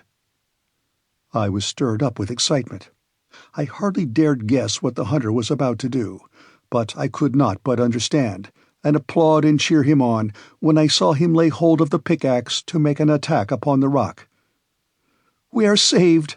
I cried. "Yes," cried my uncle, almost frantic with excitement. "Hans is right. Capital fellow. Who but he would have thought of it?" Yes, who but he? Such an expedient, however simple, would never have entered into our minds. True, it seemed most hazardous to strike a blow of the hammer in this part of the earth's structure. Suppose some displacement should occur and crush us all? Suppose the torrent, bursting through, should drown us in a sudden flood? There was nothing vain in these fancies, but still no fears of falling rocks or rushing floods could stay us now, and our thirst was so intense that, to satisfy it, we would have dared the waves of the North Atlantic. Hans set about the task which my uncle and I together could not have accomplished. If our impatience had armed our hands with power, we should have shattered the rock into 1,000 fragments. Not so Hans. Full of self-possession, he calmly wore his way through the rock with a steady succession of light and skillful strokes, working through an aperture 6 inches wide at the outside. I could hear a louder noise of flowing waters, and I fancied I could feel the delicious fluid refreshing my parched lips. The pick had soon penetrated 2 feet into the granite partition, and our man worked for above an hour. I was in an agony of impatience. My uncle wanted to employ stronger measures, and I had some difficulty in dissuading him. Still, he had just taken a pickaxe in his hand, when a sudden hissing was heard, and a jet of water spurted out with violence against the opposite wall. Hans, almost thrown off his feet by the violence of the shock, uttered a cry of grief and disappointment, of which I soon understood the cause, when, plunging my hands into the spouting torrent, I withdrew them in haste, for the water was scalding hot. "The water is at the boiling point!" I cried. "Well, never mind, let it cool," my uncle replied. The tunnel was filling with steam, whilst a stream was forming, which by degrees wandered away into the subterranean windings, and soon we had the satisfaction of swallowing our first draught. Could anything be more delicious than the sensation that our burning intolerable thirst was passing away, and leaving us to enjoy comfort and pleasure? But where was this water from? No matter. It was water, and though still warm, it brought life back to the dying. I kept drinking without stopping, and almost without tasting.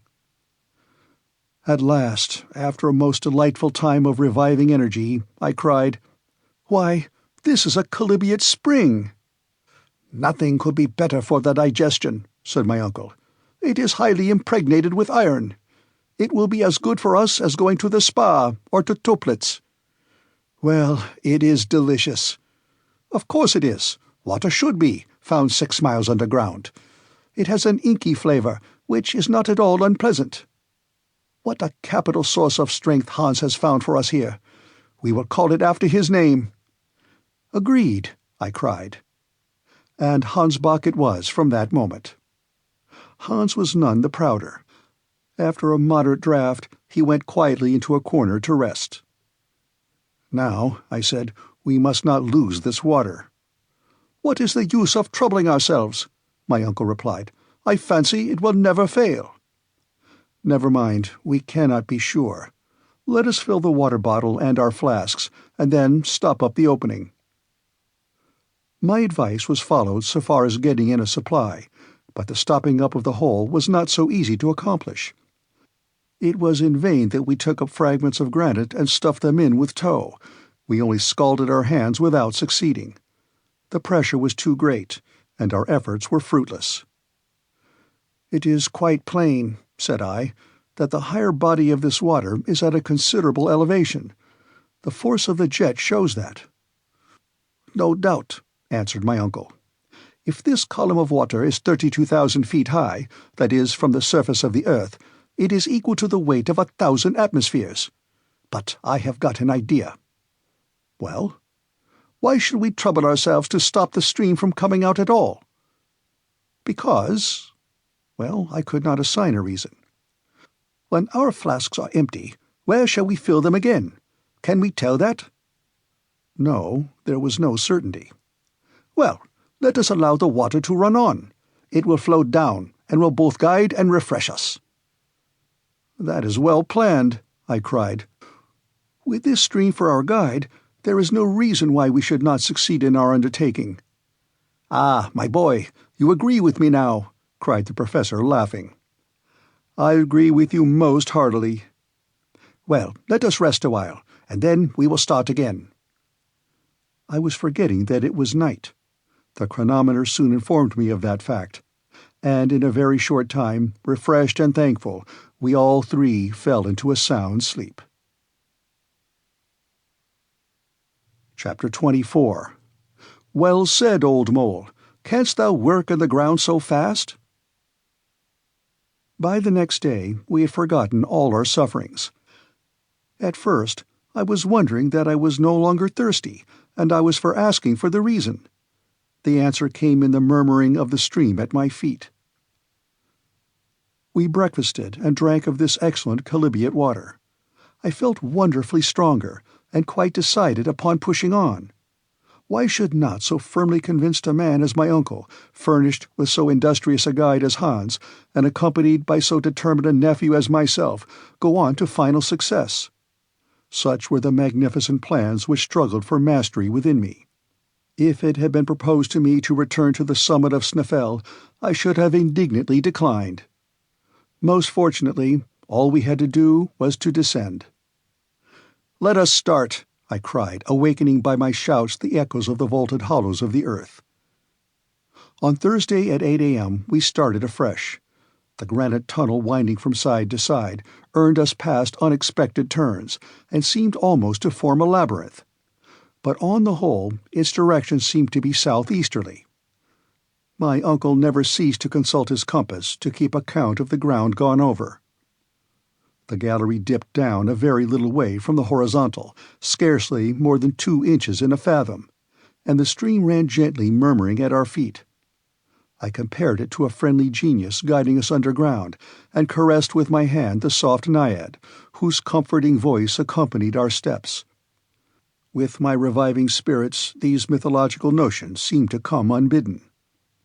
As for my uncle, he was beginning to storm against the horizontal road. He loved nothing better than a vertical path.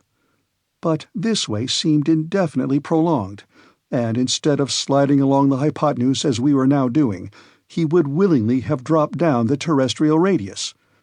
But there was no help for it, and as long as we were approaching the center at all, we felt that we must not complain. From time to time, a steeper path appeared. Our naiad then began to tumble before us with a hoarser murmur, and we went down with her to a greater depth. On the whole, that day and the next we made considerable way horizontally, very little vertically. On Friday evening, the 10th of July, according to our calculations, we were 30 leagues southeast of Reykjavik, and at a depth of 2 leagues and a half. At our feet there now opened a frightful abyss. My uncle, however, was not to be daunted, and he clapped his hands at the steepness of the descent. "This will take us a long way," he cried, "and without much difficulty, for the projections in the rock form quite a staircase."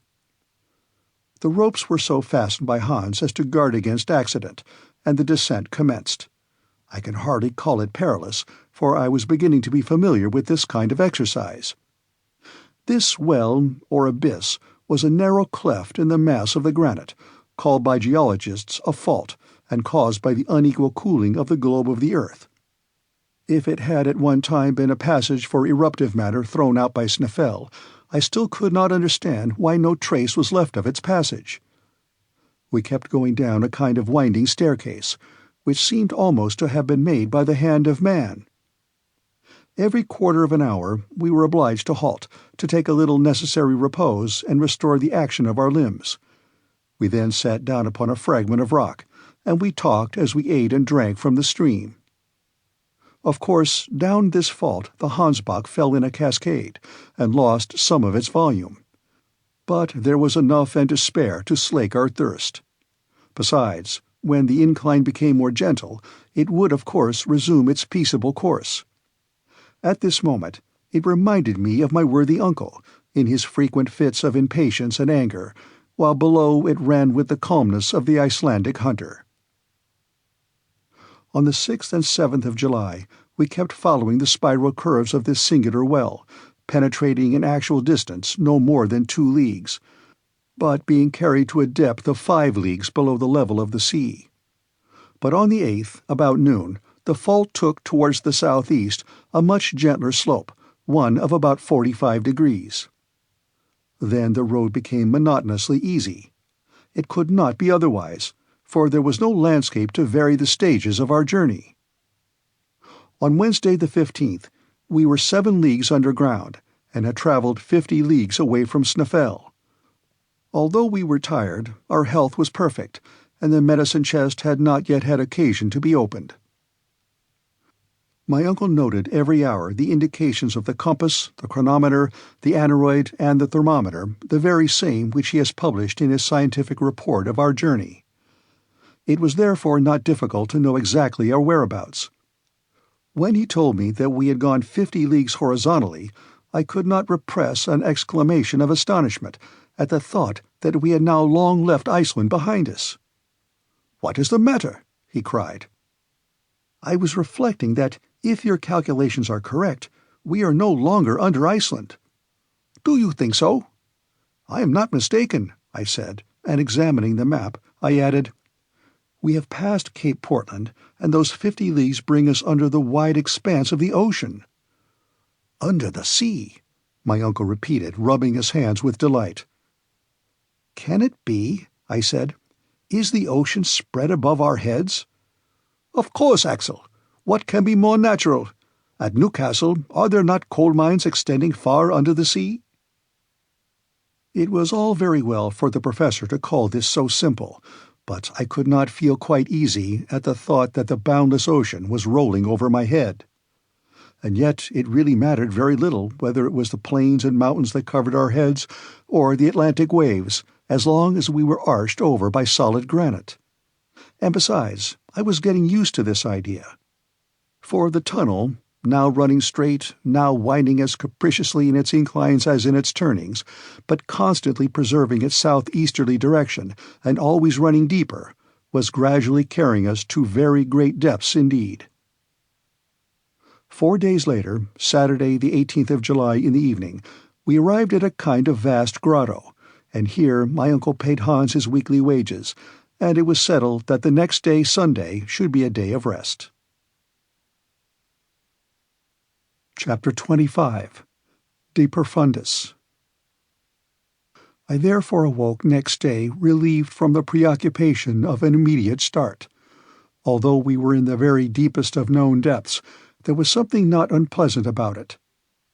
And besides, we were beginning to get accustomed to this troglodyte life.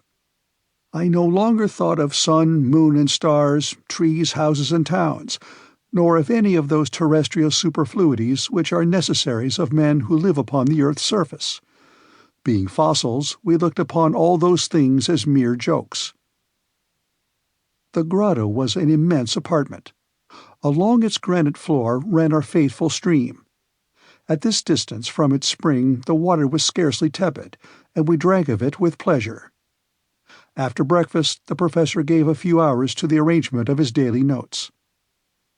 "First," said he, "I will make a calculation to ascertain our exact position. I hope, after our return, to draw a map of our journey, which will be in reality a vertical section of the globe containing the track of our expedition." "That will be curious, uncle, but are your observations sufficiently accurate to enable you to do this correctly?" "Yes, I have everywhere observed the angles and the inclines. I am sure there is no error. Let us see where we are now. Take your compass and take the direction." I looked and replied carefully, "Southeast by east." "Well," answered the professor after a rapid calculation, "I infer that we have gone 85 leagues since we started." "Therefore we are under mid-Atlantic?" "To be sure we are." "And perhaps at this very moment there is a storm above, and ships over our heads are being rudely tossed by the tempest." "Quite probable." "And whales are lashing the roof of our prison with their tails?" "It may be, Axel, but they won't shake us here. But let us go back to our calculation. Here we are 85 leagues southeast of SnÆFell, and I reckon that we are at a depth of 16 leagues. 16 leagues? I cried. "No doubt." "Why, this is the very limit assigned by science to the thickness of the crust of the earth." "I don't deny it." "And here, according to the law of increasing temperature, there ought to be a heat of 2,732 degrees Fahrenheit." "So there should, my lad." "And all this solid granite ought to be running in fusion." "You see that it is not so, and that, as so often happens, facts come to overthrow theories."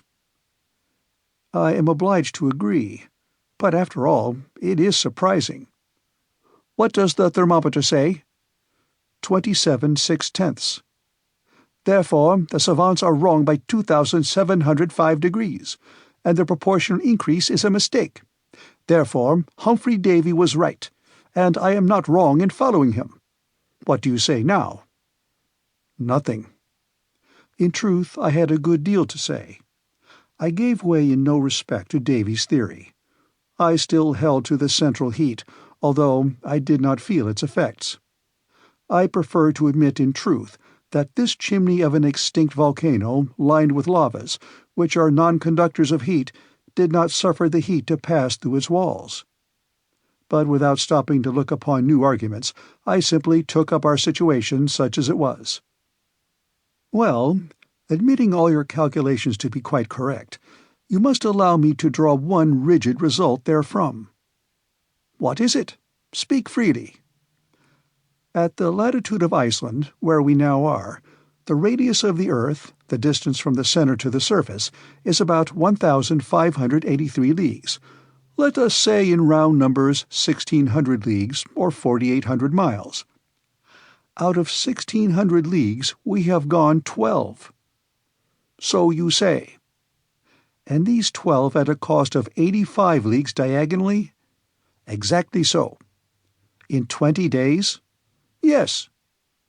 Now, 16 leagues are the 100th part of the Earth's radius. At this rate, we shall be 2,000 days, or nearly 5 years and a half, in getting to the center. No answer was vouchsafed to this rational conclusion.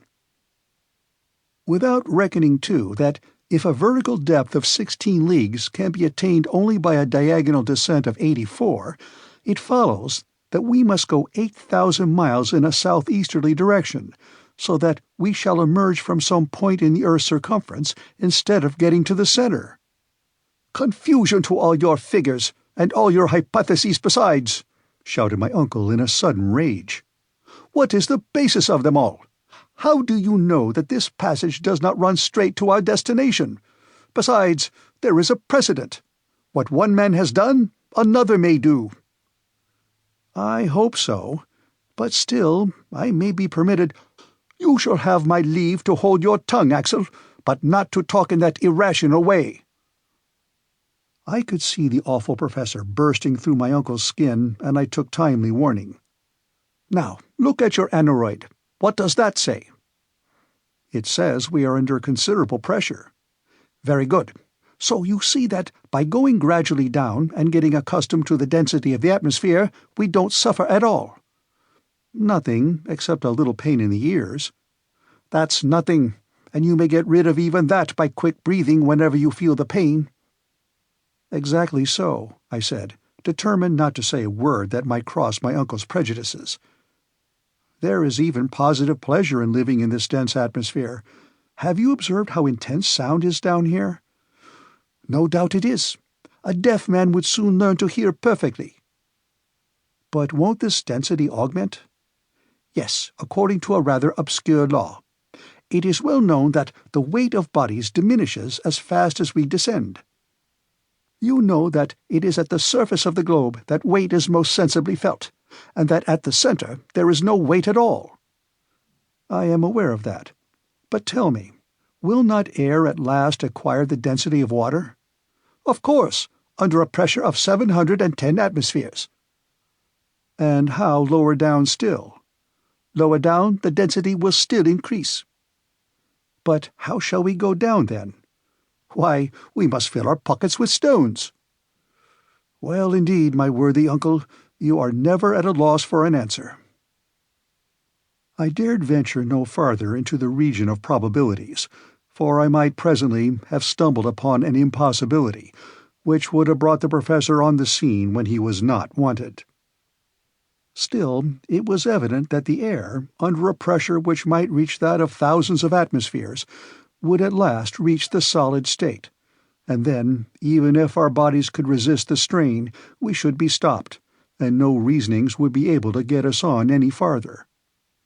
But I did not advance this argument. My uncle would have met it with his inevitable saknussemm, a precedent which possessed no weight with me.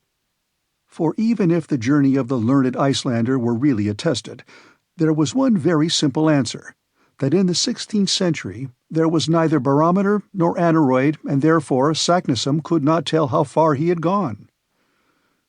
But I kept this objection to myself, and waited the course of events. The rest of the day was passed in calculations and in conversations. I remained a steadfast adherent of the opinions of Professor Lidenbrock, and I envied the stolid indifference of Hans, who, without going into causes and effects, went on with his eyes shut wherever his destiny guided him. Chapter 26. The Worst Peril of All. It must be confessed that hitherto things had not gone on so badly, and that I had small reason to complain. If our difficulties became no worse, we might hope to reach our end. And to what a height of scientific glory we should then attain! I had become quite a Lidenbrock in my reasonings. Seriously, I had. But would this state of things last in the strange place we had come to? Perhaps it might. For several days, steeper inclines, some even frightfully near to the perpendicular, brought us deeper and deeper into the mass of the interior of the earth. Some days we advanced nearer to the center by 1.5 leagues, or nearly 2 leagues. These were perilous descents, in which the skill and marvelous coolness of Hans were invaluable to us. That unimpassioned Icelander devoted himself with incomprehensible deliberation, and, thanks to him, we crossed many a dangerous spot which we should never have cleared alone. But his habit of silence gained upon him day by day, and was infecting us. External objects produced decided effects upon the brain. A man shut up between 4 walls soon loses the power to associate words and ideas together. How many prisoners in solitary confinement become idiots, if not mad, for want of exercise for the thinking faculty? During the fortnight following our last conversation, no incident occurred worthy of being recorded. But I have good reason for remembering one very serious event which took place at this time, and of which I could scarcely now forget the smallest details. By the 7th of August, our successive descents had brought us to a depth of 30 leagues. That is, that for a space of 30 leagues there were over our heads solid beds of rock, ocean, continents, and towns. We must have been 200 leagues from Iceland. On that day the tunnel went down a gentle slope. I was ahead of the others. My uncle was carrying one of Ruhmkorff's lamps and I the other. I was examining the beds of granite. Suddenly, turning round, I observed that I was alone. Well, well, I thought, I have been going too fast, or Hans and my uncle have stopped on the way. Come, this won't do. I must join them. Fortunately, there is not much of an ascent. I retraced my steps. I walked for 1/4 of an hour. I gazed into the darkness. I shouted. No reply. My voice was lost in the midst of the cavernous echoes which alone replied to my call. I began to feel uneasy. A shudder ran through me. Calmly, I said aloud to myself, I am sure to find my companions again. There are not 2 roads. I was too far ahead. I will return. For half an hour I climbed up. I listened for a call, and in that dense atmosphere a voice could reach very far. But there was a dreary silence in all that long gallery. I stopped. I could not believe that I was lost. I was only bewildered for a time, not lost. I was sure I should find my way again. Come, I repeated, since there is but one road, and they are on it, I must find them again. I have but to ascend still. Unless, indeed, missing me, and supposing me to be behind, they too should have gone back. But even in this case I have only to make the greater haste. I shall find them, I am sure. I repeated these words in the fainter tones of a half-convinced man. Besides, to associate even such simple ideas with words, and reason with them, was a work of time. A doubt then seized upon me. Was I indeed in advance when we became separated? Yes, to be sure I was. Hans was after me, preceding my uncle. He had even stopped for a while to strap his baggage better over his shoulders. I could remember this little incident. It was at that very moment that I must have gone on. Besides, I thought, have not I a guarantee that I shall not lose my way, a clue in the labyrinth that cannot be broken, my faithful stream? I have but to trace it back, and I must come upon them. This conclusion revived my spirits, and I resolved to resume my march without loss of time. How I then blessed my uncle's foresight in preventing the hunter from stopping up the hole in the granite! This beneficent spring, after having satisfied our thirst on the road, would now be my guide among the windings of the terrestrial crust. Before starting afresh, I thought a wash would do me good. I stooped to bathe my face in the Hansbach. To my stupefaction and utter dismay, my feet trod only the rough, dry granite. The stream was no longer at my feet. Chapter 27. Lost in the Bowels of the Earth. To describe my despair would be impossible. No words could tell it. I was buried alive, with the prospect before me of dying of hunger and thirst. Mechanically, I swept the ground with my hands. How dry and hard the rock seemed to me. But how had I left the course of the stream? For it was a terrible fact that it no longer ran at my side. Then I understood the reason of that fearful silence, when for the last time I listened to hear if any sound from my companions could reach my ears. At the moment when I left the right road, I had not noticed the absence of the stream. It is evident that at that moment a deviation had presented itself before me, whilst the Hansbach, following the caprice of another incline, had gone with my companions away into unknown depths. How was I to return?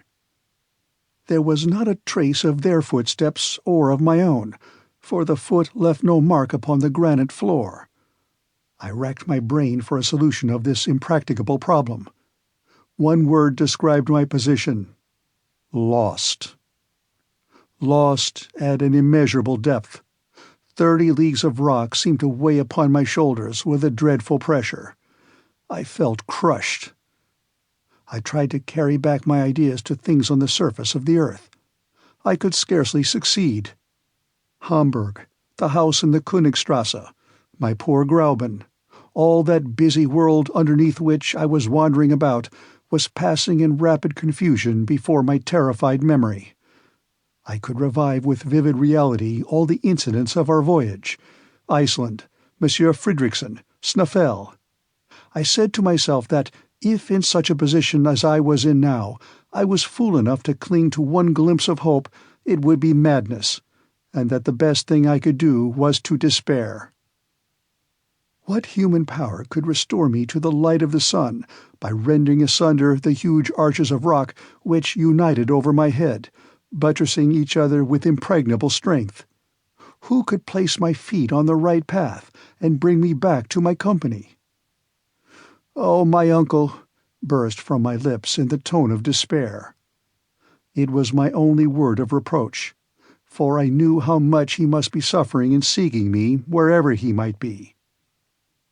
When I saw myself thus far removed from all earthly help, I had recourse to heavenly succor. The remembrance of my childhood, the recollection of my mother, whom I had only known in my tender early years, came back to me, and I knelt in prayer, imploring for the divine help of which I was so little worthy.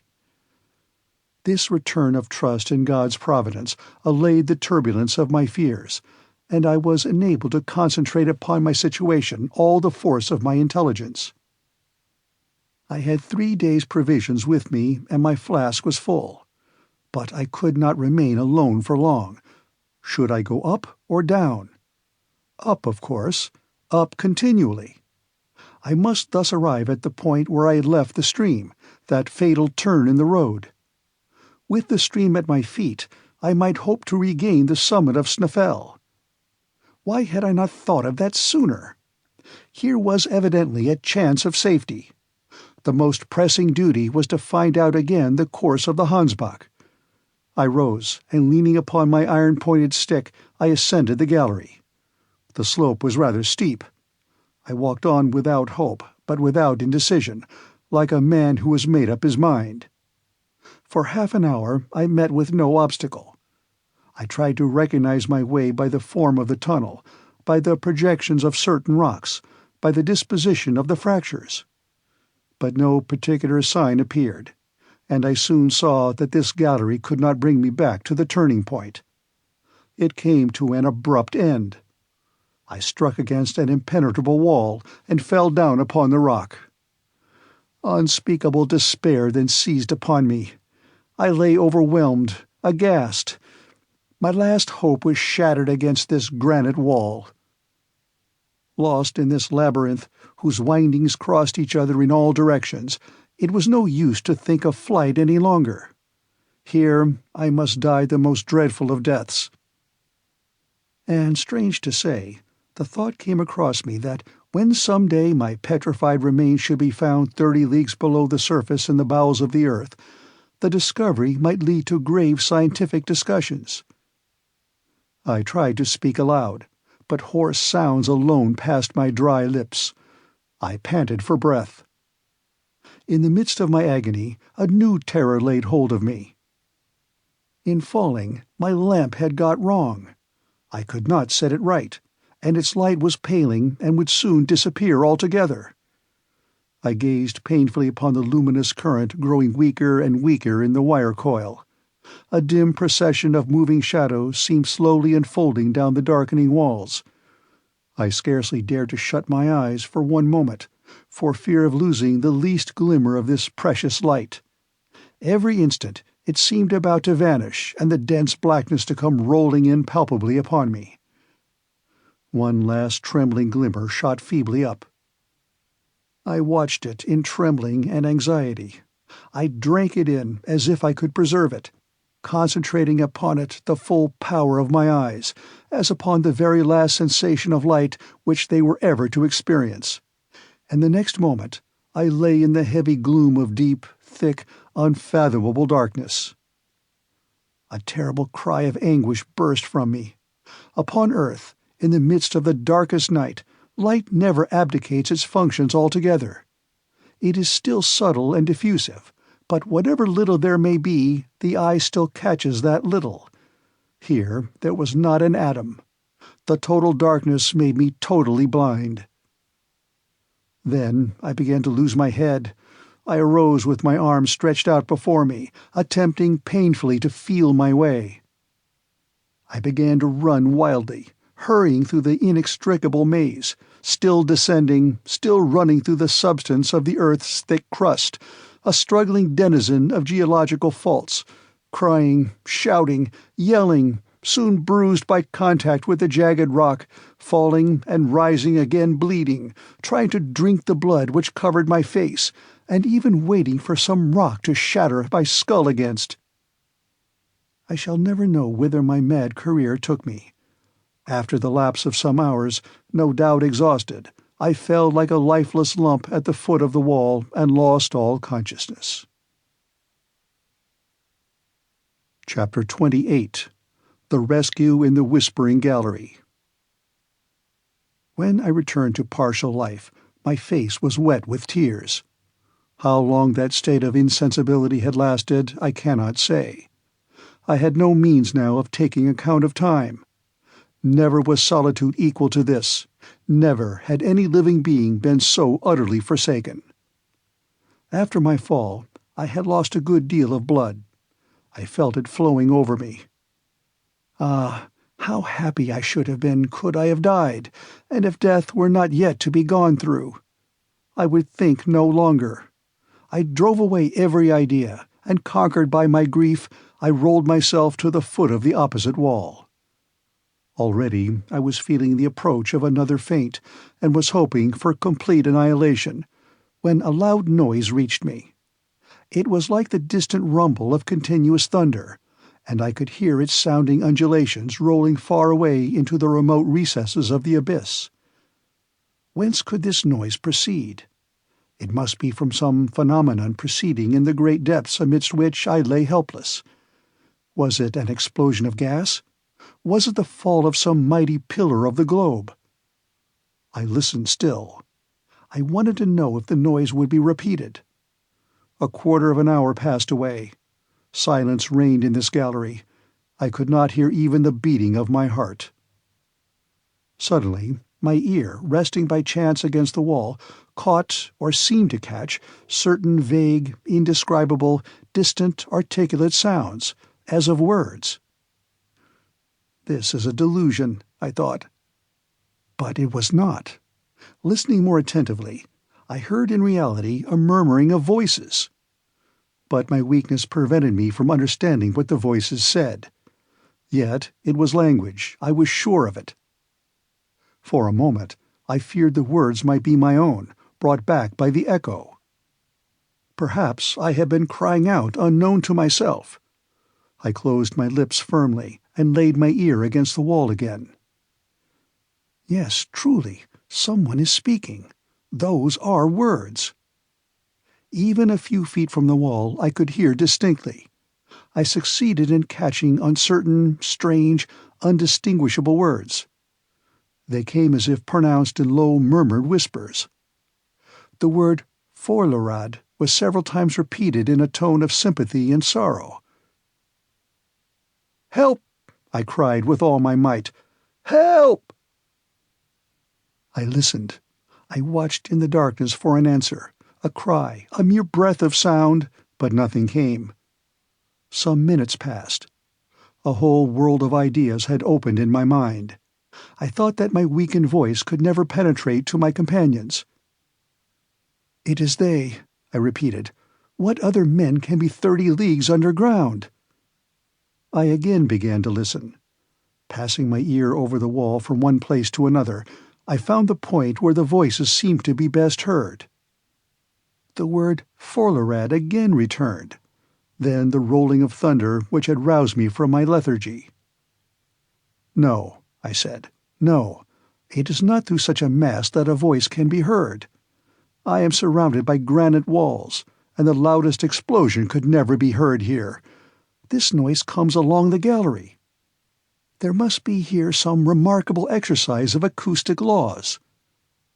I listened again, and this time, yes, this time, I did distinctly hear my name pronounced across the wide interval. It was my uncle's own voice. He was talking to the guide, and Forlarad is a Danish word. Then I understood it all. To make myself heard, I must speak along this wall, which would conduct the sound of my voice just as a wire conducts electricity. But there was no time to lose. If my companions moved but a few steps away, the acoustic phenomenon would cease. I therefore approached the wall and pronounced these words as clearly as possible. "Uncle Lidenbrock!" I waited with the deepest anxiety. Sound does not travel with great velocity. Even increased density air has no effect upon its rate of traveling. It merely augments its intensity. Seconds, which seemed ages, passed away, and at last these words reached me. "Axel! Axel! Is it you?" "Yes, yes," I replied. "My boy, where are you?" "Lost in the deepest darkness." "Where is your lamp?" "It is out." "And the stream?" "Disappeared." "Axel, Axel, take courage." "Wait, I am exhausted. I can't answer. Speak to me." "Courage," resumed my uncle. "Don't speak. Listen to me. We have looked for you up the gallery and down the gallery. Could not find you. I wept for you, my poor boy. At last, supposing you were still on the Hansbach, we fired our guns. Our voices are audible to each other, but our hands cannot touch. But don't despair, Axel. It is a great thing that we can hear each other." During this time I had been reflecting. A vague hope was returning to my heart. There was one thing I must know to begin with.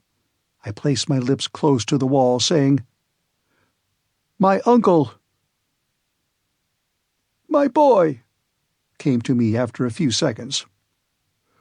"We must know how far we are apart." "That is easy." "You have your chronometer?" "Yes." "Well, take it. Pronounce my name, noting exactly the second when you speak. I will repeat it as soon as it shall come to me, and you will observe the exact moment when you get my answer." "Yes, and half the time between my call and your answer will exactly indicate that which my voice would take in coming to you." "Just so, my uncle." "Are you ready?" "Yes."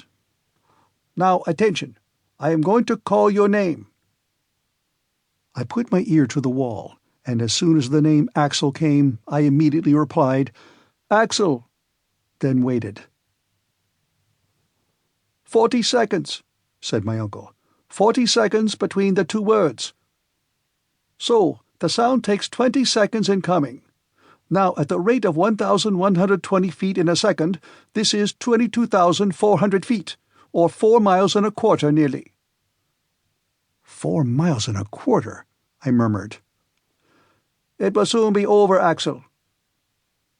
Must I go up or down? Down. For this reason. We are in a vast chamber, with endless galleries.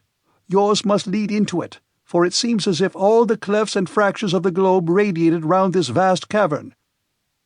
So, get up and begin walking. Walk on, drag yourself along. If necessary, slide down the steep places, and at the end you will find us ready to receive you. Now, begin moving." These words cheered me up. "Goodbye, Uncle," I cried. "I am going. There will be no more voices heard when once I have started, so goodbye." "Goodbye, Axel. Au revoir." These were the last words I heard. This wonderful underground conversation, carried on with a distance of 4 miles and a quarter between us, concluded with these words of hope. I thanked God from my heart, for it was He who had conducted me through those vast solitudes to the point where, alone of all others perhaps, the voices of my companions could have reached me. This acoustic effect is easily explained on scientific grounds. It arose from the concave form of the gallery and the conducting power of the rock. There are many examples of this propagation of sounds which remain unheard in the intermediate space.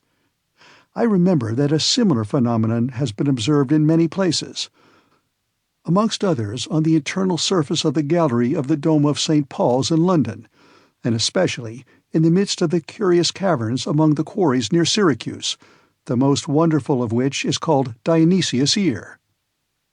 These remembrances came into my mind, and I clearly saw that since my uncle's voice really reached me, there could be no obstacle between us. Following the directions by which the sound came, of course I should arrive in his presence if my strength did not fail me. I therefore rose. I rather dragged myself than walked. The slope was rapid, and I slid down. Soon the swiftness of the descent increased horribly, and threatened to become a fall. I no longer had the strength to stop myself. Suddenly there was no ground under me. I felt myself revolving in air, striking and rebounding against the craggy projections of a vertical gallery, quite a well. My head struck against a sharp corner of the rock, and I became unconscious. Chapter 29. Thalata Thalata. When I came to myself, I was stretched in half-darkness, covered with thick coats and blankets. My uncle was watching over me, to discover the least sign of life. At my first sigh, he took my hand. When I opened my eyes, he uttered a cry of joy. "He lives! He lives!" he cried. "Yes, I am still alive," I answered feebly. "My dear nephew," said my uncle, pressing me to his breast, "you are saved." I was deeply touched with the tenderness of his manner as he uttered these words, and still more with the care with which he watched over me. But such trials were wanted to bring out the professor's tenderer qualities. At this moment Hans came.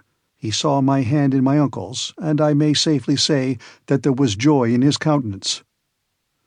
"God dag," said he. "How do you do, Hans? How are you? And now, uncle, tell me where we are at the present moment." "Tomorrow, Axel, tomorrow. Now you are too faint and weak. I have bandaged your head with compresses which must not be disturbed. Sleep now, and tomorrow I will tell you all." "But do tell me what time it is, and what day." "It is Sunday, the 8th of August, and it is 10 at night. You must ask me no more questions until the 10th. In truth, I was very weak, and my eyes involuntarily closed. I wanted a good night's rest, and I therefore went off to sleep, with the knowledge that I had been 4 long days alone in the heart of the earth. Next morning, on awakening, I looked round me. My couch, made up of all our travelling gear, was in a charming grotto, adorned with splendid stalactites, and the soil of which was a fine sand. It was half light. There was no torch, no lamp, yet certain mysterious glimpses of light came from without through a narrow opening in the grotto. I heard, too, a vague and indistinct noise, something like the murmuring of waves breaking upon a shingly shore, and at times I seemed to hear the whistling of wind. I wondered whether I was awake, whether I was dreaming, whether my brain, crazed by my fall, was not affected by imaginary noises. Yet neither eyes nor ears could be so utterly deceived. It is a ray of daylight, I thought, sliding in through this cleft in the rock. That is indeed the murmuring of waves. That is the rustling noise of wind. Am I quite mistaken, or have we returned to the surface of the earth? Has my uncle given up the expedition, or is it happily terminated? I was asking myself these unanswerable questions when the professor entered. "Good morning, Axel," he cried cheerily. "I feel sure you are better." "Yes, I am indeed," said I, sitting up on my couch. "You can hardly fail to be better, for you have slept quietly. Hans and I watched you by turns, and we have noticed you were evidently recovering." "Indeed, I do feel a great deal better, and I will give you a proof of that presently, if you will let me have my breakfast." "You shall eat, lad. The fever has left you. Hans rubbed your wounds with some ointment or other of which the Icelanders keep the secret, and they have healed marvellously. Our hunter is a splendid fellow." Whilst he went on talking, my uncle prepared a few provisions, which I devoured eagerly, notwithstanding his advice to the contrary. All the while I was overwhelming him with questions which he answered readily.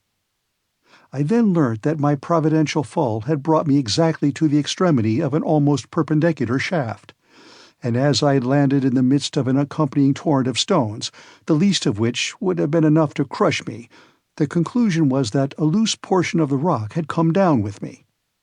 This frightful conveyance had thus carried me into the arms of my uncle, where I fell bruised, bleeding, and insensible. "Truly, it is wonderful that you have not been killed 100 times over. But for the love of God, don't let us ever separate again, or we may never see each other more." "Not separate? Is the journey not over, then?" I opened a pair of astonished eyes, which immediately called for the question. "What is the matter, Axel?" "I have a question to ask you. You say that I am safe and sound?" "No doubt you are." "And all my limbs unbroken?" "Certainly." "And my head?" "Your head, except for a few bruises, is all right, and it is on your shoulders where it ought to be." "Well, I'm afraid my brain is affected." "Your mind affected?" "Yes, I fear so." "Are we again on the surface of the globe?" "No, certainly not." "Then I must be mad, for don't I see the light of day, and don't I hear the wind blowing, and the sea breaking on the shore?" "Ah, is that all?" "Do tell me all about it."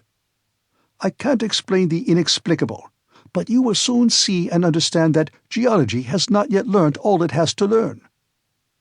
"Then let us go," I answered quickly. "No, Axel, the open air might be bad for you." "Open air?" "Yes, the wind is rather strong. You must not expose yourself." "But I assure you I am perfectly well." "A little patience, my nephew.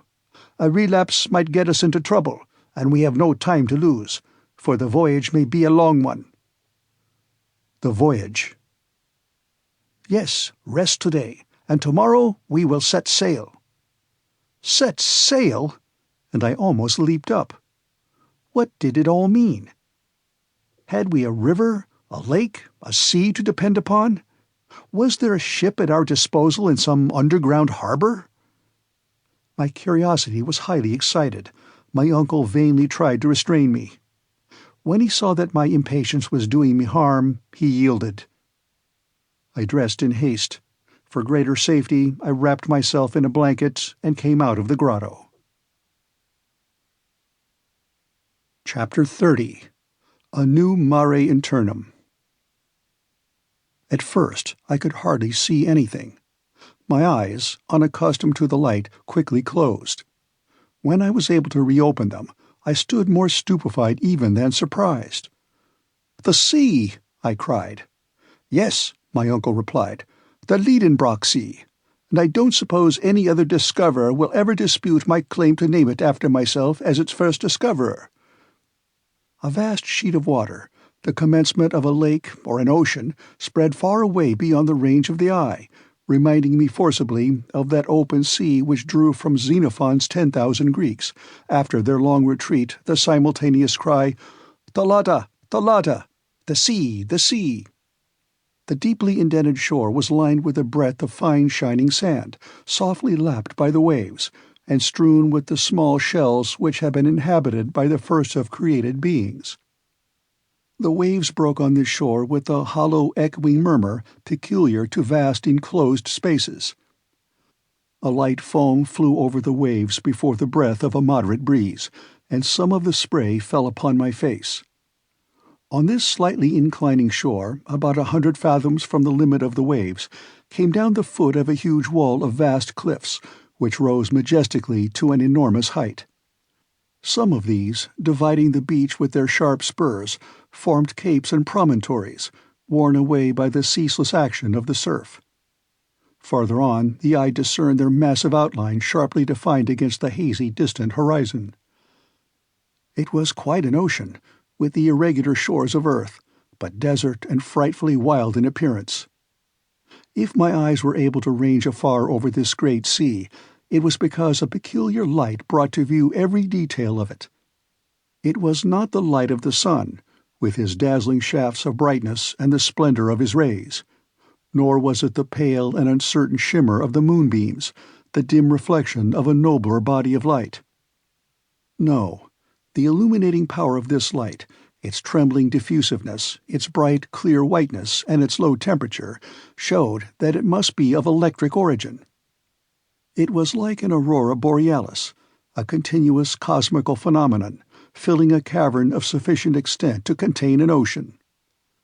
The vault that spanned the space above, the sky, if it could be called so, seemed composed of vast plains of cloud, shifting and variable vapors, which, by their condensation, must at certain times fall in torrents of rain.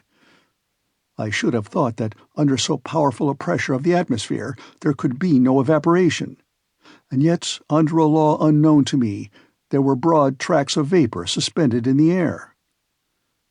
But then the weather was fine. The play of the electric light produced singular effects upon the upper strata of cloud. Deep shadows reposed upon their lower wreaths, and often, between two separated fields of cloud, there glided down a ray of unspeakable luster. But it was not solar light, and there was no heat. The general effect was sad, supremely melancholy. Instead of the shining firmament, spangled with its innumerable stars shining singly or in clusters, I felt that all these subdued and shaded lights were ribbed in by vast walls of granite, which seemed to overpower me with their weight, and that all this space, great as it was, would not be enough for the march of the humblest of satellites. Then I remembered the theory of an English captain, who likened the earth to a vast hollow sphere, in the interior of which the air became luminous because of the vast pressure that weighed upon it, while two stars, Pluto and Proserpine, rolled within upon the circuit of their mysterious orbits. We were, in reality, shut up inside an immeasurable excavation. Its width could not be estimated, since the shore ran widening as far as the eye could reach, nor could its length, for the dim horizon bounded the new. As for its height, it must have been several leagues. Where this vault rested upon its granite base, no eye could tell, but there was a cloud hanging far above, the height of which we estimated at 12,000 feet, a greater height than that of any terrestrial vapor, and no doubt due to the great density of the air. The word cavern does not convey any idea of this immense space. Words of human tongue are inadequate to describe the discoveries of him who ventures into the deep abysses of earth. Besides, I could not tell upon what geological theory to account for the existence of such an excavation. Had the cooling of the globe produced it? I knew of celebrated caverns from the descriptions of travelers, but had never heard of any of such dimensions as this. If the grotto of Wahara in Colombia, visited by Humboldt, had not given up the whole of the secret of its depth to the philosopher, who investigated it to the depth of 2,500 feet, it probably did not extend much farther. The immense Mammoth Cave in Kentucky is of gigantic proportions, since its vaulted roof rises 500 feet above the level of an unfathomable lake, and travelers have explored its ramifications to the extent of 40 miles. But what were these cavities compared to that in which I stood with wonder and admiration, with its sky of luminous vapors, its bursts of electric light, and a vast sea filling its bed? My imagination fell powerless before such immensity. I gazed upon these wonders in silence. Words failed me to express my feelings. I felt as if I was in some distant planet, Uranus or Neptune, and in the presence of phenomena of which my terrestrial experience gave me no cognizance. For such novel sensations, new words were wanted, and my imagination failed to supply them. I gazed, I thought, I admired, with a stupefaction mingled with a certain amount of fear. The unforeseen nature of this spectacle brought back the color to my cheeks. I was under a new course of treatment with the aid of astonishment, and my convalescence was promoted by this novel system of therapeutics. Besides, the dense and breezy air invigorated me, supplying more oxygen to my lungs. It will be easily conceived that after an imprisonment of 47 days in a narrow gallery, it was the height of physical enjoyment to breathe a moist air impregnated with saline particles. I was delighted to leave my dark grotto. My uncle, already familiar with these wonders, had ceased to feel surprised. "You feel strong enough to walk a little way now?" he asked. "Yes, certainly, and nothing could be more delightful." "Well, take my arm, Axel, and let us follow the windings of the shore." I eagerly accepted, and we began to coast along this new sea. On the left, huge pyramids of rock, piled one upon another, produced a prodigious titanic effect. Down their sides flowed numberless waterfalls, which went on their way in brawling but pellucid streams. A few light vapors, leaping from rock to rock, denoted the place of hot springs, and streams flowed softly down to the common basin, gliding down the gentle slopes with a soft murmur. Against these streams I recognized our faithful traveling companion, the Hansbach, coming to lose its little volume quietly in the mighty sea, just as if it had done nothing else since the beginning of the world. "We shall see it no more," I said with a sigh. "What matters," replied the philosopher, "whether this or another serves to guide us?" I thought him rather ungrateful. But at that moment my attention was drawn to an unexpected sight. At a distance of 500 paces, at the turn of a high promontory, appeared a high, tufted, dense forest. It was composed of trees of moderate height, formed like umbrellas, with exact geometrical outlines. The currents of wind seemed to have had no effect upon their shape, and in the midst of the windy blast they stood unmoved and firm, just like a clump of petrified cedars. I hastened forward. I could not give any name to these singular creations. Were they some of the 200,000 species of vegetables known hitherto, and did they claim a place of their own in the lacustrine flora? No. When we arrived under their shade, my surprise turned into admiration. There stood before me productions of earth, but of gigantic stature, which my uncle immediately named. "It is only a forest of mushrooms," said he. And he was right. Imagine the large development attained by these plants, which prefer a warm, moist climate. I knew that the Lycopodon giganteum attains, according to Bulliard, a circumference of 8 or 9 feet. But here were pale mushrooms, 30 to 40 feet high, and crowned with a cap of equal diameter. There they stood in thousands. No light could penetrate between their huge cones, and complete darkness reigned beneath these giants. They formed settlements of domes placed in close array like the round thatched roofs of a Central African city. Yet I wanted to penetrate farther underneath, though a chill fell upon me as soon as I came under those cellular vaults. For half an hour we wandered from side to side in the damp shades, and it was a comfortable and pleasant change to arrive once more upon the seashore. But the subterranean vegetation was not confined to these fungi. Farther on rose groups of tall trees of colorless foliage and easy to recognize. They were lowly shrubs of earth, here attaining gigantic size, lycopodiums 100 feet high, the huge sigillaria found in our coal mines, tree ferns as tall as our fir trees in northern latitudes, lepidodendra with cylindrical forked stems, terminated by long leaves and bristling with rough hairs like those of the cactus. "Wonderful! Magnificent! Splendid!" cried my uncle. "Here is the entire flora of the second period of the world, the transition period. These humble garden plants with us were tall trees in the early ages. Look, Axel, and admire it all. Never had a botanist such a feast as this." "You are right, my uncle. Providence seems to have preserved in this immense conservatory the antediluvian plants which the wisdom of philosophers has so sagaciously put together again." "It is a conservatory, Axel, but is it not also a menagerie?" "Surely not a menagerie." "Yes, no doubt of it. Look at that dust under your feet. See the bones scattered on the ground." "So there are," I cried, "bones of extinct animals." I had rushed upon these remains, formed of indestructible phosphates of lime, and without hesitation I named these monstrous bones, which lay scattered about like decayed trunks of trees. "Here is the lower jaw of a mastodon," I said. "These are the molar teeth of the Dinotherium.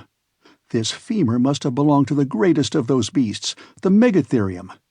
It certainly is a menagerie, for these remains were not brought here by a deluge.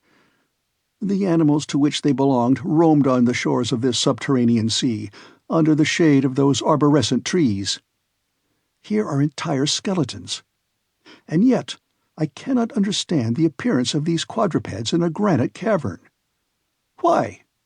Because animal life existed upon Earth only in the secondary period, when a sediment of soil had been deposited by the rivers and taken the place of the incandescent rocks of the primitive period. Well, Axel, there is a very simple answer to your objection that this soil is alluvial." "What? At such a depth below the surface of the earth?" "No doubt, and there is a geological explanation of the fact. At a certain period, the earth consisted only of an elastic crust or bark, alternately acted on by forces from above or below, according to the laws of attraction and gravitation. Probably there were subsidences of the outer crust, when a portion of the sedimentary deposits was carried down sudden openings." "That may be," I replied. "But if there have been creatures now extinct in these underground regions, why may not some of those monsters be now roaming through these gloomy forests, or hidden behind the steep crags?" And as this unpleasant notion got hold of me, I surveyed with anxious scrutiny the open spaces before me, but no living creature appeared upon the barren strand. I felt rather tired, and went to sit down at the end of a promontory, at the foot of which the waves came and beat themselves into spray. Thence my eye could sweep every part of the bay. Within its extremity a little harbour was formed between the pyramidal cliffs, where the still water slept untouched by the boisterous winds. A brig and 2 or 3 schooners might have moored within it in safety. I almost fancied I should presently see some ship issue from it, full sail, and take to the open sea under the southern breeze. But this illusion lasted a very short time. We were the only living creatures in this subterranean world. When the wind lulled, a deeper silence than that of the deserts fell upon the arid, naked rocks and weighed upon the surface of the ocean. I then desired to pierce the distant haze, and to rend asunder the mysterious curtain that hung across the horizon. Anxious queries arose to my lips. Where did that sea terminate? Where did it lead to? Should we ever know anything about its opposite shores? My uncle made no doubt about it at all. I both desired and feared. After spending an hour in the contemplation of this marvelous spectacle, we returned to the shore to regain the grotto, and I fell asleep in the midst of the strangest thoughts. Chapter 31. Preparations for a Voyage of Discovery. The next morning I awoke feeling perfectly well. I thought a bathe would do me good, and I went to plunge for a few minutes into the waters of this Mediterranean Sea, for assuredly it better deserved this name than any other sea.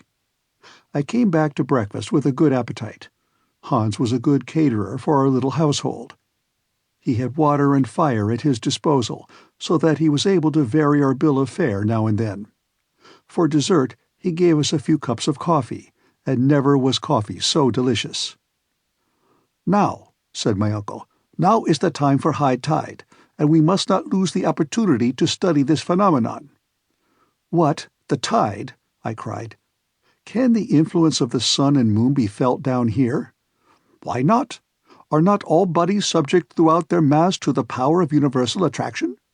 This mass of water cannot escape the general law. And in spite of the heavy atmospheric pressure on the surface, you will see it rise like the Atlantic itself." At the same moment we reached the sand on the shore, and the waves were by slow degrees encroaching on the shore. "Here is the tide rising," I cried. "Yes, Axel, and judging by these ridges of foam, you may observe that the sea will rise about 12 feet.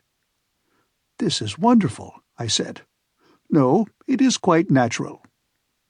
"You may say so, uncle, but to me it is most extraordinary, and I can hardly believe my eyes. Who would ever have imagined, under this terrestrial crust, an ocean with ebbing and flowing tides, with winds and storms?"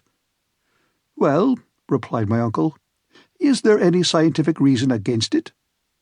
"No, I see none, as soon as the theory of central heat is given up."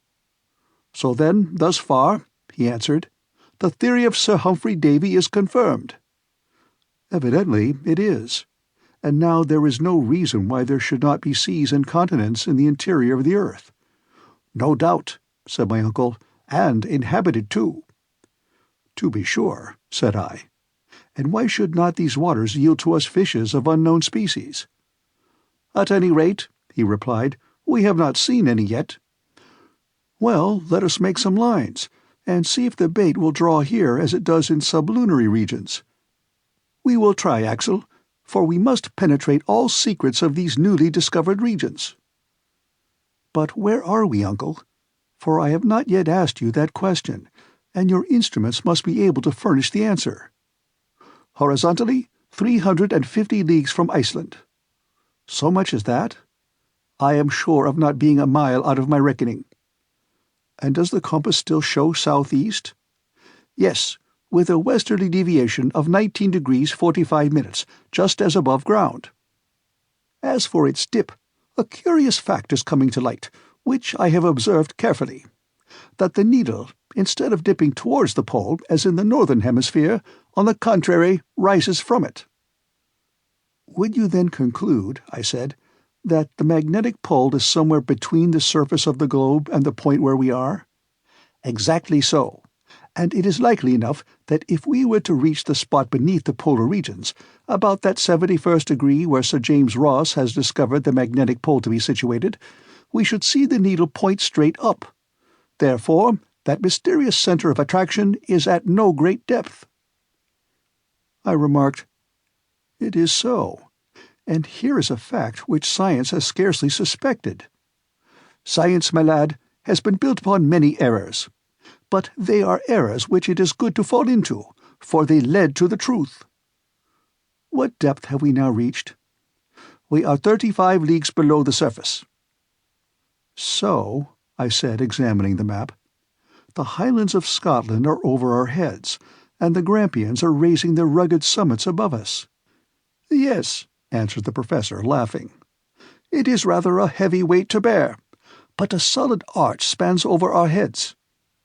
The great architect has built it of the best materials, and never could man have given it so wide a stretch. What are the finest arches of bridges and the arcades of cathedrals compared with this far-reaching vault, with a radius of 3 leagues, beneath which a wide and tempest-tossed ocean may flow at its ease?" "Oh, I am not afraid that it will fall down upon my head. But now what are your plans? Are you not thinking of returning to the surface now?" "Return? No, indeed. We will continue our journey, everything having gone on well so far." "But how are we to get down below this liquid surface?" "Oh, I am not going to dive head foremost. But if all oceans are properly speaking but lakes, since they are encompassed by land, of course this internal sea will be surrounded by a coast of granite, and on the opposite shores we shall find fresh passages opening." "How long do you suppose the sea to be?" 30 or 40 leagues, so that we have no time to lose, and we shall set sail tomorrow." I looked about for a ship. "Set sail, shall we? But I should like to see my boat first." "It will not be a boat at all, but a good, well-made raft." "Why," I said, "a raft would be just as hard to make as a boat, and I don't see—" "I know you don't see, but you might hear if you would listen. Don't you hear the hammer at work? Hans is already busy at it." "What, has he already felled the trees?" "Oh, the trees were already down. Come, and you will see for yourself." After half an hour's walking, on the other side of the promontory which formed the little natural harbour, I perceived Hans at work. In a few more steps I was at his side. To my great surprise, a half-finished raft was already lying on the sand, made of a peculiar kind of wood, and a great number of planks, straight and bent, and of frames, were covering the ground enough almost for a little fleet. "Uncle, what wood is this?" I cried. "It is fir, pine or birch, or other northern coniferæ, mineralized by the action of the sea. It is called surturbrand, a variety of brown coal or lignite found chiefly in Iceland." "But surely, then, like other fossil wood, it must be as hard as stone and cannot float." "Sometimes that may happen. Some of these woods become true anthracites, but others, such as this, have only gone through the first stage of fossil transformation. Just look," added my uncle, throwing into the sea one of those precious waifs. The bit of wood, after disappearing, returned to the surface and oscillated to and fro with the waves. "Are you convinced?" said my uncle. "I am quite convinced, although it is incredible." By next evening, thanks to the industry and skill of our guide, the raft was made. It was 10 feet by 5. The planks of surturbrand, braced strongly together with cords, presented an even surface. And when launched, this improvised vessel floated easily upon the waves of the Lidenbrock Sea. Chapter 32. Wonders of the Deep. On the 13th of August we awoke early. We were now to begin to adopt a mode of travelling both more expeditious and less fatiguing than hitherto. A mast was made of 2 poles spliced together, a yard was made of a third, a blanket borrowed from our coverings made a tolerable sail. There was no want of cordage for the rigging, and everything was well and firmly made. The provisions, the baggage, the instruments, the guns, and a good quantity of fresh water from the rocks around, all found their proper places on board. And at 6, the Professor gave the signal to embark. Hans had fitted up a rudder to steer his vessel. He took the tiller and unmoored. The sail was set, and we were soon afloat. At the moment of leaving the harbour, my uncle, who was tenaciously fond of naming his new discoveries, wanted to give it a name, and proposed mine amongst others. "But I have a better to propose," I said. "Grauben. Let it be called Port Grauben. It will look very well upon the map." "Port Grauben let it be, then." And so the cherished remembrance of my Verlin days became associated with our adventurous expedition. The wind was from the northwest. We went with it at a high rate of speed. The dense atmosphere acted with great force and impelled us swiftly on. In an hour my uncle had been able to estimate our progress. "At this rate," he said, "we shall make 30 leagues in 24 hours, and we shall soon come in sight of the opposite shore." I made no answer, but went and sat forward. The northern shore was already beginning to dip under the horizon. The eastern and western strands spread wide as if to bid us farewell. Before our eyes lay far and wide a vast sea. Shadows of great clouds swept heavily over its silver-grey surface. The glistening bluish rays of electric light, here and there reflected by the dancing drops of spray, shot out little sheaves of light from the track we left in our rear. Soon we entirely lost sight of land. No object was left for the eye to judge by, and but for the frothy track of the raft, I might have thought we were standing still. About 12, immense shoals of seaweeds came in sight.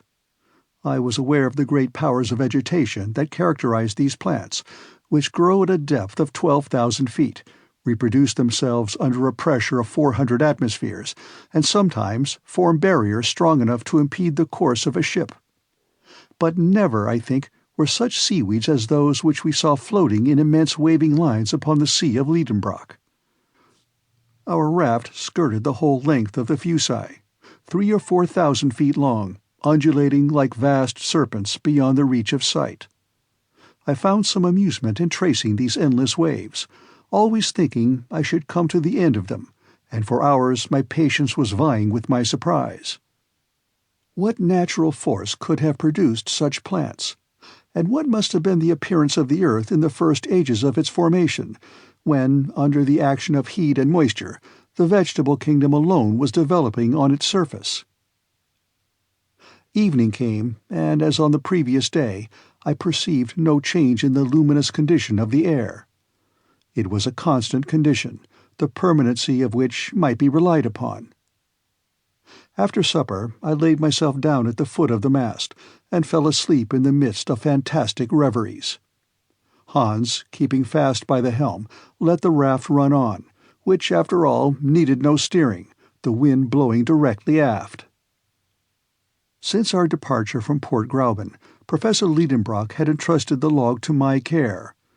I was to register every observation, make entries of interesting phenomena, the direction of the wind, the rate of sailing, the way we made, in a word, every particular of our singular voyage. I shall therefore reproduce here these daily notes, written, so to speak, as the course of events directed, in order to furnish an exact narrative of our passage. Friday, August 14. Wind steady, northwest. The raft makes rapid way in a direct line. Coast 30 leagues to leeward. Nothing in sight before us. Intensity of light the same. Weather fine. That is to say that the clouds are flying high, are light, and bathed in a white atmosphere resembling silver in a state of fusion. Thermometer 89 degrees Fahrenheit. At noon, Hans prepared a hook at the end of a line. He baited it with a small piece of meat and flung it into the sea. For 2 hours nothing was caught. Are these waters, then, bare of inhabitants? No, there's a pull at the line. Hans draws it in and brings out a struggling fish. "A sturgeon!" I cried. "A small sturgeon!" The professor eyes the creature attentively, and his opinion differs from mine. The head of this fish was flat, but rounded in front, and the interior part of its body was plated with bony angular scales. It had no teeth. Its pectoral fins were large, and of tail there was none. The animal belonged to the same order as the sturgeon, but differed from that fish in many essential particulars. After a short examination, my uncle pronounced his opinion. "This fish belongs to an extinct family, of which only fossil traces are found in the Devonian formations." "What?" I cried. "Have we taken alive an inhabitant of the seas of primitive ages?" "Yes, and you will observe that these fossil fishes have no identity with any living species.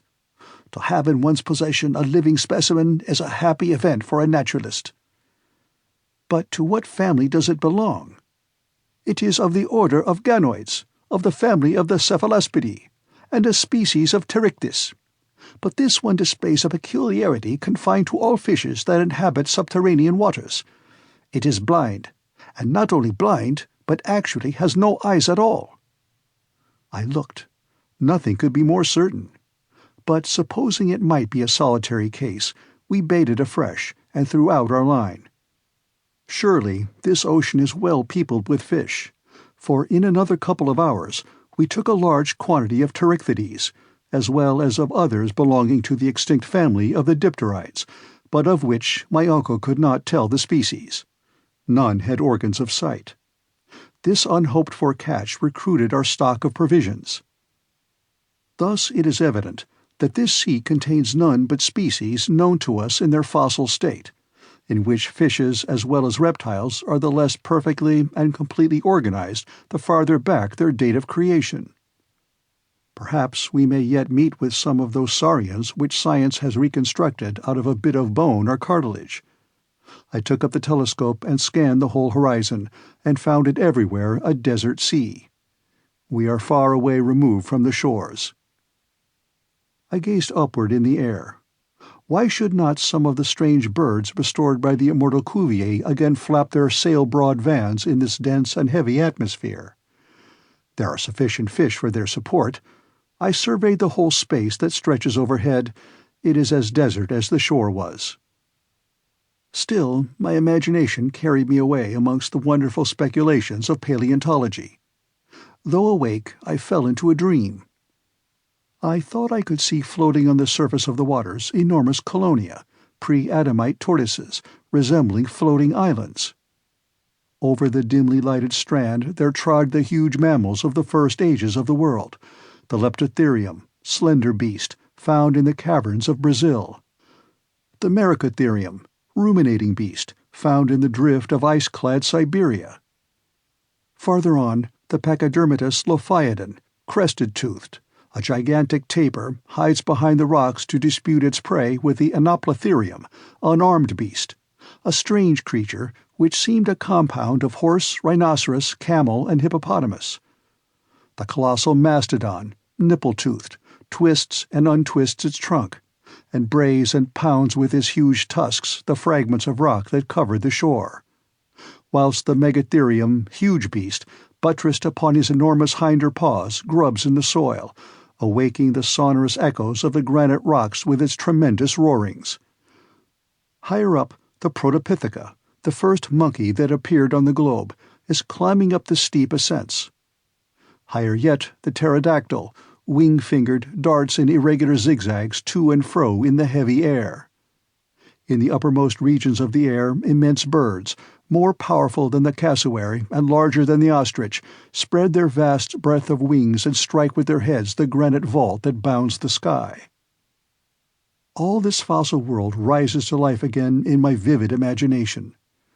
I return to the scriptural periods or ages of the world, conventionally called days, long before the appearance of man, when the unfinished world was as yet unfitted for his support. Then my dream backed even farther still into the ages before the creation of living beings. The mammals disappear, then the birds vanish, then the reptiles of the secondary period, and finally the fish, the crustaceans, mollusks, and articulated beings. Then the zoophytes of the transition period also return to nothing. I am the only living thing in the world. All life is concentrated in my beating heart alone. There are no more seasons. Climates are no more. The heat of the globe continually increases and neutralizes that of the sun. Vegetation becomes accelerated. I glide like a shade amongst arborescent ferns, treading with unsteady feet the colored marls and the party-colored clays. I lean for support against the trunks of immense conifers. I lie in the shade of sphenophylla, wedge-leaved, astrophylla, star-leaved, and lycopods 100 feet high. Ages seem no more than days. I am passed, against my will in retrograde order, through the long series of terrestrial changes. Plants disappear. Granite rocks soften. Intense heat converts solid bodies into thick fluids. The waters again cover the face of the earth. They boil. They rise in whirling eddies of steam. White and ghastly mists wrap around the shifting forms of the earth, which by imperceptible degrees dissolves into a gaseous mass, glowing fiery red and white, as large and as shining as the sun. And I myself am floating with wild caprice in the midst of this nebulous mass of 1,400,000 times the volume of the earth into which it will one day be condensed, and carried forward amongst the planetary bodies. My body is no longer firm and terrestrial. It is resolved into its constituent atoms, subtilized, volatilized. Sublimed into imponderable vapor, I mingle and am lost in the endless foods of those vast globular volumes of vaporous mists, which roll upon their flaming orbits through infinite space. But is it not a dream? Whither is it carrying me? My feverish hand has vainly attempted to describe upon paper its strange and wonderful details. I have forgotten everything that surrounds me. The professor, the guide, the raft, are all gone out of my ken. An illusion has laid hold upon me. "What is the matter?" my uncle breaks in. My staring eyes are fixed vacantly upon him. "Take care, Axel, or you will fall overboard." At that moment I felt the sinewy hand of Hans seizing me vigorously. But for him, carried away by my dream, I should have thrown myself into the sea. "Is he mad?" cried the professor. "What is it all about?" at last I cried, returning to myself. "Do you feel ill?" my uncle asked. "No, but I have had a strange hallucination. It is over now. Is all going on right?" "Yes, it is a fair wind and a fine sea. We are sailing rapidly along, and if I am not out in my reckoning, we shall soon land." At these words I rose and gazed round upon the horizon, still everywhere bounded by clouds alone. Chapter 33. A Battle of Monsters. Saturday, August 15th. The sea unbroken all round. No land in sight. The horizon seems extremely distant. My head is still stupefied with the vivid reality of my dream. My uncle has had no dreams, but he is out of temper. He examines the horizon all round with his glass, and folds his arms with the air of an injured man. I remark that Professor Lidenbrock has a tendency to relapse into an impatient mood, and I make a note of it in my log. All my danger and sufferings were needed to strike a spark of human feeling out of him, but now that I am well, his nature has resumed its sway. And yet, what cause was there for anger? Is not the voyage prospering as favorably as possible under the circumstances? Is not the raft spinning along with marvelous speed? "You seem anxious, my uncle," I said, seeing him continually with his glass to his eye. "Anxious? No, not at all." "Impatient, then?" "One might be, with less reason than now." "Yet we are going very fast." "What does that signify? I am not complaining that the rate is slow, but that the sea is so wide." I then remembered that the professor, before starting, had estimated the length of this underground sea at 30 leagues. Now we had made 3 times the distance, yet still the southern coast was not in sight. "We are not descending as we ought to be," the professor declares. "We are losing time, and the fact is, I have not come all this way to take a little sail upon a pond on a raft." He called this sea a pond, and our long voyage taking a little sail. "But," I remarked, "since we have followed the road that Sagnussum has shown us—" "That is just the question. Have we followed that road? Did Sagnussum meet this sheet of water? Did he cross it? Has not the stream that we followed led us altogether astray? At any rate, we cannot feel sorry to have come so far. This prospect is magnificent, and— But I don't care for prospects. I came with an object, and I mean to attain it. Therefore, don't talk to me about views and prospects." I take this as my answer, and I leave the professor to bite his lips with impatience. At 6 in the evening, Hans asks for his wages, and his 3 rix-dollars are counted out to him. Sunday, August 16th. Nothing new. Weather unchanged. The wind freshens. On awaking, my first thought was to observe the intensity of the light. I was possessed with an apprehension lest the electric light should grow dim, or fail altogether. But there seemed no reason to fear. The shadow of the raft was clearly outlined upon the surface of the waves. Truly, this sea is of infinite width. It must be as wide as the Mediterranean or the Atlantic, and why not? My uncle took sounding several times. He tied the heaviest of our pickaxes to a long rope, which he let down 200 fathoms. No bottom yet, and we had some difficulty in hauling up our plummet. But when the pick was shipped again, Hans pointed out on its surface deep prints as if it had been violently compressed between 2 hard bodies. I looked at the hunter. "Tinder," said he. I could not understand him, and turned to my uncle, who was entirely absorbed in his calculations. I had rather not disturb him while he is quiet. I return to the Icelander. He, by a snapping motion of his jaws, conveys his ideas to me. "Teeth!" I cried, considering the iron bar with more attention. "Yes, indeed, those are the marks of teeth imprinted upon the metal. The jaws which they are must be possessed of amazing strength. Is there some monster beneath us belonging to the extinct races, more voracious than the shark, more fearful in vastness than the whale? I could not take my eyes off this indented iron bar. Surely, will my last night's dream be realized? These thoughts agitated me all day, and my imagination scarcely calmed down after several hours' sleep. Monday, August 17.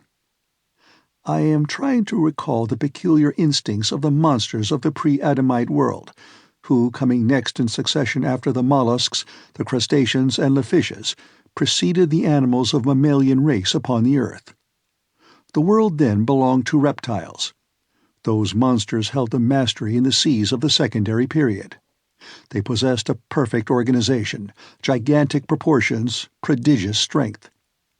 The saurians of our day, the alligators and the crocodiles, are but feeble reproductions of their forefathers of primitive ages.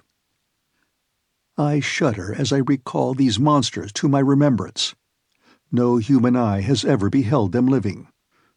They burdened this earth 1,000 ages before man appeared, but their fossil remains, found in the argillaceous limestone called by the English the lias, have enabled their colossal structure to be perfectly built up again and anatomically ascertained.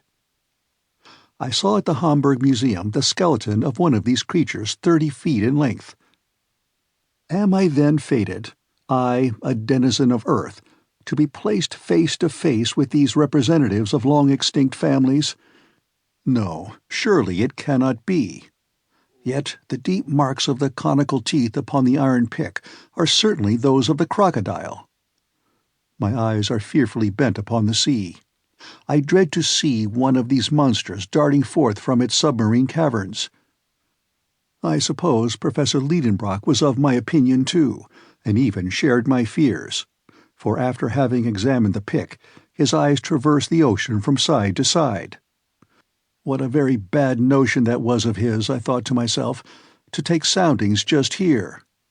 He has disturbed some monstrous beast in its remote den, and if we are not attacked on our voyage— I look at our guns and see that they are all right.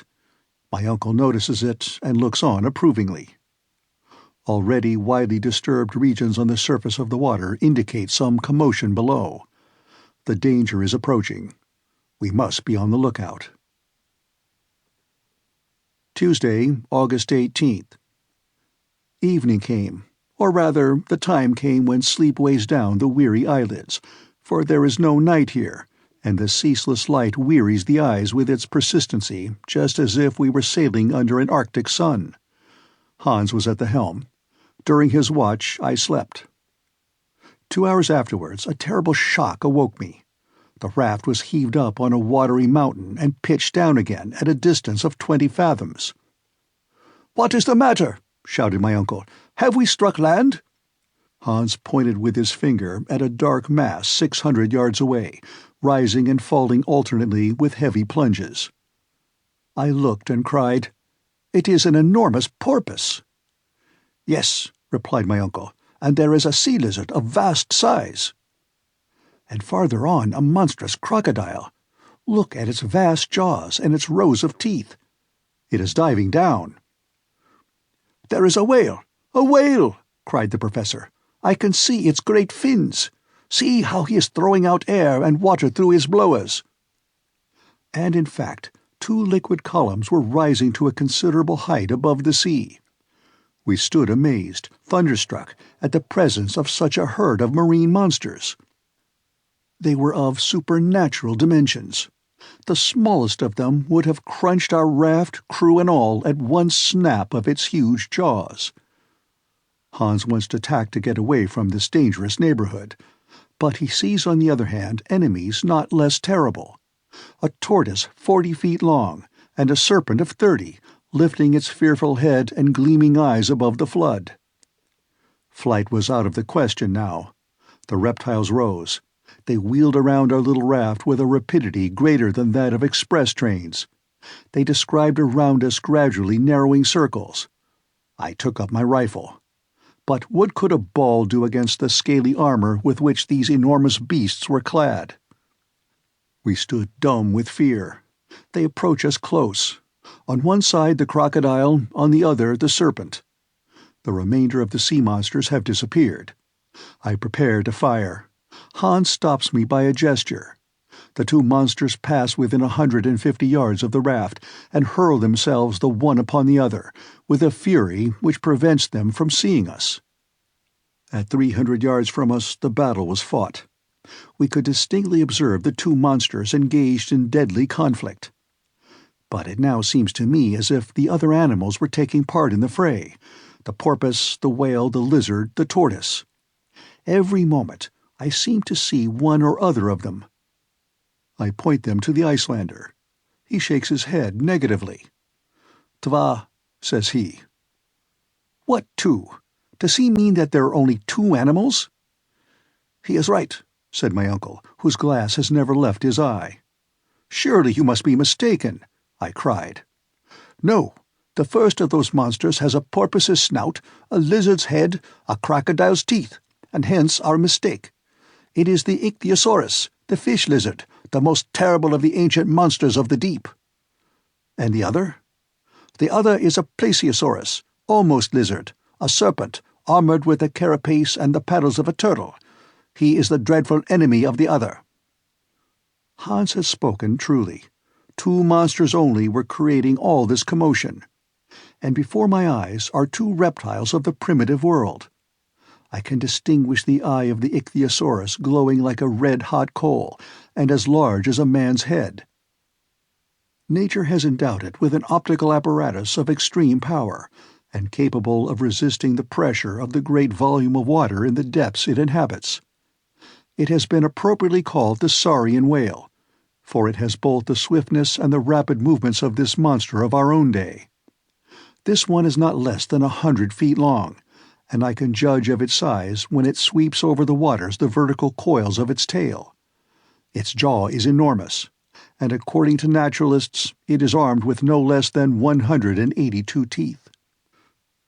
The plesiosaurus, a serpent with a cylindrical body and a short tail, has 4 flappers or paddles to act like oars. Its body is entirely covered with a thick armor of scales, and its neck, as flexible as a swan's, rises 30 feet above the waves. Those huge creatures attacked each other with the greatest animosity. They heaved around them liquid mountains, which rolled even to our raft and rocked it perilously. 20 times we were near capsizing. Hissings of prodigious force are heard. The two beasts are fast locked together. I cannot distinguish one from the other. The probable range of the conqueror inspires us with intense fear. 1 hour, 2 hours pass away. The struggle continues with unabated ferocity. The combatants alternately approach and recede from our raft. We remain motionless, ready to fire. Suddenly, the ichthyosaurus and the plesiosaurus disappear below, leaving a whirlpool eddying in the water. Several minutes pass by while the fight goes on underwater. All at once, an enormous head is darted up, the head of the plesiosaurus. The monster is wounded to death. I no longer see his scaly armor. Only his long neck shoots up, drops again, coils and uncoils, droops, lashes the water like a gigantic whip, and writhes like a worm that you tread on. The water is splashed for a long way around. The spray almost blinds us. But soon the reptile's agony draws to an end. Its movements become fainter, its contortions cease to be so violent, and the long serpentine form lies a lifeless log on the laboring deep. As for the ichthyosaurus, has he returned to his submarine cavern, or will he reappear on the surface of the sea? Chapter 34. The Great Geyser. Wednesday, August 19. Fortunately, the wind blows violently and has enabled us to flee from the scene of the late terrible struggle. Hans keeps his post at the helm. My uncle, whom the absorbing incidents of the combat had drawn away from his contemplations, began again to look impatiently around him.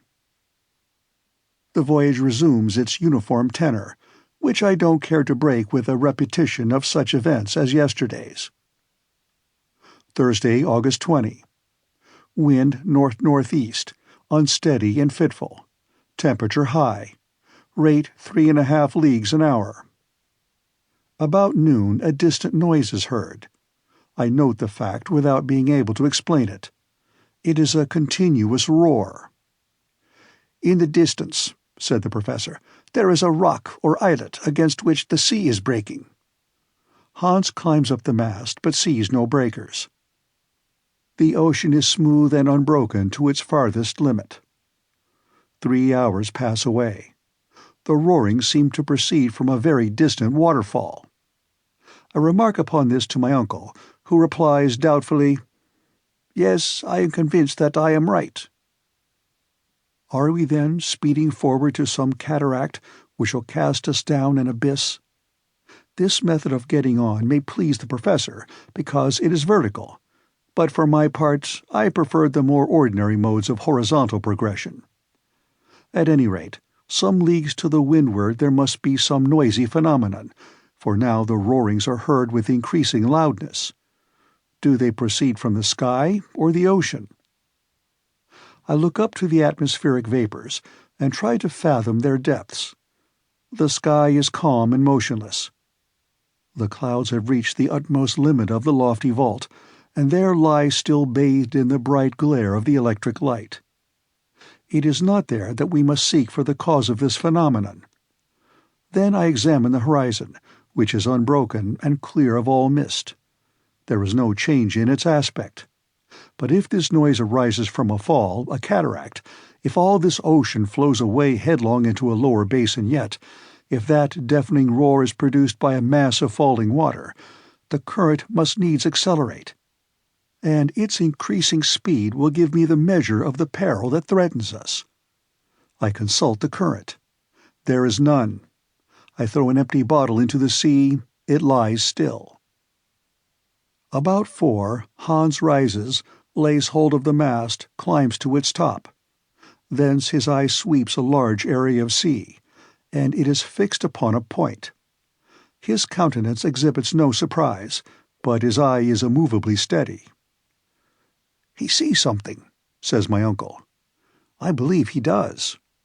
Hans comes down, then stretches his arm to the south, saying, "Der Nere." "Down there?" repeated my uncle. Then, seizing his glass, he gazes attentively for a minute, which seems to me an age. "Yes, yes," he cried. "I see a vast inverted cone rising from the surface." Is it another sea beast? Perhaps it is. Then let us steer farther westward, for we know something of the danger of coming across monsters of that sort. "Let us go straight on," replied my uncle. I appealed to Hans. He maintained his course inflexibly. Yet, if at our present distance from the animal, a distance of 12 leagues at least, the column of water driven through its blowers may be distinctly seen, it must needs be of vast size. The commonest prudence would counsel immediate flight, but we did not come so far to be prudent. Imprudently, therefore, we pursue our way. The nearer we approach, the higher mounts the jet of water. What monster could possibly fill itself with such a quantity of water and spurt it up so continuously? At 8 in the evening we are not 2 leagues distant from it. Its body, dusky, enormous, hillocky, lies spread upon the sea like an islet. Is it illusion or fear? Its length seems to me a couple of 1,000 yards. What can be this cetacean, which neither Cuvier nor Blumenbach knew anything about? It lies motionless, as if asleep. The sea seems unable to move it in the least. It is the waves that undulate upon its sides. The column of water thrown up to a height of 500 feet falls in rain with a deafening uproar. And here are we scudding like lunatics before the wind to get near to a monster that 100 whales a day would not satisfy. Terror seizes upon me. I refuse to go further. I will cut the halyards if necessary. I am in open mutiny against the professor, who vouchsafes no answer. Suddenly Hans rises, and pointing with his finger at the menacing object, he says, "Holm." "An island," cries my uncle. "That's not an island," I cried skeptically. "It's nothing else," shouted the professor with a loud laugh.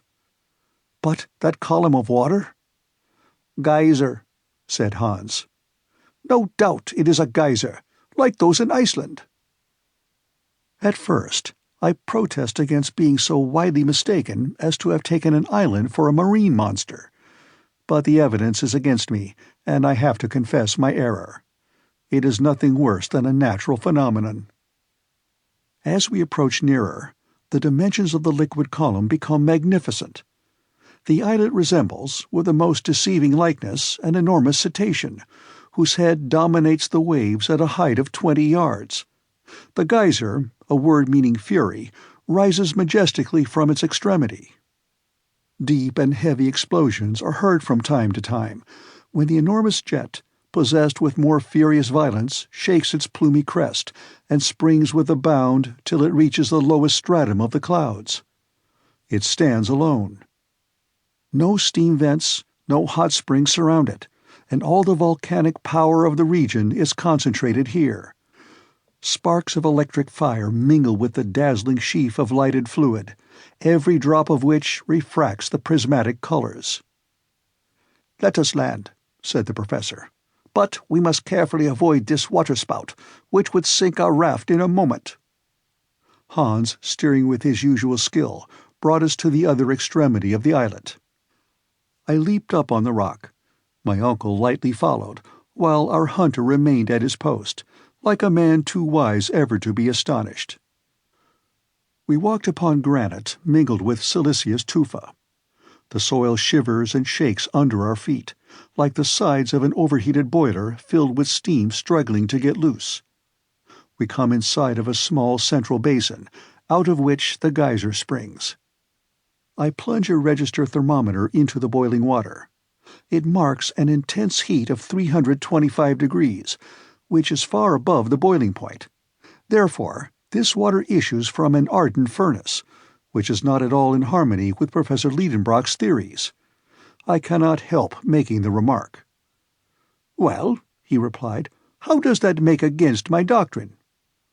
"Oh, nothing at all," I said, seeing that I was going in opposition to immovable obstinacy.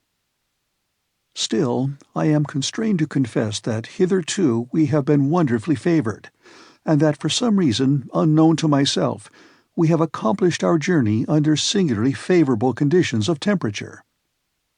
But it seems manifest to me that some day we shall reach a region where the central heat attains its highest limits, and goes beyond a point that can be registered by our thermometers. "That is what we shall see." So says the professor, who, having named this volcanic islet after his nephew, gives the signal to embark again.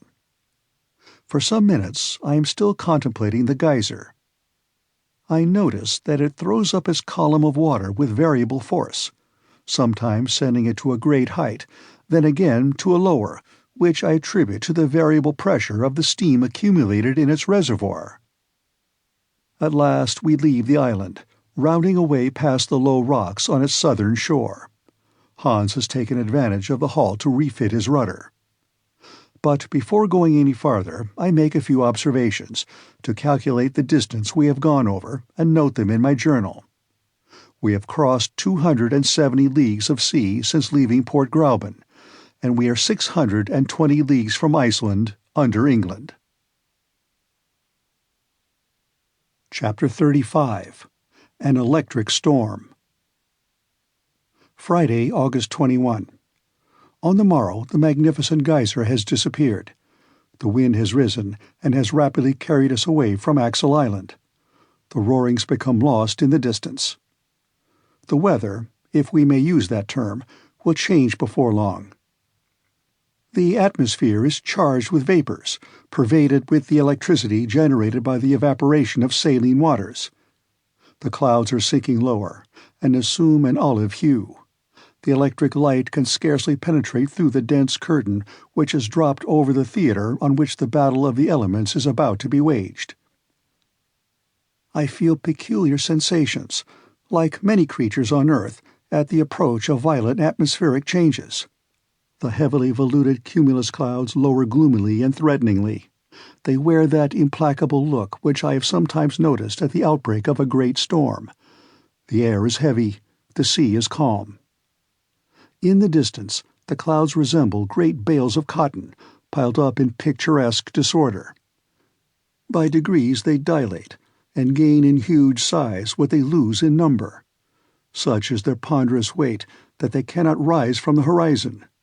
But obeying an impulse from higher currents, their dense consistency slowly yields. The gloom upon them deepens, and they soon present to our view a ponderous mass of almost level surface. From time to time a fleecy tuft of mist, with yet some gleaming light left upon it, drops down upon the dense floor of grey, and loses itself in the opaque and impenetrable mass. The atmosphere is evidently charged and surcharged with electricity. My whole body is saturated. My hair bristles, just as when you stand upon an insulated stool under the action of an electrical machine. It seems to me as if my companions, the moment they touched me, would receive a severe shock, like that from an electric eel. At 10 in the morning, the symptoms of storm become aggravated. The wind never lulls but to acquire increased strength. The vast bank of heavy clouds is a huge reservoir of fearful windy gusts and rushing storms. I am loath to believe these atmospheric menaces, and yet I cannot help muttering, "Here's some very bad weather coming on." The professor made no answer. His temper is awful, to judge from the working of his features, as he sees this vast length of ocean unrolling before him to an indefinite extent. He can only spare time to shrug his shoulders viciously. "There's a heavy storm coming on," I cried, pointing towards the horizon. "Those clouds seem as if they were going to crush the sea." A deep silence falls on all around. The lately roaring winds are hushed into a dead calm. Nature seems to breathe no more, and to be sinking into the stillness of death. On the mast already I see the light play of a lambent St. Elmo's fire. The outstretched sail catches not a breath of wind, and hangs like a sheet of lead. The rudder stands motionless in a sluggish, waveless sea. But if we have now ceased to advance, why do we yet leave that sail loose, which at the first shock of the tempest may capsize us in a moment? "Let us reef the sail and cut the mast down," I cried. "That will be safest." "No, no, never!" shouted my impetuous uncle. "Never! Let the wind catch us if it will. What I want is to get the least glimpse of a rock or shore, even if a raft should be smashed into shivers." The words were hardly out of his mouth when a sudden change took place in the southern sky. The piled-up vapors condense into water, and the air, put into violent action to supply the vacuum left by the condensation of the mists, rouses itself into a whirlwind. It rushes on from the farthest recesses of the vast cavern. The darkness deepens. Scarcely can I jot down a few hurried notes. The helm makes a bound. My uncle falls full length. I creep close to him. He has laid a firm hold upon a rope, and appears to watch with grim satisfaction this awful display of elemental strife. Hans stirs not. His long hair, blown by the pelting storm and laid flat across his immovable countenance, makes him a strange figure, for the end of each lock of loose-flowing hair is tipped with little luminous radiations.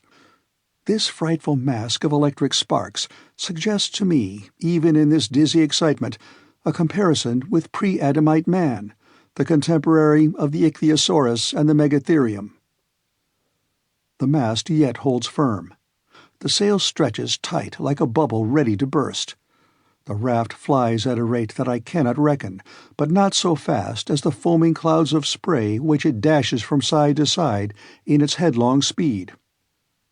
"The sail! The sail!" I cry, motioning to lower it. "No!" replies my uncle. "Nay," repeats Hans, leisurely shaking his head. But now The rain forms a rushing cataract in front of that horizon toward which we are running with such maddening speed. But before it has reached us, the rain cloud parts asunder, the sea boils, and the electric fires are brought into violent action by a mighty chemical power that descends from the higher regions. The most vivid flashes of lightning are mingled with the violent crash of a continuous thunder. Ceaseless fiery arrows dart in and out amongst the flying thunderclouds. The vaporous mass soon glows with incandescent heat. Hailstones rattle fiercely down, and as they dash upon our iron tools, they too emit gleams and flashes of lurid light. The heavy waves resemble fiery volcanic hills, each belching forth its own interior flames, and every crest is plumed with dancing fire. My eyes fail under the dazzling light. My ears are stunned with the incessant crash of thunder. I must be bound to the mast, which bows like a reed before the mighty strength of the storm. Here my notes become vague and indistinct.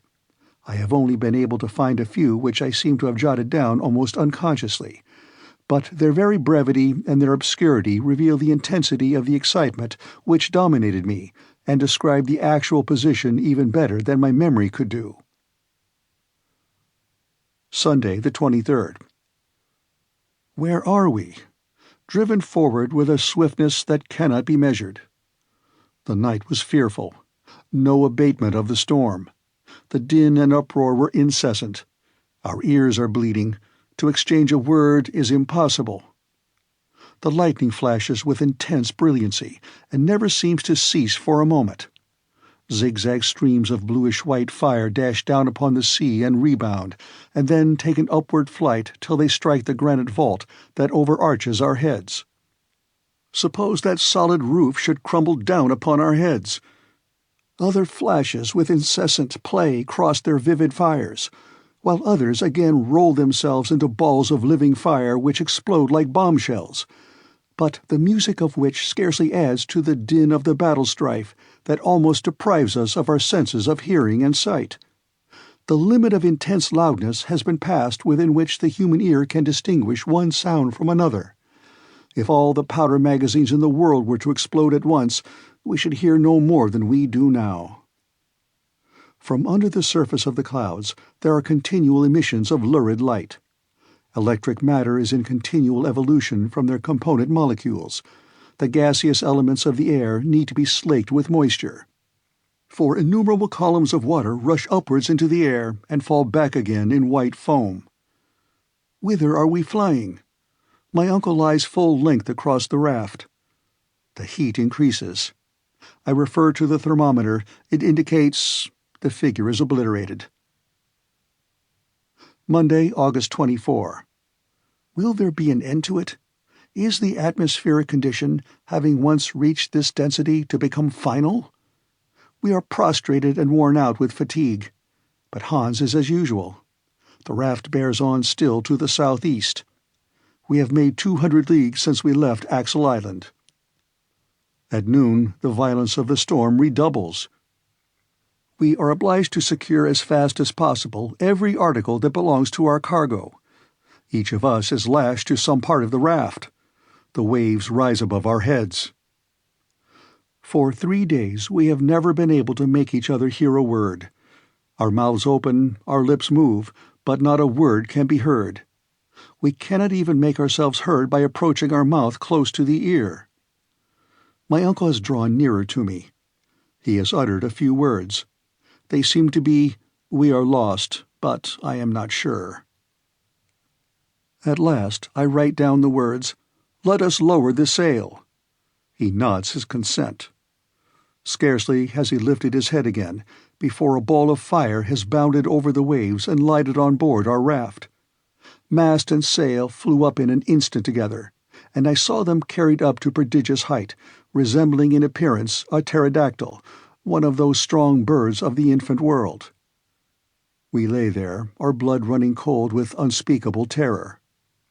The fireball, half of it white, half azure blue, and the size of a 10-inch shell, moved slowly about the raft, but revolving on its own axis with astonishing velocity, as if whipped round by the force of the whirlwind. Here it comes, there it glides, Now it is up the ragged stump of the mast. Thence it lightly leaps on the provision bag, descends with a light bound, and just skims the powder magazine. Horrible. We shall be blown up. But no. The dazzling disk of mysterious light nimbly leaps aside. It approaches Hans, who fixes his blue eye upon it steadily. It threatens the head of my uncle, who falls upon his knees with his head down to avoid it. And now my turn comes. Pale and trembling under the blinding splendor and the melting heat, it drops at my feet, spinning silently round upon the deck. I try to move my foot away, but cannot. A suffocating smell of nitrogen fills the air. It enters the throat, it fills the lungs. We suffer stifling pains. Why am I unable to move my foot? Is it riveted to the planks? Alas, the fall upon our fated raft of this electric globe has magnetized every iron article on board. The instruments, the tools, our guns, are clashing and clanking violently in their collisions with each other. The nails of my boot cling tenaciously to a plate of iron let into the timbers, and I cannot draw my foot away from the spot. At last, by a violent effort, I release myself at the instant when the ball in its gyrations was about to seize upon it and carry me off my feet. Ah, what a flood of intense and dazzling light! The globe has burst, and we are deluged with tongues of fire. Then all the light disappears. I could just see my uncle at full length on the raft, and Hans still at his helm and spitting fire under the action of the electricity which has saturated him. But where are we going to? Where? Tuesday, August 25th. I recover from a long swoon. The storm continues to roar and rage. The lightnings dash hither and thither, like broods of fiery serpents filling all the air. Are we still under the sea? Yes, we are borne at incalculable speed. We have been carried under England, under the Channel, under France, perhaps under the whole of Europe. A fresh noise is heard. Surely, it is the sea breaking upon the rocks. But then... Chapter 36. Calm Philosophic Discussions. Here I end what I may call my log, happily saved from the wreck, and I resumed my narrative as before. What happened when the raft was dashed upon the rocks is more than I can tell. I felt myself hurled into the waves, and if I escaped from death, and if my body was not torn over the sharp edges of the rocks, it was because the powerful arm of Hans came to my rescue. The brave Icelander carried me out of the reach of the waves, over a burning sand where I found myself by the side of my uncle. Then he returned to the rocks, against which the furious waves were beating, to save what he could. I was unable to speak. I was shattered with fatigue and excitement. I wanted a whole hour to recover even a little. But a deluge of rain was still falling, though with that violence which generally denotes the near cessation of a storm. A few overhanging rocks afforded us some shelter from the storm. Hans prepared some food, which I could not touch, and each of us, exhausted with 3 sleepless nights, fell into a broken and painful sleep. The next day the weather was splendid. The sky and the sea had sunk into sudden repose. Every trace of the awful storm had disappeared. The exhilarating voice of the professor fell upon my ears as I awoke. He was ominously cheerful. "Well, my boy," he cried, "have you slept well?" Would not anyone have thought that we were still in our cheerful little house on the Königstrasse, and that I was only just coming down to breakfast, and that I was to be married to Grauben that day? Alas, if the tempest had but sent the raft a little more east, we should have passed under Germany, under my beloved town of Hamburg, under the very street where dwelt all that I loved most in the world. Then only 40 leagues would have separated us. But they were 40 leagues perpendicular of solid granite wall, and in reality we were 1,000 leagues asunder. All these painful reflections rapidly crossed my mind before I could answer my uncle's question. "Well now," he repeated, Won't you tell me how you have slept?" "Oh, very well," I said. "I am only a little knocked up, but I shall soon be better." "Oh," says my uncle, "that's nothing to signify. You are only a little bit tired." "But you, uncle, you seem in very good spirits this morning." "Delighted, my boy, delighted. We have got there." "To our journey's end?" "No, but we have got to the end of that endless sea. Now we shall go by land, and really begin to go down, down, down." "But, my dear uncle, do let me ask you one question." "Of course, Axel." "How about returning?" "Returning? Why, you are talking about the return before the arrival." "No, I only want to know how that is to be managed." "In the simplest way possible. When we have reached the center of the globe, either we shall find some new way to get back, or we shall come back like decent folks the way we came. I feel pleased at the thought that it is sure not to be shut against us." "But then we shall have to refit the raft." "Of course." "Then as to provisions, have we enough to last?" "Yes, to be sure we have. Hans is a clever fellow, and I am sure he must have saved a large part of our cargo. But still, let us go and make sure." We left this grotto which lay open to every wind. At the same time I cherished a trembling hope, which was a fear as well. It seemed to me impossible that the terrible wreck of the raft should not have destroyed everything on board. On my arrival on the shore, I found Hans surrounded by an assemblage of articles all arranged in good order. My uncle shook hands with him with a lively gratitude. This man, with almost superhuman devotion, had been at work all the while that we were asleep, and had saved the most precious of the articles at the risk of his life. Not that we had suffered no losses. For instance, our firearms, but we might do without them. Our stock of powder had remained uninjured after having risked blowing up during the storm. "Well," cried the professor, "as we have no guns, we cannot hunt, that's all." "Yes, but how about the instruments?" "Here's the aneroid, the most useful of all, and for which I would have given all the others. By means of it I can calculate the depth and know when we have reached the center. Without it we might very likely go beyond and come out at the antipodes." Such high spirits as these were rather too strong. "But where is the compass?" I asked. "Here it is upon this rock, in perfect condition, as well as the thermometers and the chronometer. The hunter is a splendid fellow." There was no denying it. We had all our instruments.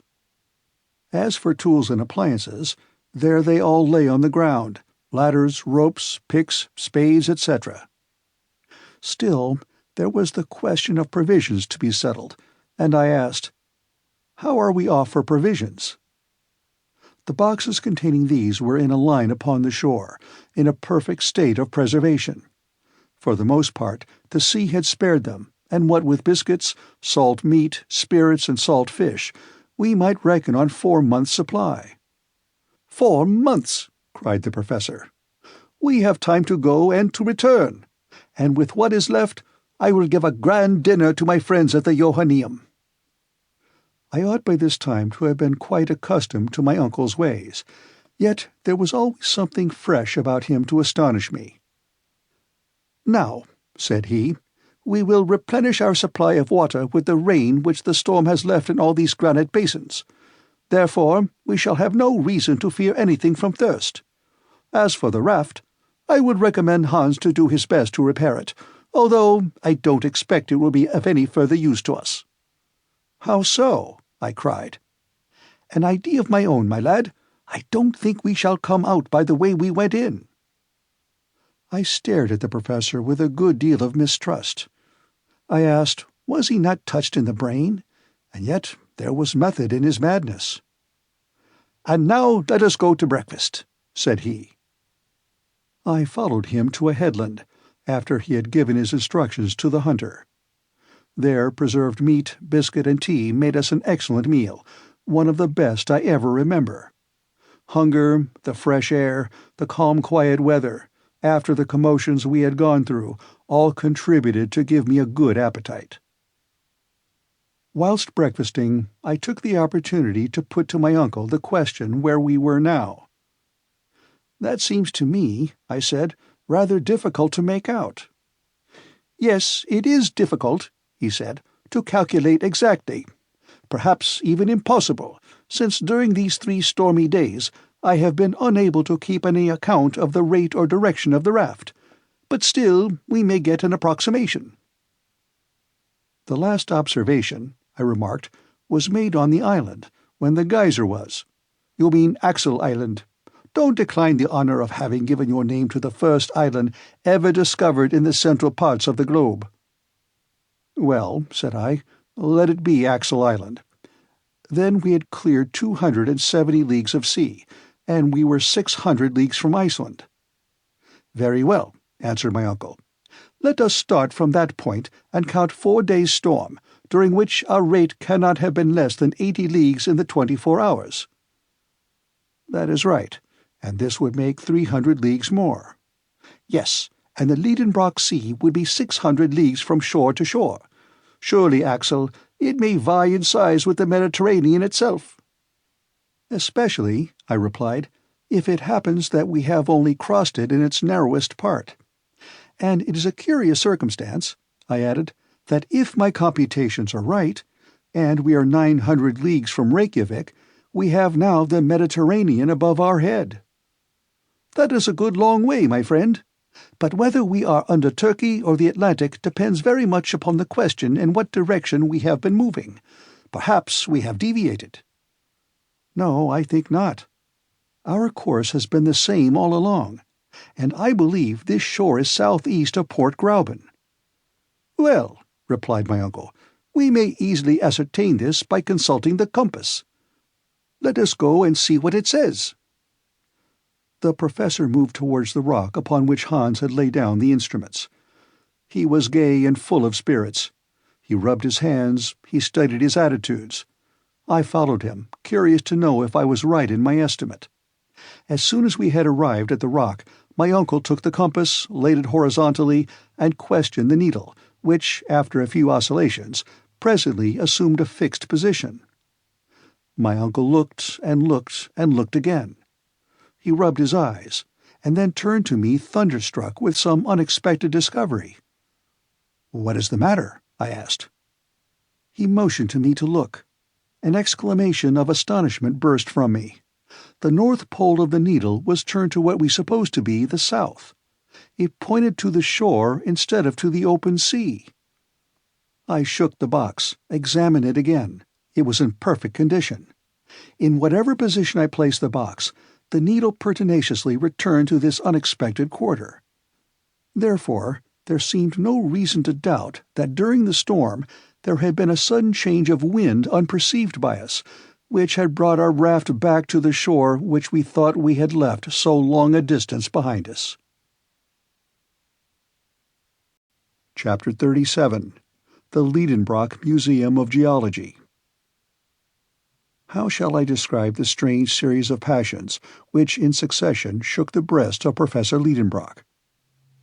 First stupefaction, then incredulity, lastly a downright burst of rage.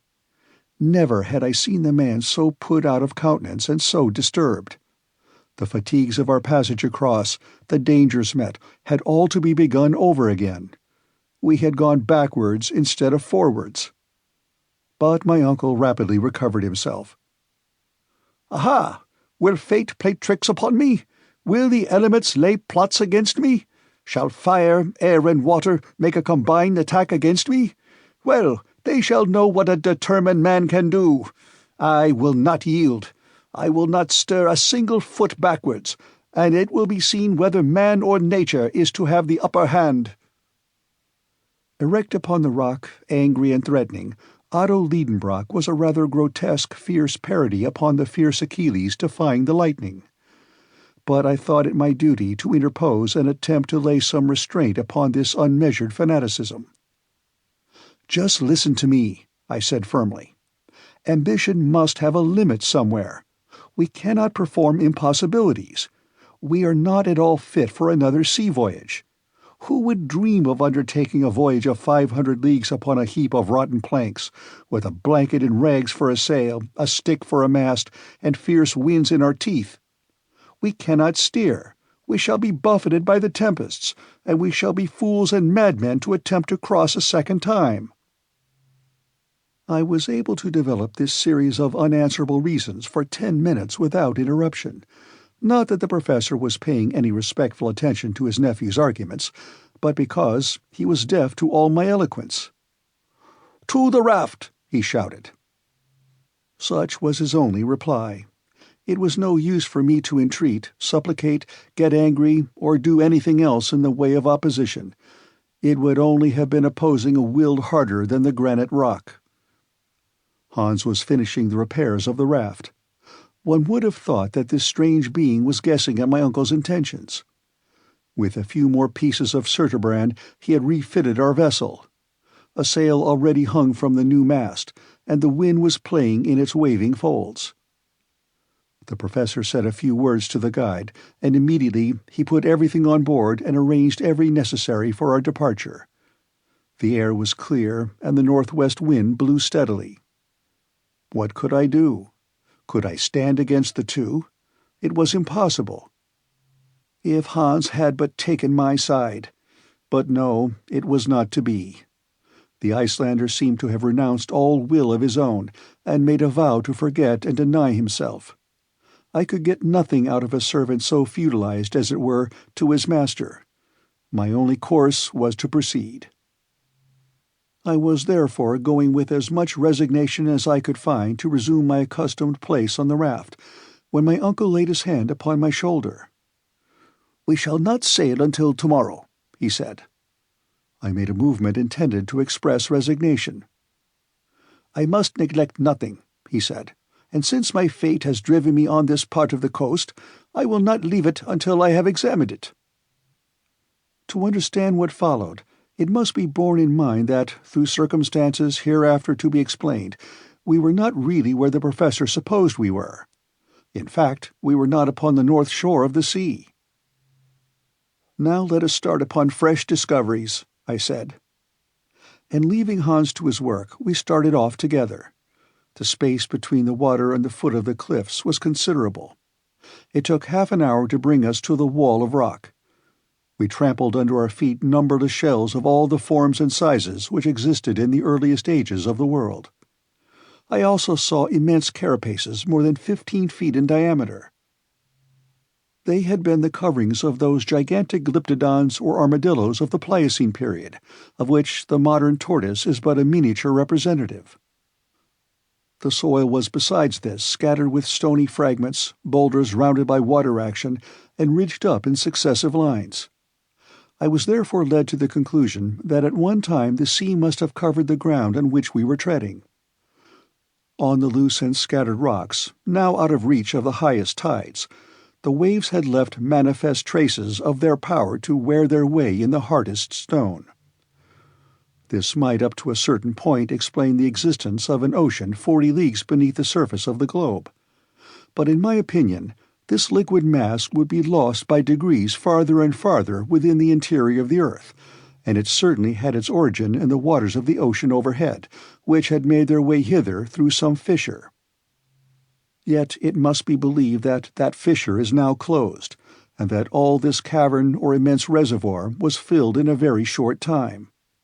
Perhaps even this water, subjected to the fierce action of central heat, had partly been resolved into vapor. This would explain the existence of those clouds suspended over our heads, and the development of that electricity which raised such tempests within the bowels of the earth. This theory of the phenomena we had witnessed seemed satisfactory to me, for however great and stupendous the phenomena of nature, fixed physical laws will or may always explain them. We were therefore walking upon sedimentary soil, the deposits of the waters of former ages. The professor was carefully examining every little fissure in the rocks.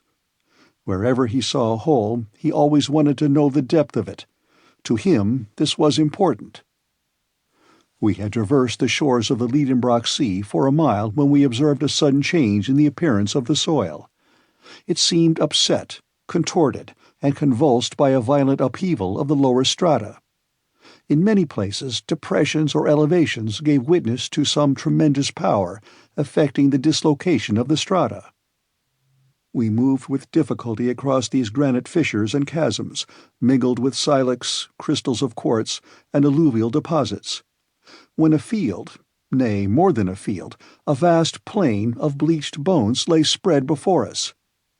It seemed like an immense cemetery, where the remains of 20 ages mingled their dust together. Huge mounds of bony fragments rose stage after stage in the distance. They undulated away to the limits of the horizon, and melted in the distance in a faint haze. There, within 3 miles, were accumulated the materials for a complete history of the animal life of ages, a history scarcely outlined in the 2 recent strata of the inhabited world. But an impatient curiosity impelled our steps. Crackling and rattling, our feet were trampling on the remains of prehistoric animals and interesting fossils, the possession of which is a matter of rivalry and contention between the museums of great cities. 1,000 Cuviers could never have reconstructed the organic remains deposited in this magnificent and unparalleled collection. I stood amazed. My uncle had uplifted his long arms to the vault which was our sky, his mouth gaping wide, his eyes flashing behind his shining spectacles, his head balancing with an up-and-down motion. His whole attitude denoted unlimited astonishment. Here he stood, facing an immense collection of scattered Leptotheria, Mericotheria, Lophiodia, Anoplotheria, Megatheria, mastodons, Protopitheci, pterodactyls, and all sorts of extinct monsters here assembled together for his special satisfaction. Fancy an enthusiastic bibliomaniac suddenly brought into the midst of the famous Alexandrian library burnt by Omar and restored by a miracle from its ashes. Just such a crazed enthusiast was my uncle, Professor Lidenbrock. But more was to come, when, with a rush through clouds of bone dust, he laid his hand upon a bear's skull and cried with a voice trembling with excitement, "Axel! Axel! A human head!" "A human skull?" I cried, no less astonished. "Yes, nephew. Aha, Monsieur Milne Edwards! Ah, Monsieur de Quatrefages! How I wish you were standing here at the side of Otto Lidenbrock." Chapter 38. The Professor in his Chair Again. To understand this apostrophe of my uncle's, made to absent French savants, it will be necessary to allude to an event of high importance in the paleontological point of view, which had occurred a little while before our departure. On the 28th of March, 1863, some excavators working under the direction of Monsieur Boucher de Pet in the stone quarries of Moulin-Quignon near Abbeville, in the department of Somme, found a human jawbone 14 feet beneath the surface. It was the first fossil of this nature that had ever been brought to light. Not far distant were found stone hatchets and flint arrowheads, stained and encased by lapse of time with a uniform coat of rust. The noise of this discovery was very great, not in France alone, but in England and in Germany. Several savants of the French Institute, and amongst them Messieurs Milne Edwards and de Quatrefages, saw at once the importance of this discovery, proved to demonstration the genuineness of the bone in question, and became the most ardent defendants in what the English called this trial of a jawbone. To the geologists of the United Kingdom, who believed in the certainty of the fact, Messrs. Falconer, Busk, Carpenter, and others, scientific Germans were soon joined, and amongst them the forwardest, the most fiery, and the most enthusiastic was my uncle Lidenbrock. Therefore, the genuineness of a fossil human relic of the Quaternary period seemed to be incontestably proved and admitted. It is true that this theory met with a most obstinate opponent in Monsieur Elie de Beaumont. This high authority maintained that the soil of Moulin-Quignon was not diluvial at all, but was of much more recent formation, and, agreeing in that with Cuvier, he refused to admit that the human species could be contemporary with the animals of the Quaternary period. My uncle Lidenbrock, along with the great body of the geologists, had maintained his ground, disputed and argued, until Monsieur Elie de Beaumont stood almost alone in his opinion.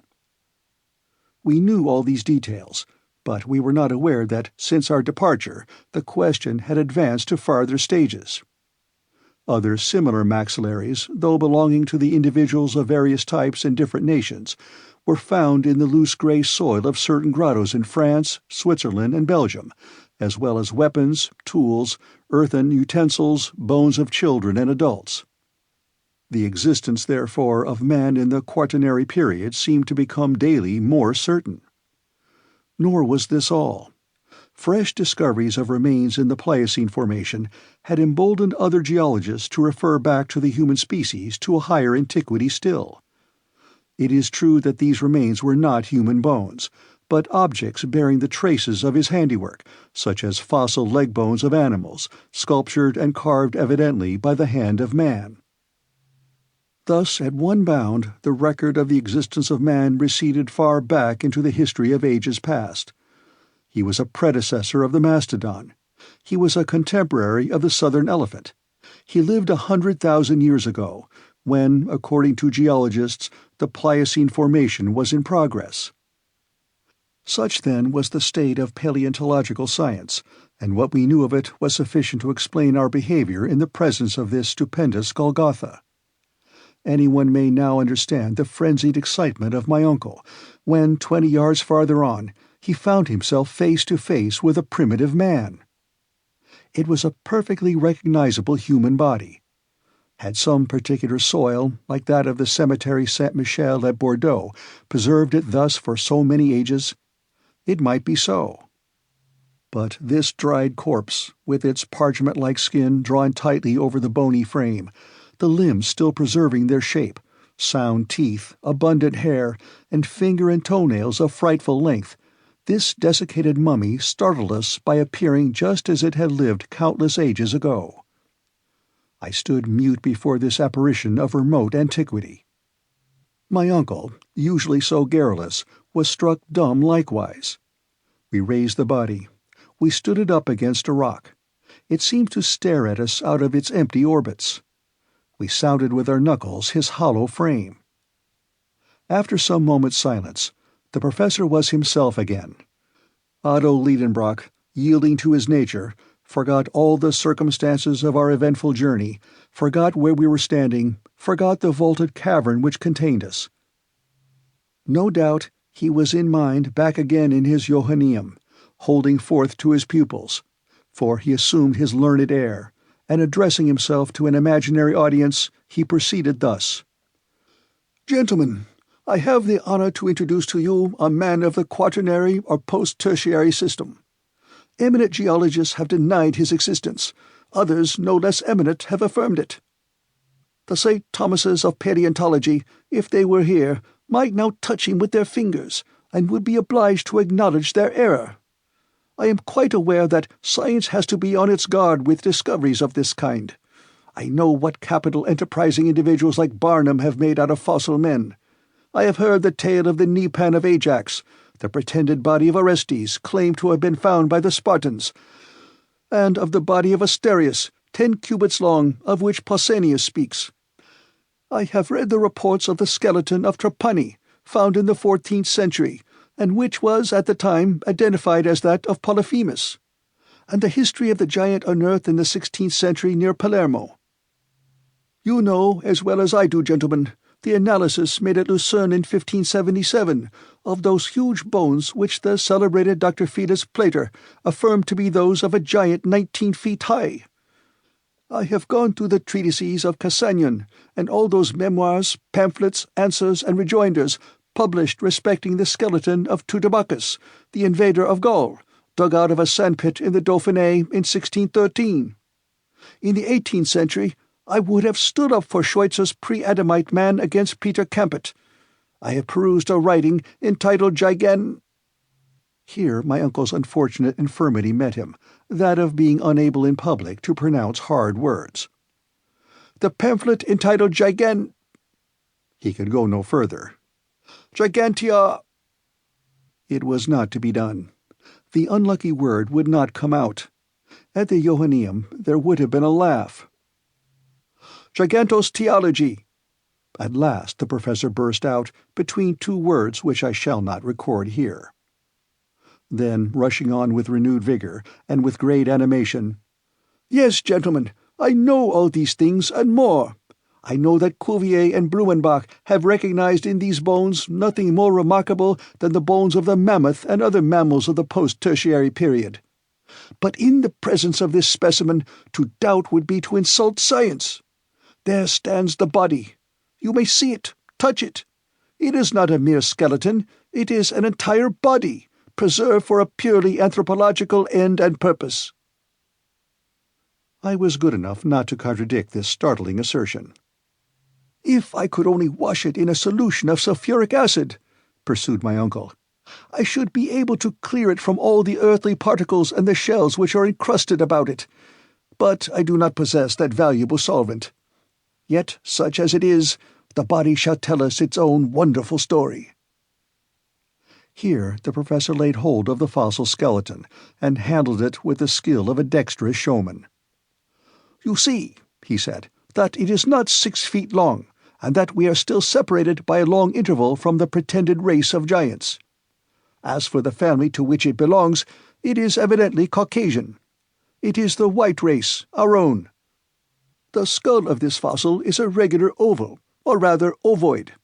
It exhibits no prominent cheekbones, no projecting jaws. It presents no appearance of that prognathism which diminishes the facial angle. Measure that angle. It is nearly 90 degrees.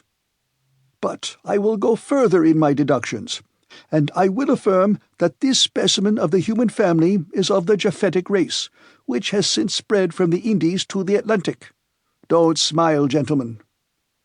Nobody was smiling, but the learned professor was frequently disturbed by the broad smiles provoked by his learned eccentricities. "Yes," he pursued with animation, "this is a fossil man, the contemporary of the mastodons whose remains filled this amphitheatre. But if you ask me how he came here, how those strata on which he lay slipped down into this enormous hollow in the globe, I confess I cannot answer that question. No doubt, in the post-tertiary period, considerable commotions were still disturbing the crust of the earth. The long-continued cooling of the globe produced chasms, fissures, clefts, and faults, into which, very probably, portions of the upper earth may have fallen. I make no rash assertions, but there is the man surrounded by his own works, by hatchets, by flint arrowheads, which are the characteristics of the Stone Age. And unless he came here, like myself, as a tourist on a visit and as a pioneer of science, I can entertain no doubt of the authenticity of his remote origin." The professor ceased to speak, and the audience broke out into loud and unanimous applause. For, of course, my uncle was right, and wiser men than his nephew would have had some trouble to refute his statements. Another remarkable thing. This fossil body was not the only one in this immense catacomb. We came upon other bodies at every step amongst this mortal dust, and my uncle might select the most curious of these specimens to demolish the incredulity of skeptics. In fact, it was a wonderful spectacle, that of these generations of men and animals commingled in a common cemetery. Then one very serious question arose presently which we scarcely dared to suggest. Had all those creatures slided through a great fissure in the crust of the earth, down to the shores of the Lidenbrock Sea, when they were dead and turning to dust? Or had they lived and grown and died here in this subterranean world under a false sky, just like the inhabitants of the upper earth? Until the present time we had seen alive only marine monsters and fishes. Might not some living man, some native of the abyss, be yet a wanderer below on this desert strand? Chapter 39. Forest Scenery Illuminated by Electricity. For another half-hour we trod upon a pavement of bones. We pushed on, impelled by our burning curiosity. What other marvels did this cavern contain? What new treasures lay here for science to unfold? I was prepared for any surprise. My imagination was ready for any astonishment, however astounding. We had long lost sight of the seashore behind the hills of bones. The rash professor, careless of losing his way, hurried me forward. We advanced in silence, bathed in luminous electric fluid. By some phenomenon which I am unable to explain, it lighted up all sides of every object equally.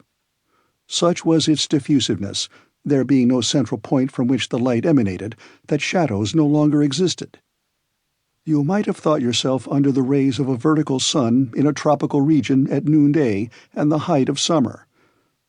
No vapor was visible. The rocks, the distant mountains, a few isolated clumps of forest trees in the distance, presented a weird and wonderful aspect under these totally new conditions of a universal diffusion of light. We were like Hoffman's Shadowless Man. After walking a mile, we reached the outskirts of a vast forest, but not one of those forests of fungi which bordered Port Gräuben. Here was the vegetation of the Tertiary period in its fullest blaze of magnificence. Tall palms, belonging to species no longer living, splendid palmacites, firs, yews, cypress trees, thujas, representatives of the conifers were linked together by a tangled network of long climbing plants. A soft carpet of moss and hepaticas luxuriously clothed the soil. A few sparkling streams ran almost in silence under what would have been the shade of trees, but that there was no shadow. On their banks grew tree ferns similar to those we grow in hothouses. But a remarkable feature was the total absence of color in all those trees, shrubs, and plants, growing without the life-giving heat and light of the sun. Everything seemed mixed up and confounded in one uniform silver-gray or light-brown tint, like that of fading and faded leaves. Not a green leaf anywhere, and the flowers, which were abundant enough in the Tertiary period which first gave birth to flowers, looked like brown paper flowers, without color or scent. My uncle Lidenbrock ventured to penetrate under this colossal grove. I followed him, not without fear. Since nature had here provided vegetable nourishment, why should not the terrible mammals be there too? I perceived in the broad clearings left by fallen trees decayed with age, leguminose plants, acerinae, rubicinae, and many other eatable shrubs, dear to ruminant animals at every period. Then I observed, mingled together in confusion, trees of countries far apart on the surface of the globe. The oak and the palm were growing side by side. The Australian eucalyptus leaned against the Norwegian pine. The birch tree of the north mingled its foliage with the New Zealand kauris. It was enough to distract the most ingenious classifier of terrestrial botany. Suddenly I halted. I drew back my uncle. The diffused light revealed the smallest object in the dense and distant thickets. I had thought I saw— no, I did see, with my own eyes, vast colossal forms moving amongst the trees. They were gigantic animals. It was a herd of mastodons, not fossil remains, but living and resembling those the bones of which were found in the marshes of Ohio in 1801. I saw those huge elephants whose long, flexible trunks were grouting and turning up the soil under the trees like a legion of serpents. I could hear the crashing noise of their long ivory tusks boring into the old decaying trunks. The boughs cracked, and the leaves torn away by cartloads went down the cavernous throats of the vast brutes. So then, the dream in which I had had a vision of the prehistoric world, of the tertiary and post-tertiary periods, was now realized. And there we were alone, in the bowels of the earth, at the mercy of its wild inhabitants. My uncle was gazing with intense and eager interest. "Come on," he said, seizing my arm. "Forward! Forward!" "No, I will not," I cried. "We have no firearms. What could we do in the midst of a herd of those four-footed giants? Come away, uncle, come. No human being may with safety dare the anger of these monstrous beasts." "No human creature?" replied my uncle in a lower voice. "You are wrong, Axel. Look down there. I fancy I see a living creature similar to ourselves. It is a man." I looked, shaking my head incredulously. But though at first I was unbelieving, I had to yield to the evidence of my senses. In fact, at a distance of 1/4 of a mile, leaning against the trunk of a gigantic kauri, stood a human being, the Proteus of those subterranean regions, a new son of Neptune, watching this countless herd of mastodons. "Immanis picoris custos emanior ipsi," the shepherd of giant herds, and huger still himself. Yes, truly huger still himself. It was no longer a fossil being like him whose dried remains we had easily lifted up in the field of bones. It was a giant, able to control those monsters. In stature, he was at least 12 feet high. His head, huge and unshapely as a buffalo's, was half hidden in the thick and tangled growth of his unkempt hair. It most resembled the mane of the primitive elephant. In his hand he wielded with ease an enormous bow, a staff worthy of this shepherd of the geologic period. We stood petrified and speechless with amazement. But he might see us. We must fly. "Come, do come," I said to my uncle, who for once allowed himself to be persuaded. In another quarter of an hour our nimble heels had carried us beyond the reach of this horrible monster.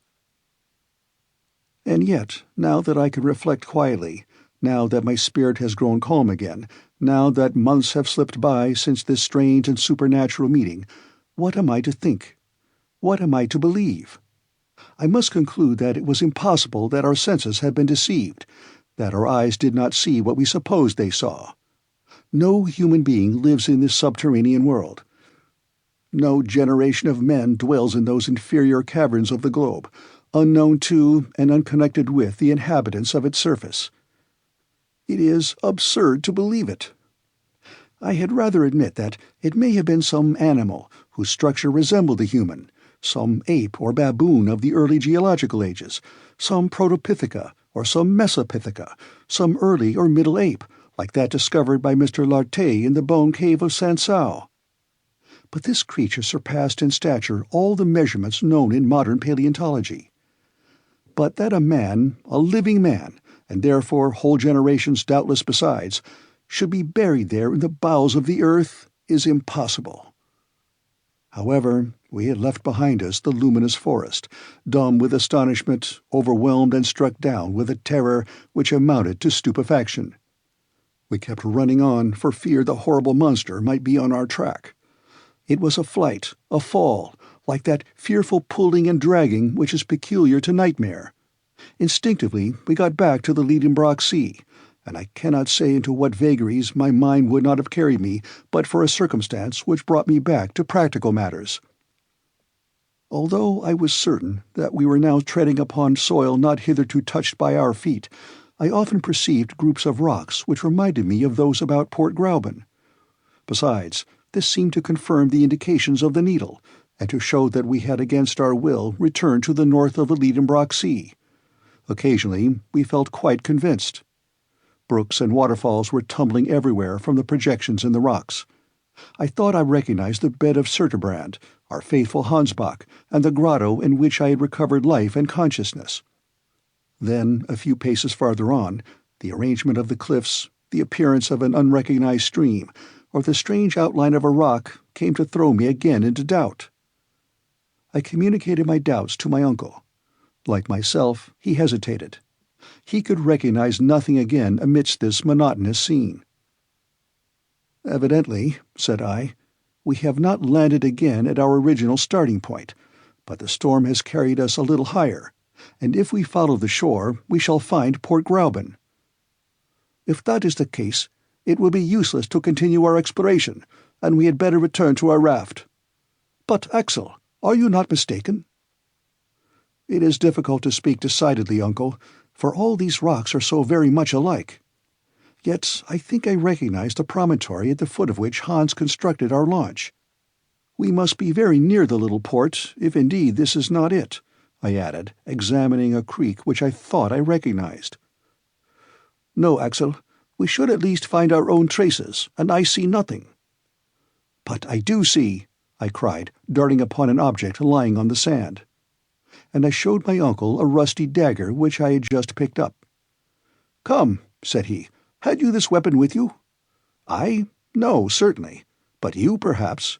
"Not that I am aware," said the professor. "I have never had this object in my possession." "Well, this is strange." "No, Axel, it is very simple. The Icelanders often wear arms of this kind. This must have belonged to Hans, and he has lost it." I shook my head. Hans had never had an object like this in his possession. Did it not belong to some pre-Adamite warrior? I cried. To some living man, contemporary with the huge cattle driver? But no, this is not a relic of the Stone Age. It is not even of the Iron Age. This blade is steel. My uncle stopped me abruptly on my way to a dissertation which would have taken me a long way, and said coolly, "Be calm, Axel, and reasonable. This dagger belongs to the 16th century. It is a poniard, such as gentlemen carried in their belts to give the coup de grace. Its origin is Spanish. It was never either yours or mine or the hunter's, nor did it belong to any of those human beings who may or may not inhabit this inner world. See, it was never jagged like this by cutting men's throats. Its blade is coated with a rust neither a day, nor a year, nor 100 years old." The professor was getting excited according to his wont, and was allowing his imagination to run away with him. "Axel, we are on the way towards the grand discovery. This blade has been left on the strand for from 1 to 300 years, and has blunted its edge upon the rocks that fringe this subterranean sea. But it has not come alone. It has not twisted itself out of shape. Someone has been here before us. Yes, a man has. And who was that man? A man who has engraved his name somewhere with that dagger. That man wanted once more to mark the way to the center of the earth. Let us look about! Look about!" And wonderfully interested, we peered all along the high wall, peeping into every fissure which might open out into a gallery. And so we arrived at a place where the shore was much narrower. Here the sea came to lap the foot of the steep cliff, leaving a passage no wider than a couple of yards. Between two boldly projecting rocks appeared the mouth of a dark tunnel. There, upon a granite slab, appeared 2 mysterious graven letters, half eaten away by time. They were the initials of the bold and daring traveller. "A.S.," shouted my uncle. "Arn Saknussemm! Arn Saknussemm everywhere!" Chapter 40. Preparations for blasting a passage to the center of the earth. Since the start upon this marvelous pilgrimage, I had been through so many astonishments that I might well be excused for thinking myself well hardened against any further surprise. Yet at the sight of these 2 letters, engraved on this spot 300 years ago, I stood aghast in dumb amazement. Not only were the initials of the learned alchemist visible upon the living rock, but there lay the iron point with which the letters had been engraved.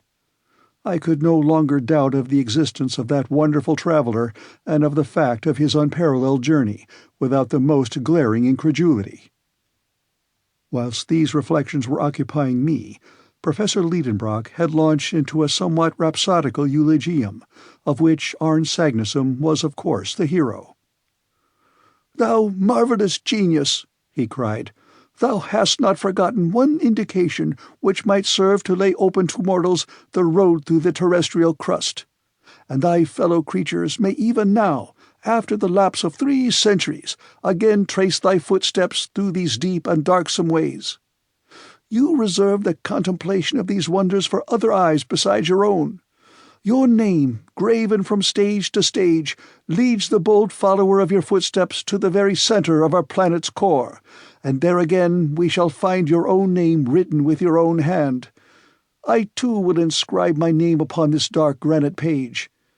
But forever henceforth let this cape that advances into the sea discovered by yourself be known by your own illustrious name, Cape Saknussemm."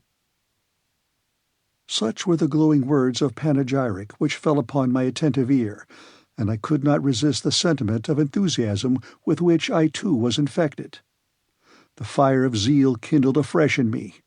I forgot everything. I dismissed from my mind the past perils of the journey, the future danger of our return.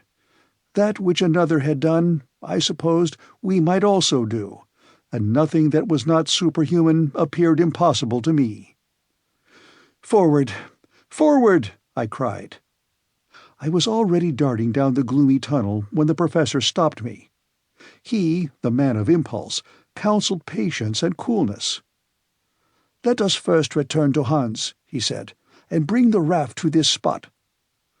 I obeyed, not without dissatisfaction, and passed out rapidly among the rocks on the shore. I said, "Uncle, do you know it seems to me that circumstances have wonderfully befriended us hitherto?" "You think so, Axel?" "No doubt. Even the tempest has put us on the right way. Blessings on that storm. It has brought us back to this coast from which fine weather would have carried us far away. Suppose we had touched with our prow, the prow of a rudder, the southern shore of the Lidenbrock Sea, what would have become of us? We should never have seen the name of Saknussemm, and we should at this moment be imprisoned on a rock-bound, impassable coast. Yes, Axel, it is providential that, whilst supposing we were steering south, we should have just got back north at Cape Saknussemm. I must say that this is astonishing, and that I feel I have no way to explain it." "What does that signify, Uncle? Our business is not to explain facts, but to use them." "Certainly, but—" "Well, Uncle, we are going to resume the northern route, and to pass under the north countries of Europe, under Sweden, Russia, Siberia, who knows where, instead of burrowing under the deserts of Africa, or perhaps the waves of the Atlantic, and that is all I want to know." "Yes, Axel, you are right. It is all for the best, since we have left that weary horizontal sea, which led us nowhere. Now we shall go down, down, down. Do you know that it is now only 1,500 leagues to the center of the globe?" "Is that all?" I cried. "Why, that is nothing. Let us start. March!" All this crazy talk was going on still when we met the hunter. Everything was made ready for our instant departure. Every bit of cordage was put on board.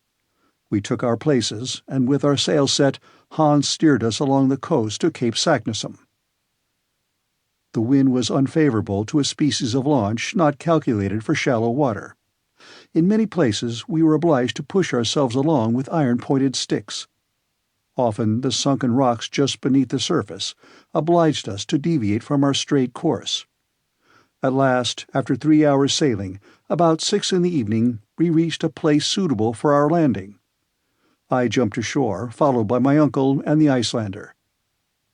This short passage had not served to cool my ardor.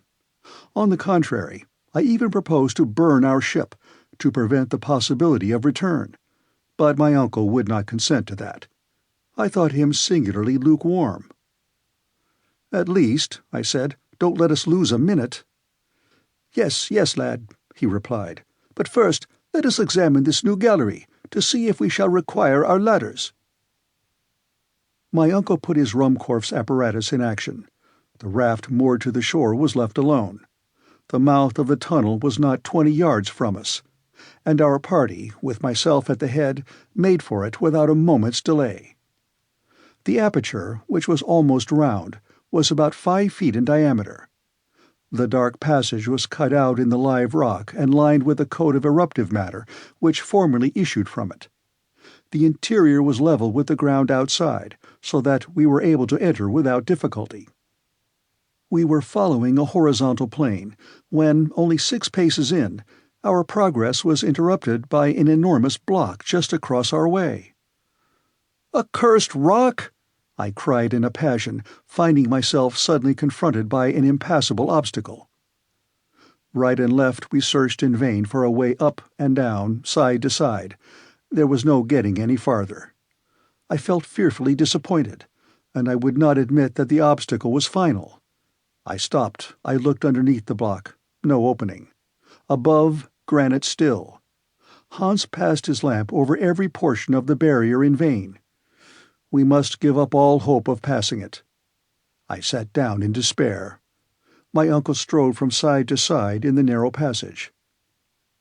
"But how was it with Saknussemm?" I cried. "Yes," said my uncle. "Was he stopped by this stone barrier?" "No, no," I replied with animation.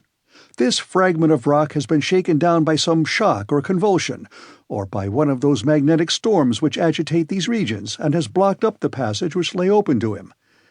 Many years have elapsed since the return of Saknussemm to the surface, and the fall of this huge fragment. Is it not evident that this gallery was once the way open to the course of the lava, and that at that time there must have been a free passage? See here are recent fissures grooving and channeling the granite roof. This roof itself is formed of fragments of rock carried down, of enormous stones, as if by some giant's hand. But at one time the expulsive force was greater than usual, and this block, like the falling keystone of a ruined arch, has slipped down to the ground and blocked up the way. It is only an accidental obstruction, not met by Saknussemm, and if we don't destroy it, we shall be unworthy to reach the center of the earth." Such was my sentence. The soul of the professor had passed into me. The genius of discovery possessed me wholly. I forgot the past, I scorned the future. I gave not a thought to the things of the surface of this globe into which I had dived, its cities and its sunny plains, Hamburg and the Königstrasse, even poor Grauben, who must have given us up for lost, all were for the time dismissed from the pages of my memory. "Well," cried my uncle, "let us make our way with pickaxes." "Too hard for the pickaxe." "Well then, the spade." "That would take us too long." "What then?" "Why, gunpowder, to be sure. Let us mine the obstacle and blow it up." "Oh, yes, it is only a bit of rock to blast." "Hans, to work!" cried my uncle. The Icelander returned to the raft, and soon came back with an iron bar which he made use of to bore a hole for the charge. This was no easy work. A hole was to be made large enough to hold 50 pounds of gun-cotton, whose expansive force is 4 times that of gunpowder. I was terribly excited. Whilst Hans was at work, I was actively helping my uncle to prepare a slow match of wetted powder encased in linen. "This will do it," I said. "It will," replied my uncle. By midnight, our mining preparations were over. The charge was rammed into the hole, and the slow match uncoiled along the gallery showed its end outside the opening, and a spark would now develop the whole of our preparations into activity. "Tomorrow," said the professor. I had to be resigned and to wait 6 long hours. Chapter 41. The Great Explosion and the Rush Down Below. The next day, Thursday, August 27, is a well-remembered date in our subterranean journey.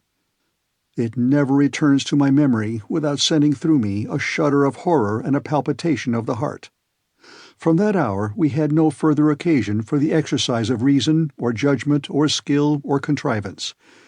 We were henceforth to be hurled along, the playthings of the fierce elements of the deep.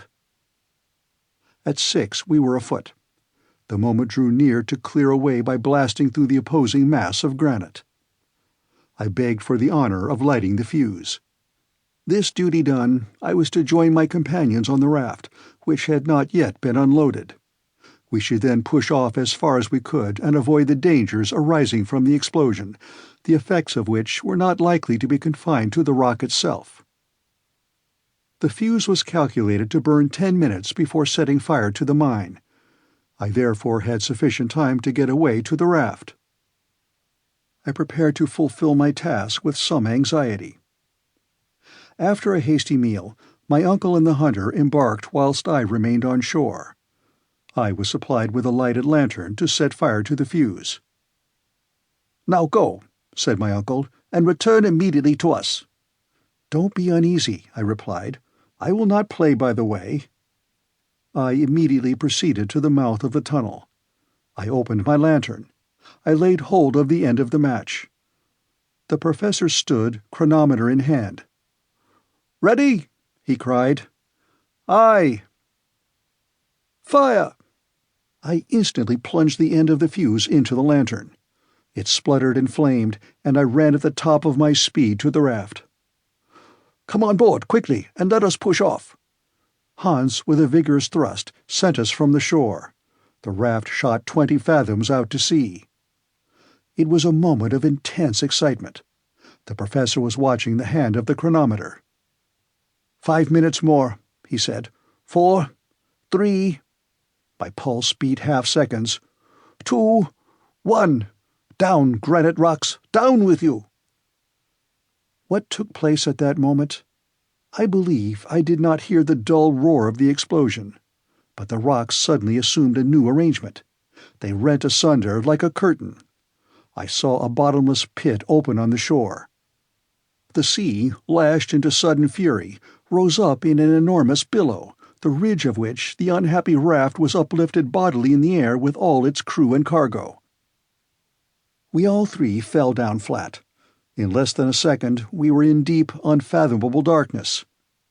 Then I felt as if not only myself but the raft also had no support beneath. I thought it was sinking, but it was not so. I wanted to speak to my uncle, but the roaring of the waves prevented him from hearing even the sound of my voice. In spite of darkness, noise, astonishment, and terror, I then understood what had taken place. On the other side of the blown-up rock was an abyss. The explosion had caused a kind of earthquake in this fissured and abysmal region. A great gulf had opened, and the sea, now changed into a torrent, was hurrying us along into it. I gave myself up for lost. An hour passed away, 2 hours perhaps, I cannot tell. We clutched each other fast to save ourselves from being thrown off the raft. We felt violent shocks whenever we were borne heavily against the craggy projections. Yet these shocks were not very frequent, from which I concluded that the gully was widening. It was no doubt the same road that Saknussemm had taken. But instead of walking peaceably down it, as he had done, we were carrying a whole sea along with us. These ideas, it will be understood, presented themselves to my mind in a vague and undetermined form.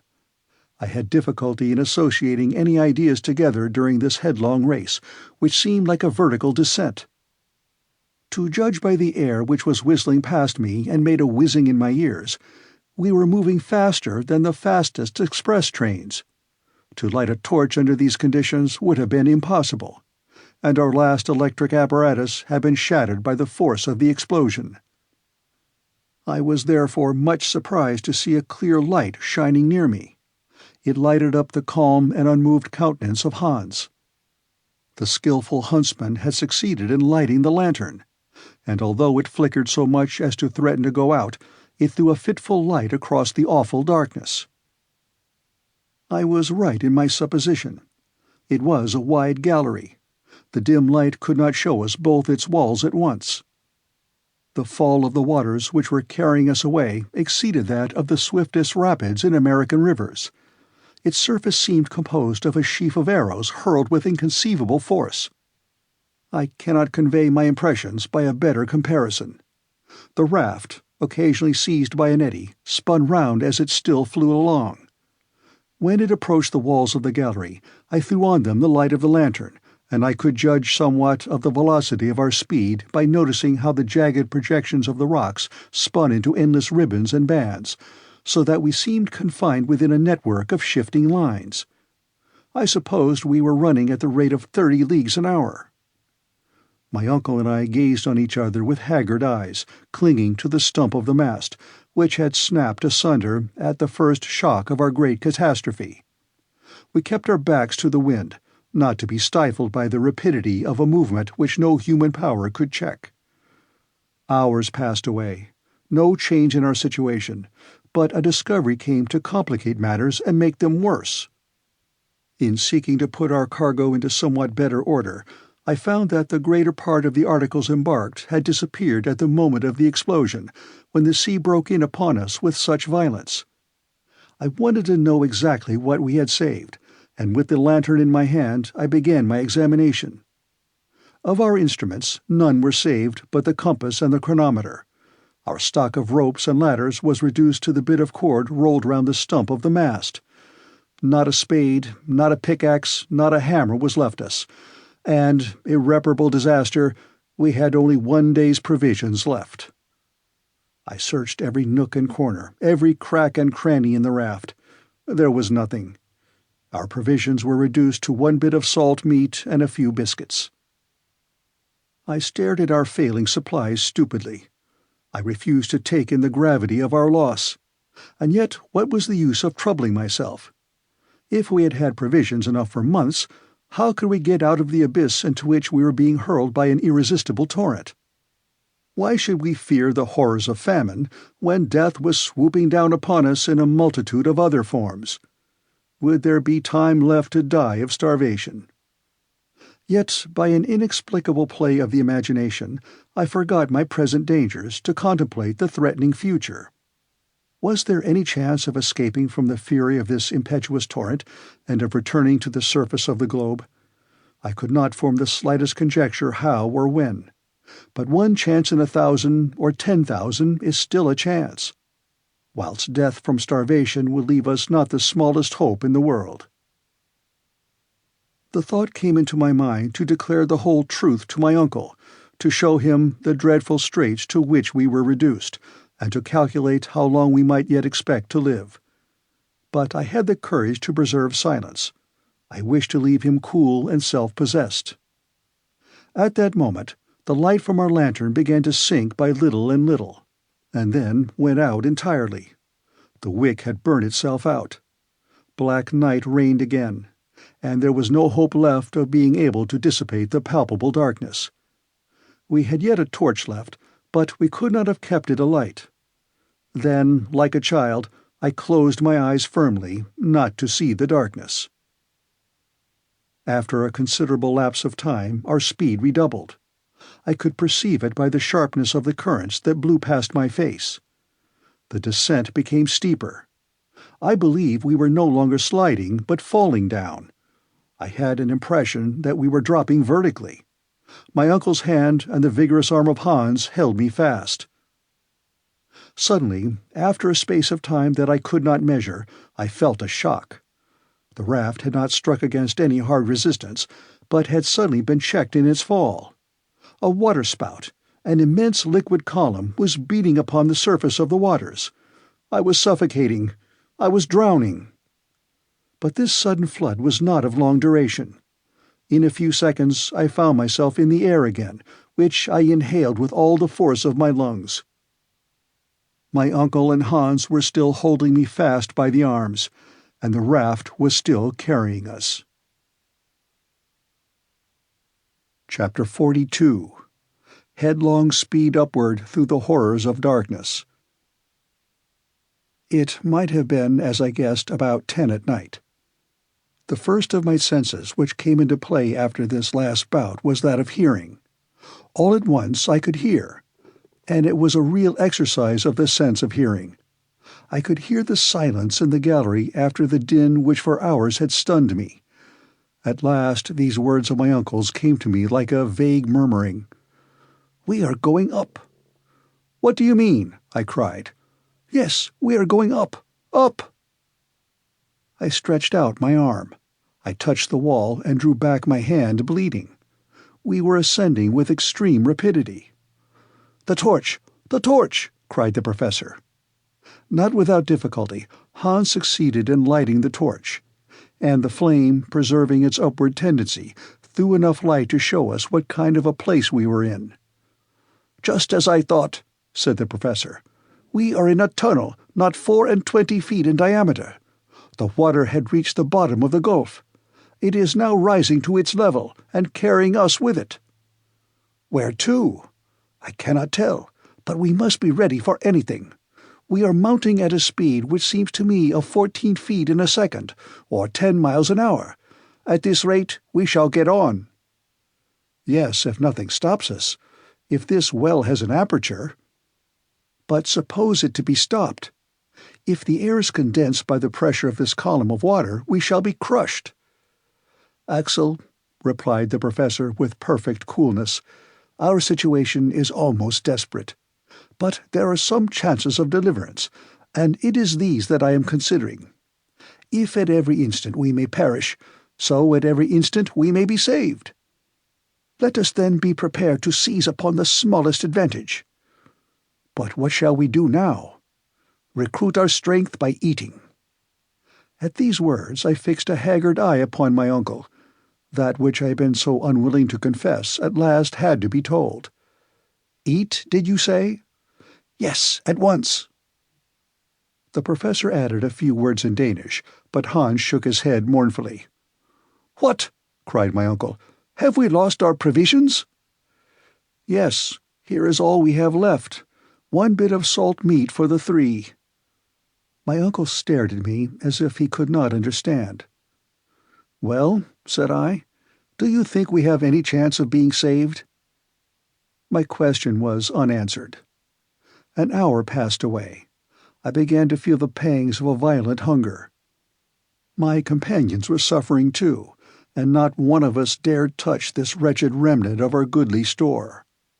But now we were mounting up with excessive speed. Sometimes the air would cut our breath short, as is experienced by aeronauts ascending too rapidly. But whilst they suffer from cold in proportion to their rise, we were beginning to feel a contrary effect. The heat was increasing in a manner to cause us the most fearful anxiety, and certainly the temperature was at this moment at the height of 100 degrees Fahrenheit. What could be the meaning of such a change? Up to this time, facts had supported the theories of Davy and of Lidenbrock. Until now, particular conditions of non-conducting rocks, electricity, and magnetism had tempered the laws of nature, giving us only a moderately warm climate, for the theory of a central fire remained in my estimation the only one that was true and explicable. Were we then turning back to where the phenomena of central heat ruled in all their rigor and would reduce the most refractory rocks to the state of a molten liquid? I feared this, and said to the professor, "If we are neither drowned nor shattered to pieces, nor starved to death, there is still the chance that we may be burned alive and reduced to ashes." At this he shrugged his shoulders and returned to his thoughts. Another hour passed, and except some slight increase in the temperature, nothing new had happened. "Come," said he, "we must determine upon something." "Determine on what?" said I. "Yes, we must recruit our strength by carefully rationing ourselves, and so prolong our existence by a few hours. But we shall be reduced to a very great weakness at last." "And our last hour is not far off." "Well, if there is a chance of safety, if a moment for active exertion presents itself, where should we find the required strength if we allowed ourselves to be enfeebled by hunger?" "Well, uncle, when this bit of meat has been devoured, what shall we have left?" "Nothing, Axel, nothing at all. But will it do you any more good to devour it with your eyes than with your teeth? Your reasoning has in it neither sense nor energy." "Then don't you despair?" I cried irritably. "No, certainly not," was the professor's firm reply. "What? Do you think there is any chance of safety left?" "Yes, I do. As long as the heart beats, as long as body and soul keep together, I cannot admit that any creature endowed with a will has need to despair of life." Resolute words these. The man who could speak so, under such circumstances, was of no ordinary type. "Finally, what do you mean to do?" I asked.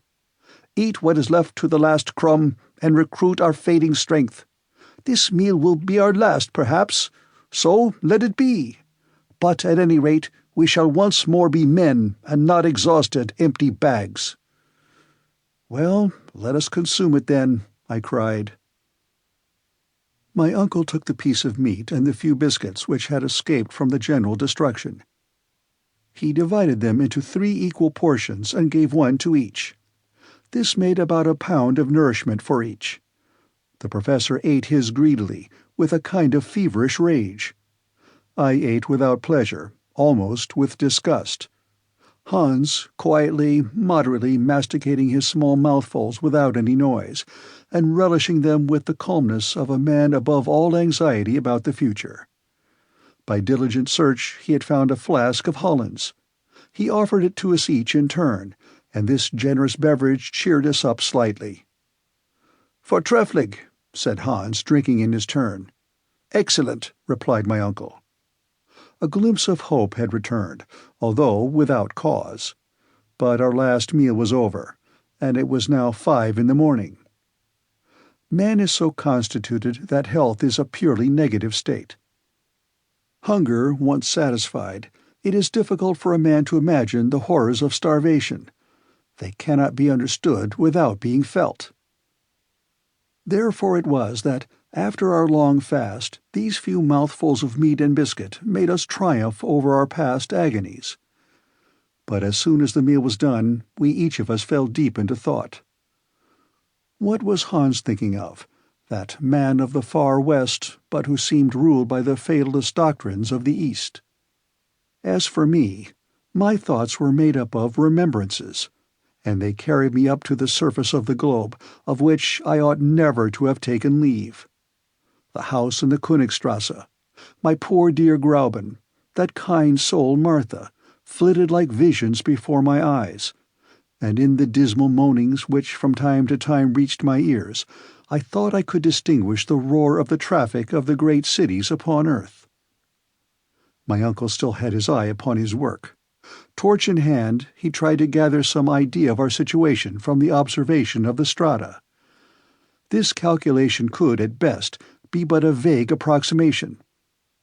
But a learned man is always a philosopher when he succeeds in remaining cool, and assuredly Professor Lidenbrock possessed this quality to a surprising degree.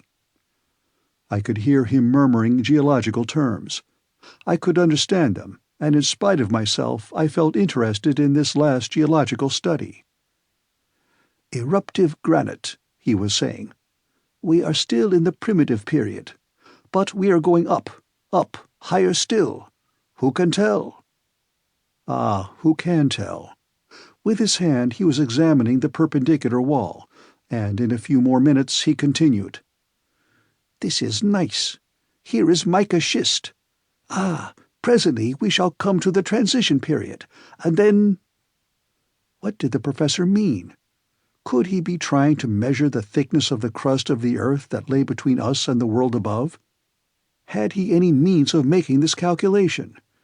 No, he had not the aneroid, and no guessing could supply its place. Still, the temperature kept rising, and I felt myself steeped in a broiling atmosphere.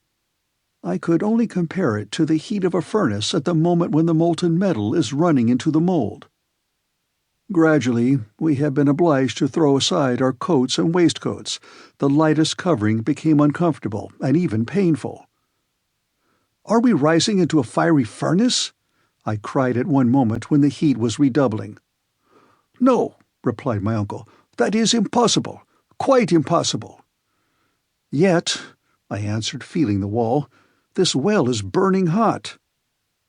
At the same moment, touching the water, I had to withdraw my hand in haste. "The water is scalding!" I cried. This time the professor's only answer was an angry gesture. Then an unconquerable terror seized upon me, from which I could no longer get free. I felt that a catastrophe was approaching before which the boldest spirit must quail. A dim, vague notion laid hold of my mind, but which was fast hardening into certainty. I tried to repel it, but it would return. I dared not express it in plain terms. Yet a few involuntary observations confirmed me in my view. By the flickering light of the torch, I could distinguish contortions in the granite beds. A phenomenon was unfolding in which electricity would play the principal part. Then this unbearable heat, this boiling water. I consulted the compass. The compass had lost its properties. It had ceased to act properly. Chapter 43. Shot out of a volcano at last. Yes, our compass was no longer a guide. The needle flew from pole to pole with a kind of frenzied impulse. It ran round the dial, and spun hither and thither as if it were giddy or intoxicated. I knew quite well that according to the best received theories, the mineral covering of the globe is never at absolute rest. The changes brought about by the chemical decomposition of its component parts, the agitation caused by great liquid torrents, and the magnetic currents are continually tending to disturb it, even when living beings upon its surface may fancy that all is quiet below. A phenomenon of this kind would not have greatly alarmed me, or at any rate, it would not have given rise to dreadful apprehensions. But other facts, other circumstances of a peculiar nature, came to reveal to me by degrees the true state of the case. There came incessant and continuous explosions. I could only compare them to the loud rattle of a long train of chariots driven at full speed over the stones, or a roar of intermitting thunder. Then the disordered compass, thrown out of gear by the electric currents, confirmed me in a growing conviction.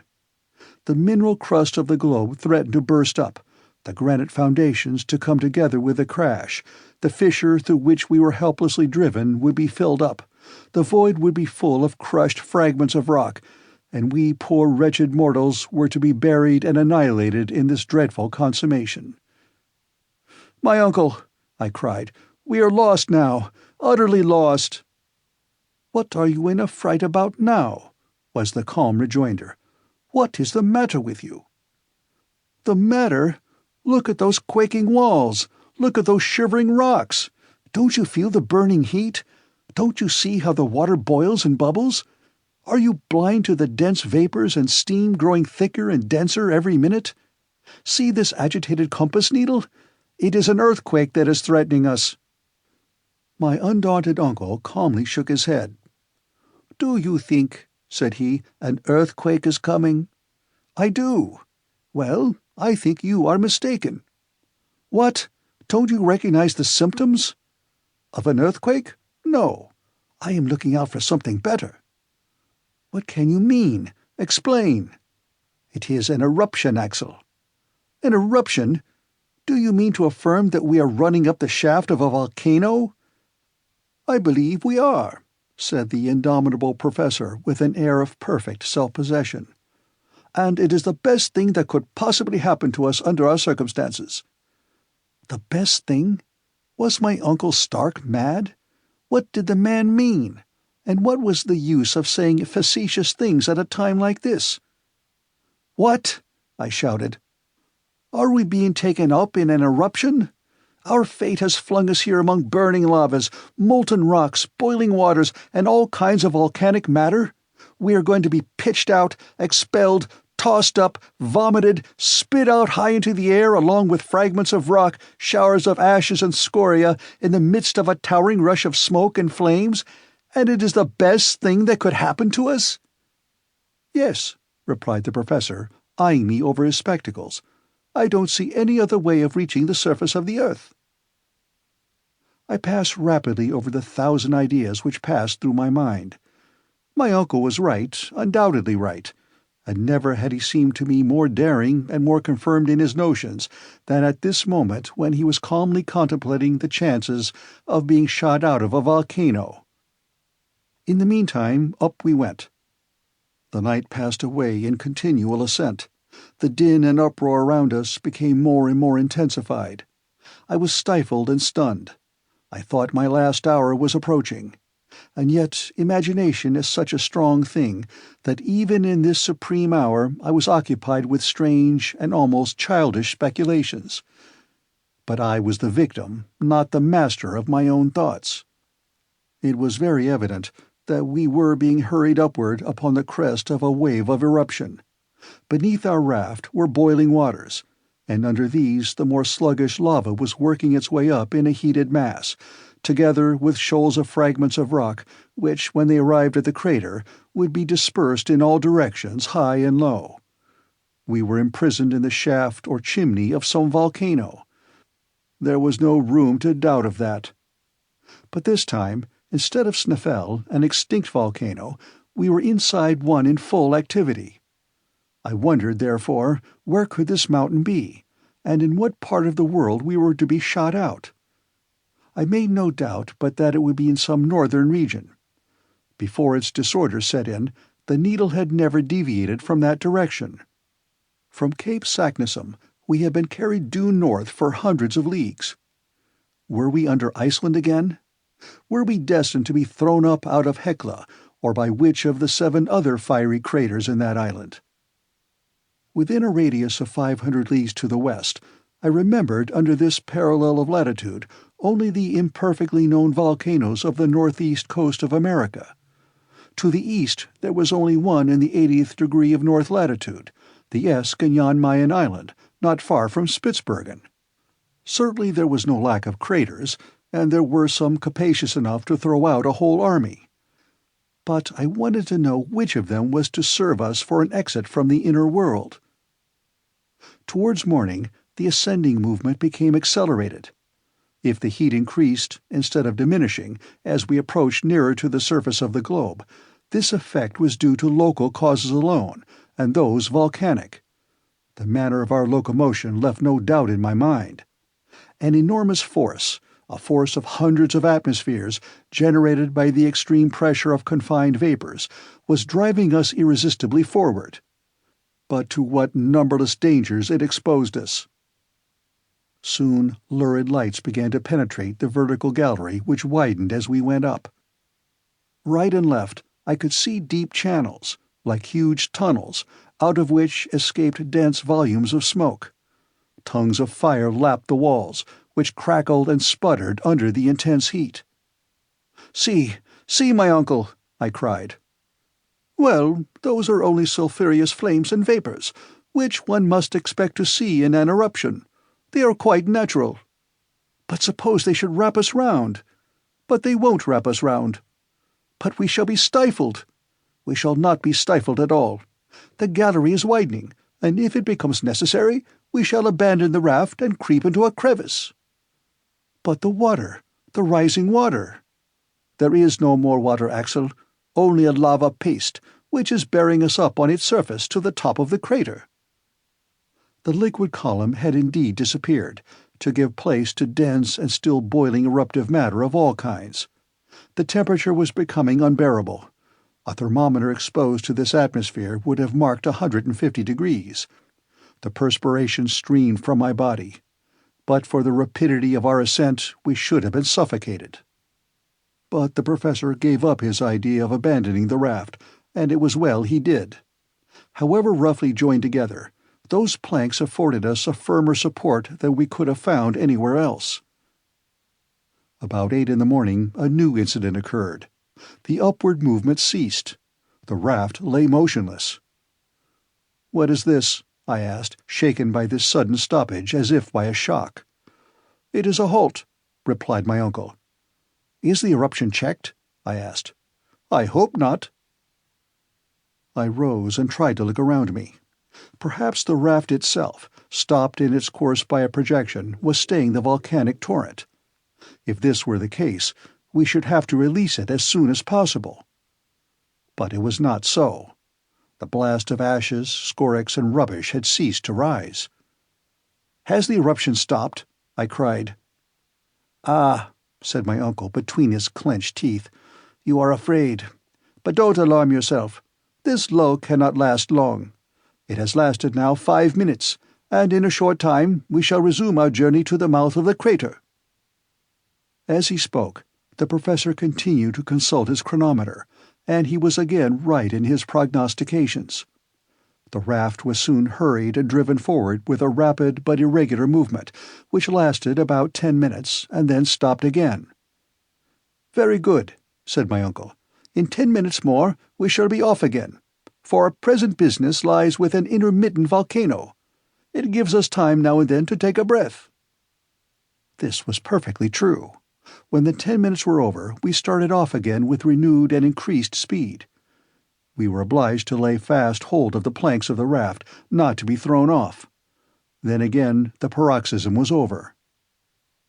I have since reflected upon this singular phenomenon without being able to explain it. At any rate, it was clear that we were not in the main shaft of the volcano, but in a lateral gallery, where there were felt recurrent tunes of reaction. How often this operation was repeated, I cannot say.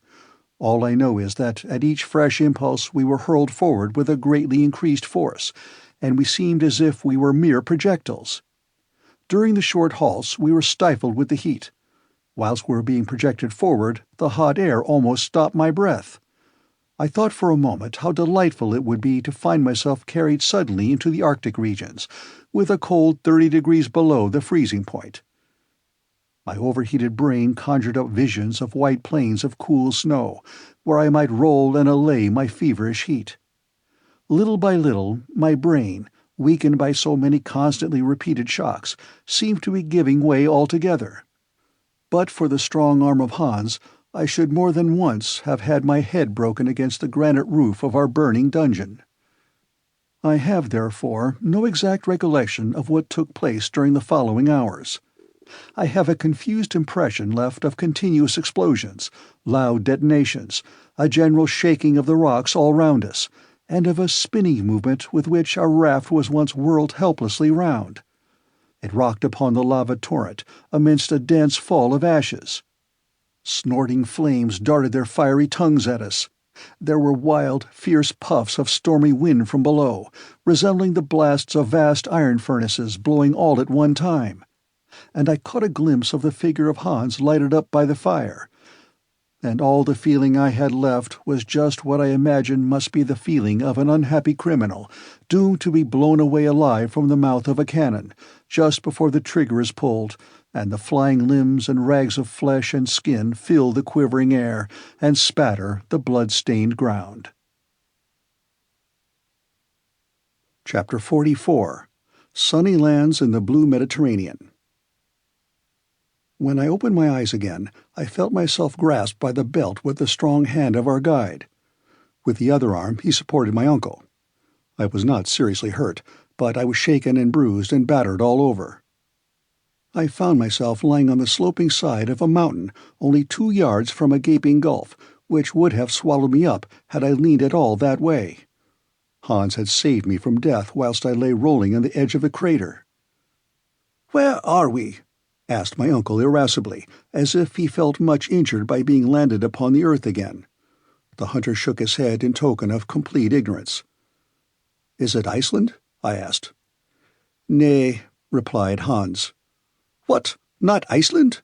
cried the professor. "Hans must be mistaken," I said, raising myself up. This was our final surprise after all the astonishing events of our wonderful journey. I expected to see a white cone covered with the eternal snow of ages rising from the midst of the barren deserts of the icy north, faintly lighted with the pale rays of the Arctic sun, far away in the highest latitudes known.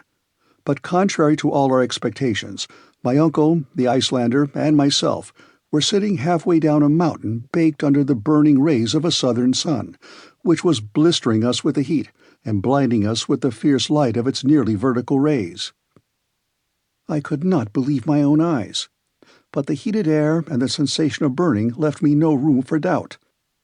We had come out of the crater half naked, and the radiant orb to which we had been strangers for 2 months was lavishing upon us out of his blazing splendors more of his light and heat than we were able to receive with comfort. When my eyes had become accustomed to the bright light to which they had been so long strangers, I began to use them to set my imagination right. At least I would have it to be Spitzbergen, and I was in no humor to give up this notion. The professor was the first to speak, and said, "Well, this is not much like Iceland." "But is it Jan Mayen?" I asked. "Nor that either," he answered. "There is no northern mountain. Here are no granite peaks capped with snow. Look, Axel, look!" Above our heads, at a height of 500 feet or more, we saw the crater of a volcano, through which, at intervals of 15 minutes or so, there issued with loud explosions lofty columns of fire, mingled with pumice stones, ashes, and flowing lava. I could feel the heaving of the mountain, which seemed to breathe like a huge whale and puff out fire and wind from its vast blowholes. Beneath, down a pretty steep declivity, ran streams of lava for 800 or 900 feet, giving the mountain a height of about 1,300 or 1,400 feet. But the base of the mountain was hidden in a perfect bower of rich verdure, amongst which I was able to distinguish the olive, the fig, and vines, covered with their luscious purple bunches. I was forced to confess that there was nothing Arctic here. When the eye passed beyond these green surroundings, it rested on a wide blue expanse of sea or lake, which appeared to enclose this enchanting island, within a compass of only a few leagues. Eastward lay a pretty little white seaport town or village, with a few houses scattered around it. And in the harbour, of which a few vessels of peculiar rig were gently swayed by the softly swelling waves. Beyond it, groups of islets rose from the smooth blue waters, but in such numbers that they seemed to dot the sea like a shoal. To the west, distant coasts lined the dim horizon, On some rose blue mountains of smooth undulating forms. On a more distant coast arose a prodigious cone crowned on its summit with a snowy plume of white cloud. To the northward lay spread a vast sheet of water, sparkling and dancing under the hot, bright rays, the uniformity broken here and there by the topmast of a gallant ship appearing above the horizon, or a swelling sail moving slowly before the wind. This unforeseen spectacle was most charming to eyes long used to underground darkness. "Where are we? Where are we?" I asked faintly. Hans closed his eyes with lazy indifference. What did it matter to him? My uncle looked round with dumb surprise. "Well, whatever mountain this may be," he said at last, "it is very hot here. The explosions are going on still, and I don't think it would look well to have come out by an eruption and then to get our heads broken by bits of falling rock. Let us get down, then we shall know better what we are about. Besides, I am starving and parching with thirst." Decidedly, the professor was not given to contemplation. For my part, I could for another hour or two have forgotten my hunger and my fatigue to enjoy the lovely scene before me, but I had to follow my companions. The slope of the volcano was in many places of great steepness. We slid down screes of ashes, carefully avoiding the lava streams which glided sluggishly by us like fiery serpents. As we went, I chattered and asked all sorts of questions as to our whereabouts, for I was too much excited not to talk a great deal. "We are in Asia," I cried, "on the coasts of India, in the Malay Islands, or in Oceania. We have passed through half the globe and come out nearly at the Antipodes."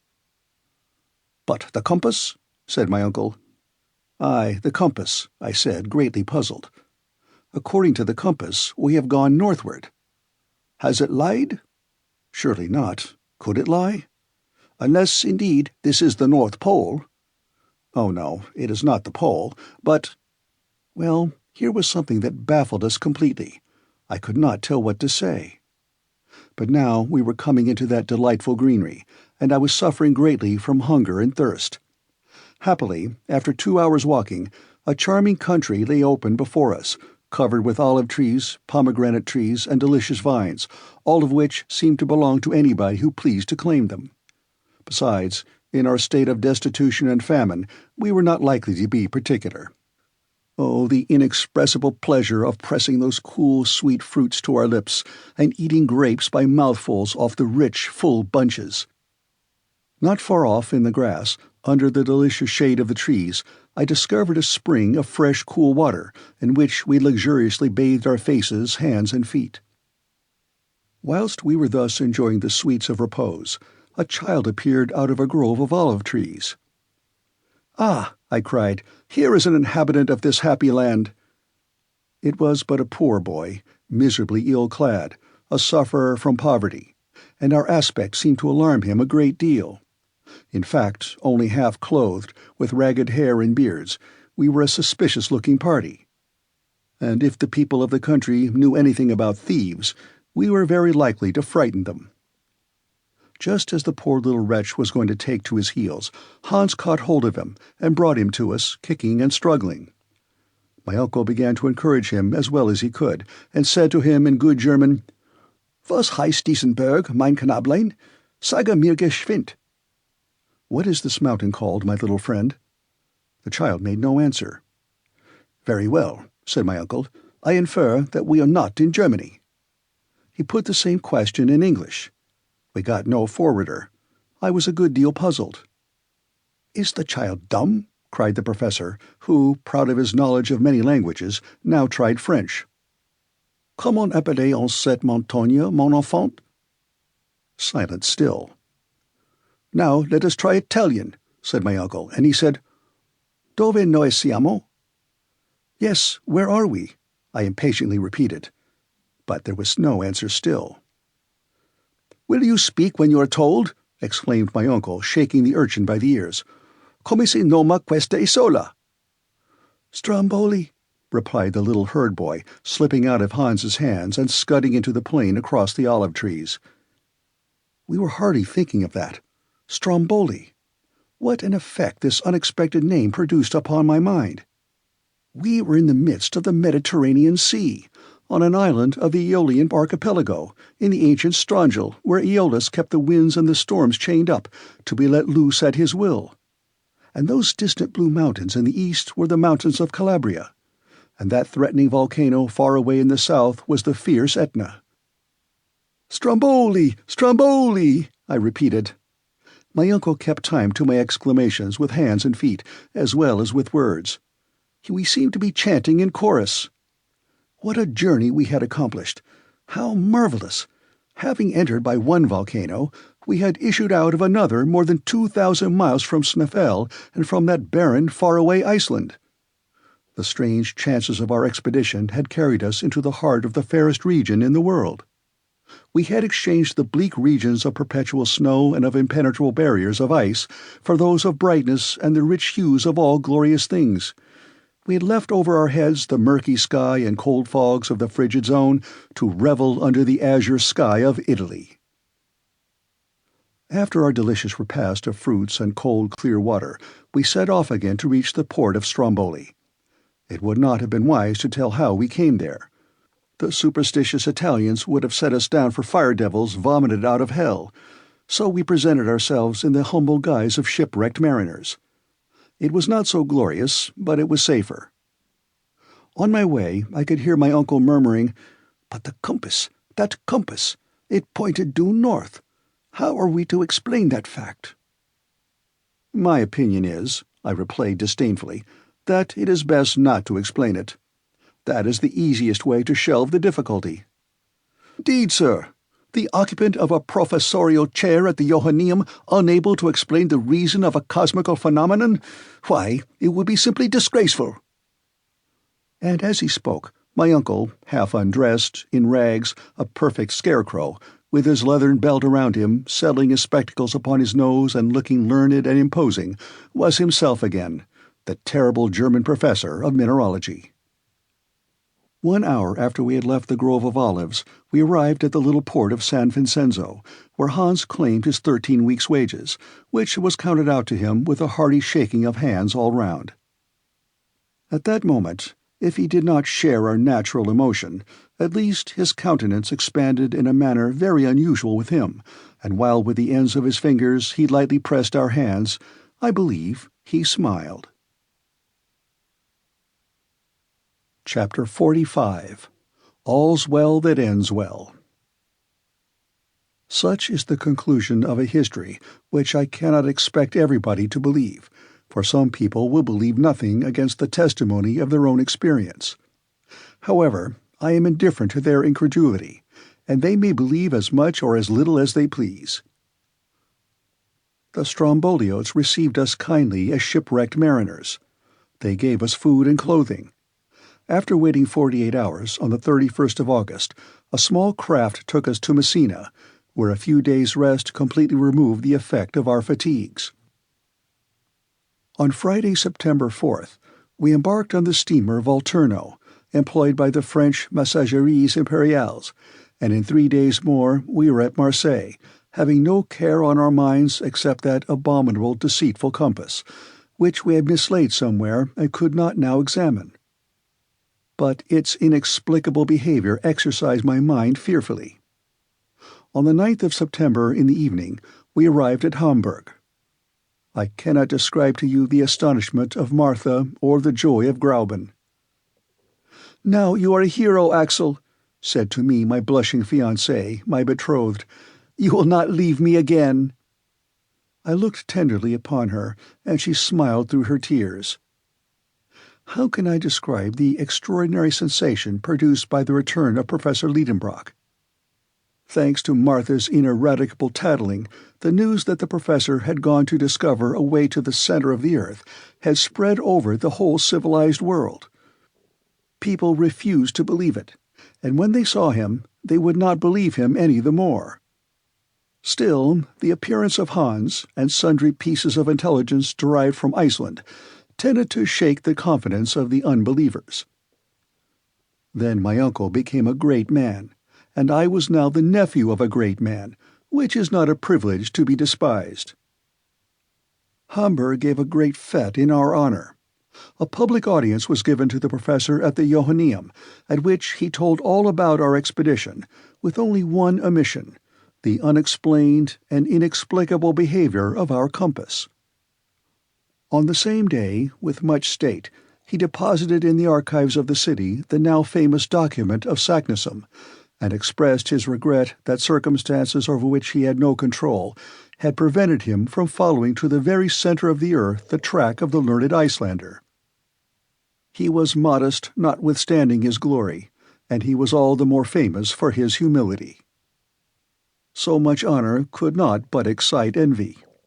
There were those who envied him his fame, and as his theories, resting upon known facts, were in opposition to the systems of science upon the question of the central fire, he sustained with his pen and by his voice remarkable discussions with the learned of every country. For my part, I cannot agree with his theory of gradual cooling. In spite of what I have seen and felt, I believe, and always shall believe, in the central heat.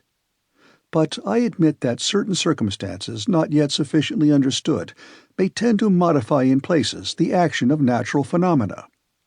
While these questions were being debated with great animation, my uncle met with a real sorrow. Our faithful Hans, in spite of our entreaties, had left Hamburg.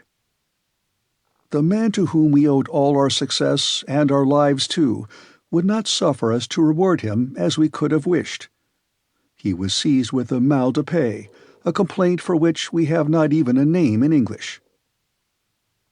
"Farvel," said he one day, and with that simple word he left us and sailed for Reykjavik, which he reached in safety.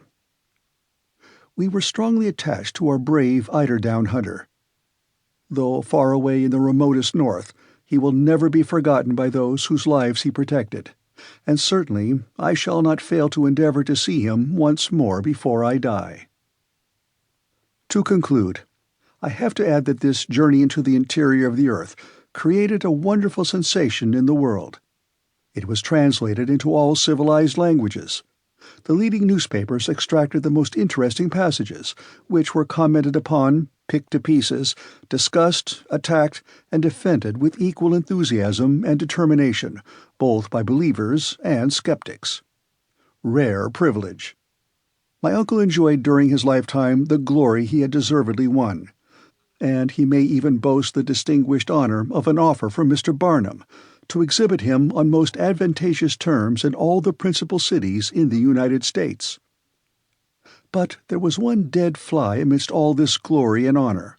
One fact, one incident of the journey remained a mystery. Now, to a man eminent for his learning, an unexplained phenomenon is an unbearable hardship. Well, it was yet reserved for my uncle to be completely happy. One day, while arranging a collection of minerals in his cabinet, I noticed in a corner this unhappy compass, which we had long lost sight of. I opened it and began to watch it. It had been in that corner for 6 months, little mindful of the trouble it was giving. Suddenly, to my intense astonishment, I noticed a strange fact, and I uttered a cry of surprise. "What is the matter?" my uncle asked. "That compass." "Well?" "See, its poles are reversed." "Reversed?" "Yes, they point the wrong way." My uncle looked, he compared, and the house shook with his triumphant leap of exultation. A light broke in upon his spirit and mine. "See there," he cried, as soon as he was able to speak. "After our arrival at Cape Saknussemm, the north pole of the needle of this confounded compass began to point south instead of north." "Evidently." "Here, then, is the explanation of our mistake. But what phenomenon could have caused this reversal of the poles?" "The reason is evident, uncle." "Tell me then, Axel." "During the electric storm on the Lidenbrock Sea, that ball of fire, which magnetized all the iron on board, reversed the poles of our magnet." "Aha! Aha!" shouted the professor with a loud laugh. "So it was just an electric joke." From that day forth, the professor was the most glorious of savants, and I was the happiest of men. For my pretty Verlin days, resigning her place as ward, took her position in the old house on the Königstrasse in the double capacity of niece to my uncle and wife to a certain happy youth. What is the need of adding that the illustrious Otto Lidenbrock, corresponding member of all the scientific, geographical, and mineralogical societies of all the civilized world, was now her uncle and mine? Thanks for watching. If you enjoyed this, please subscribe here to get more books and support the channel. It really does help. Here are some ideas for what to read next.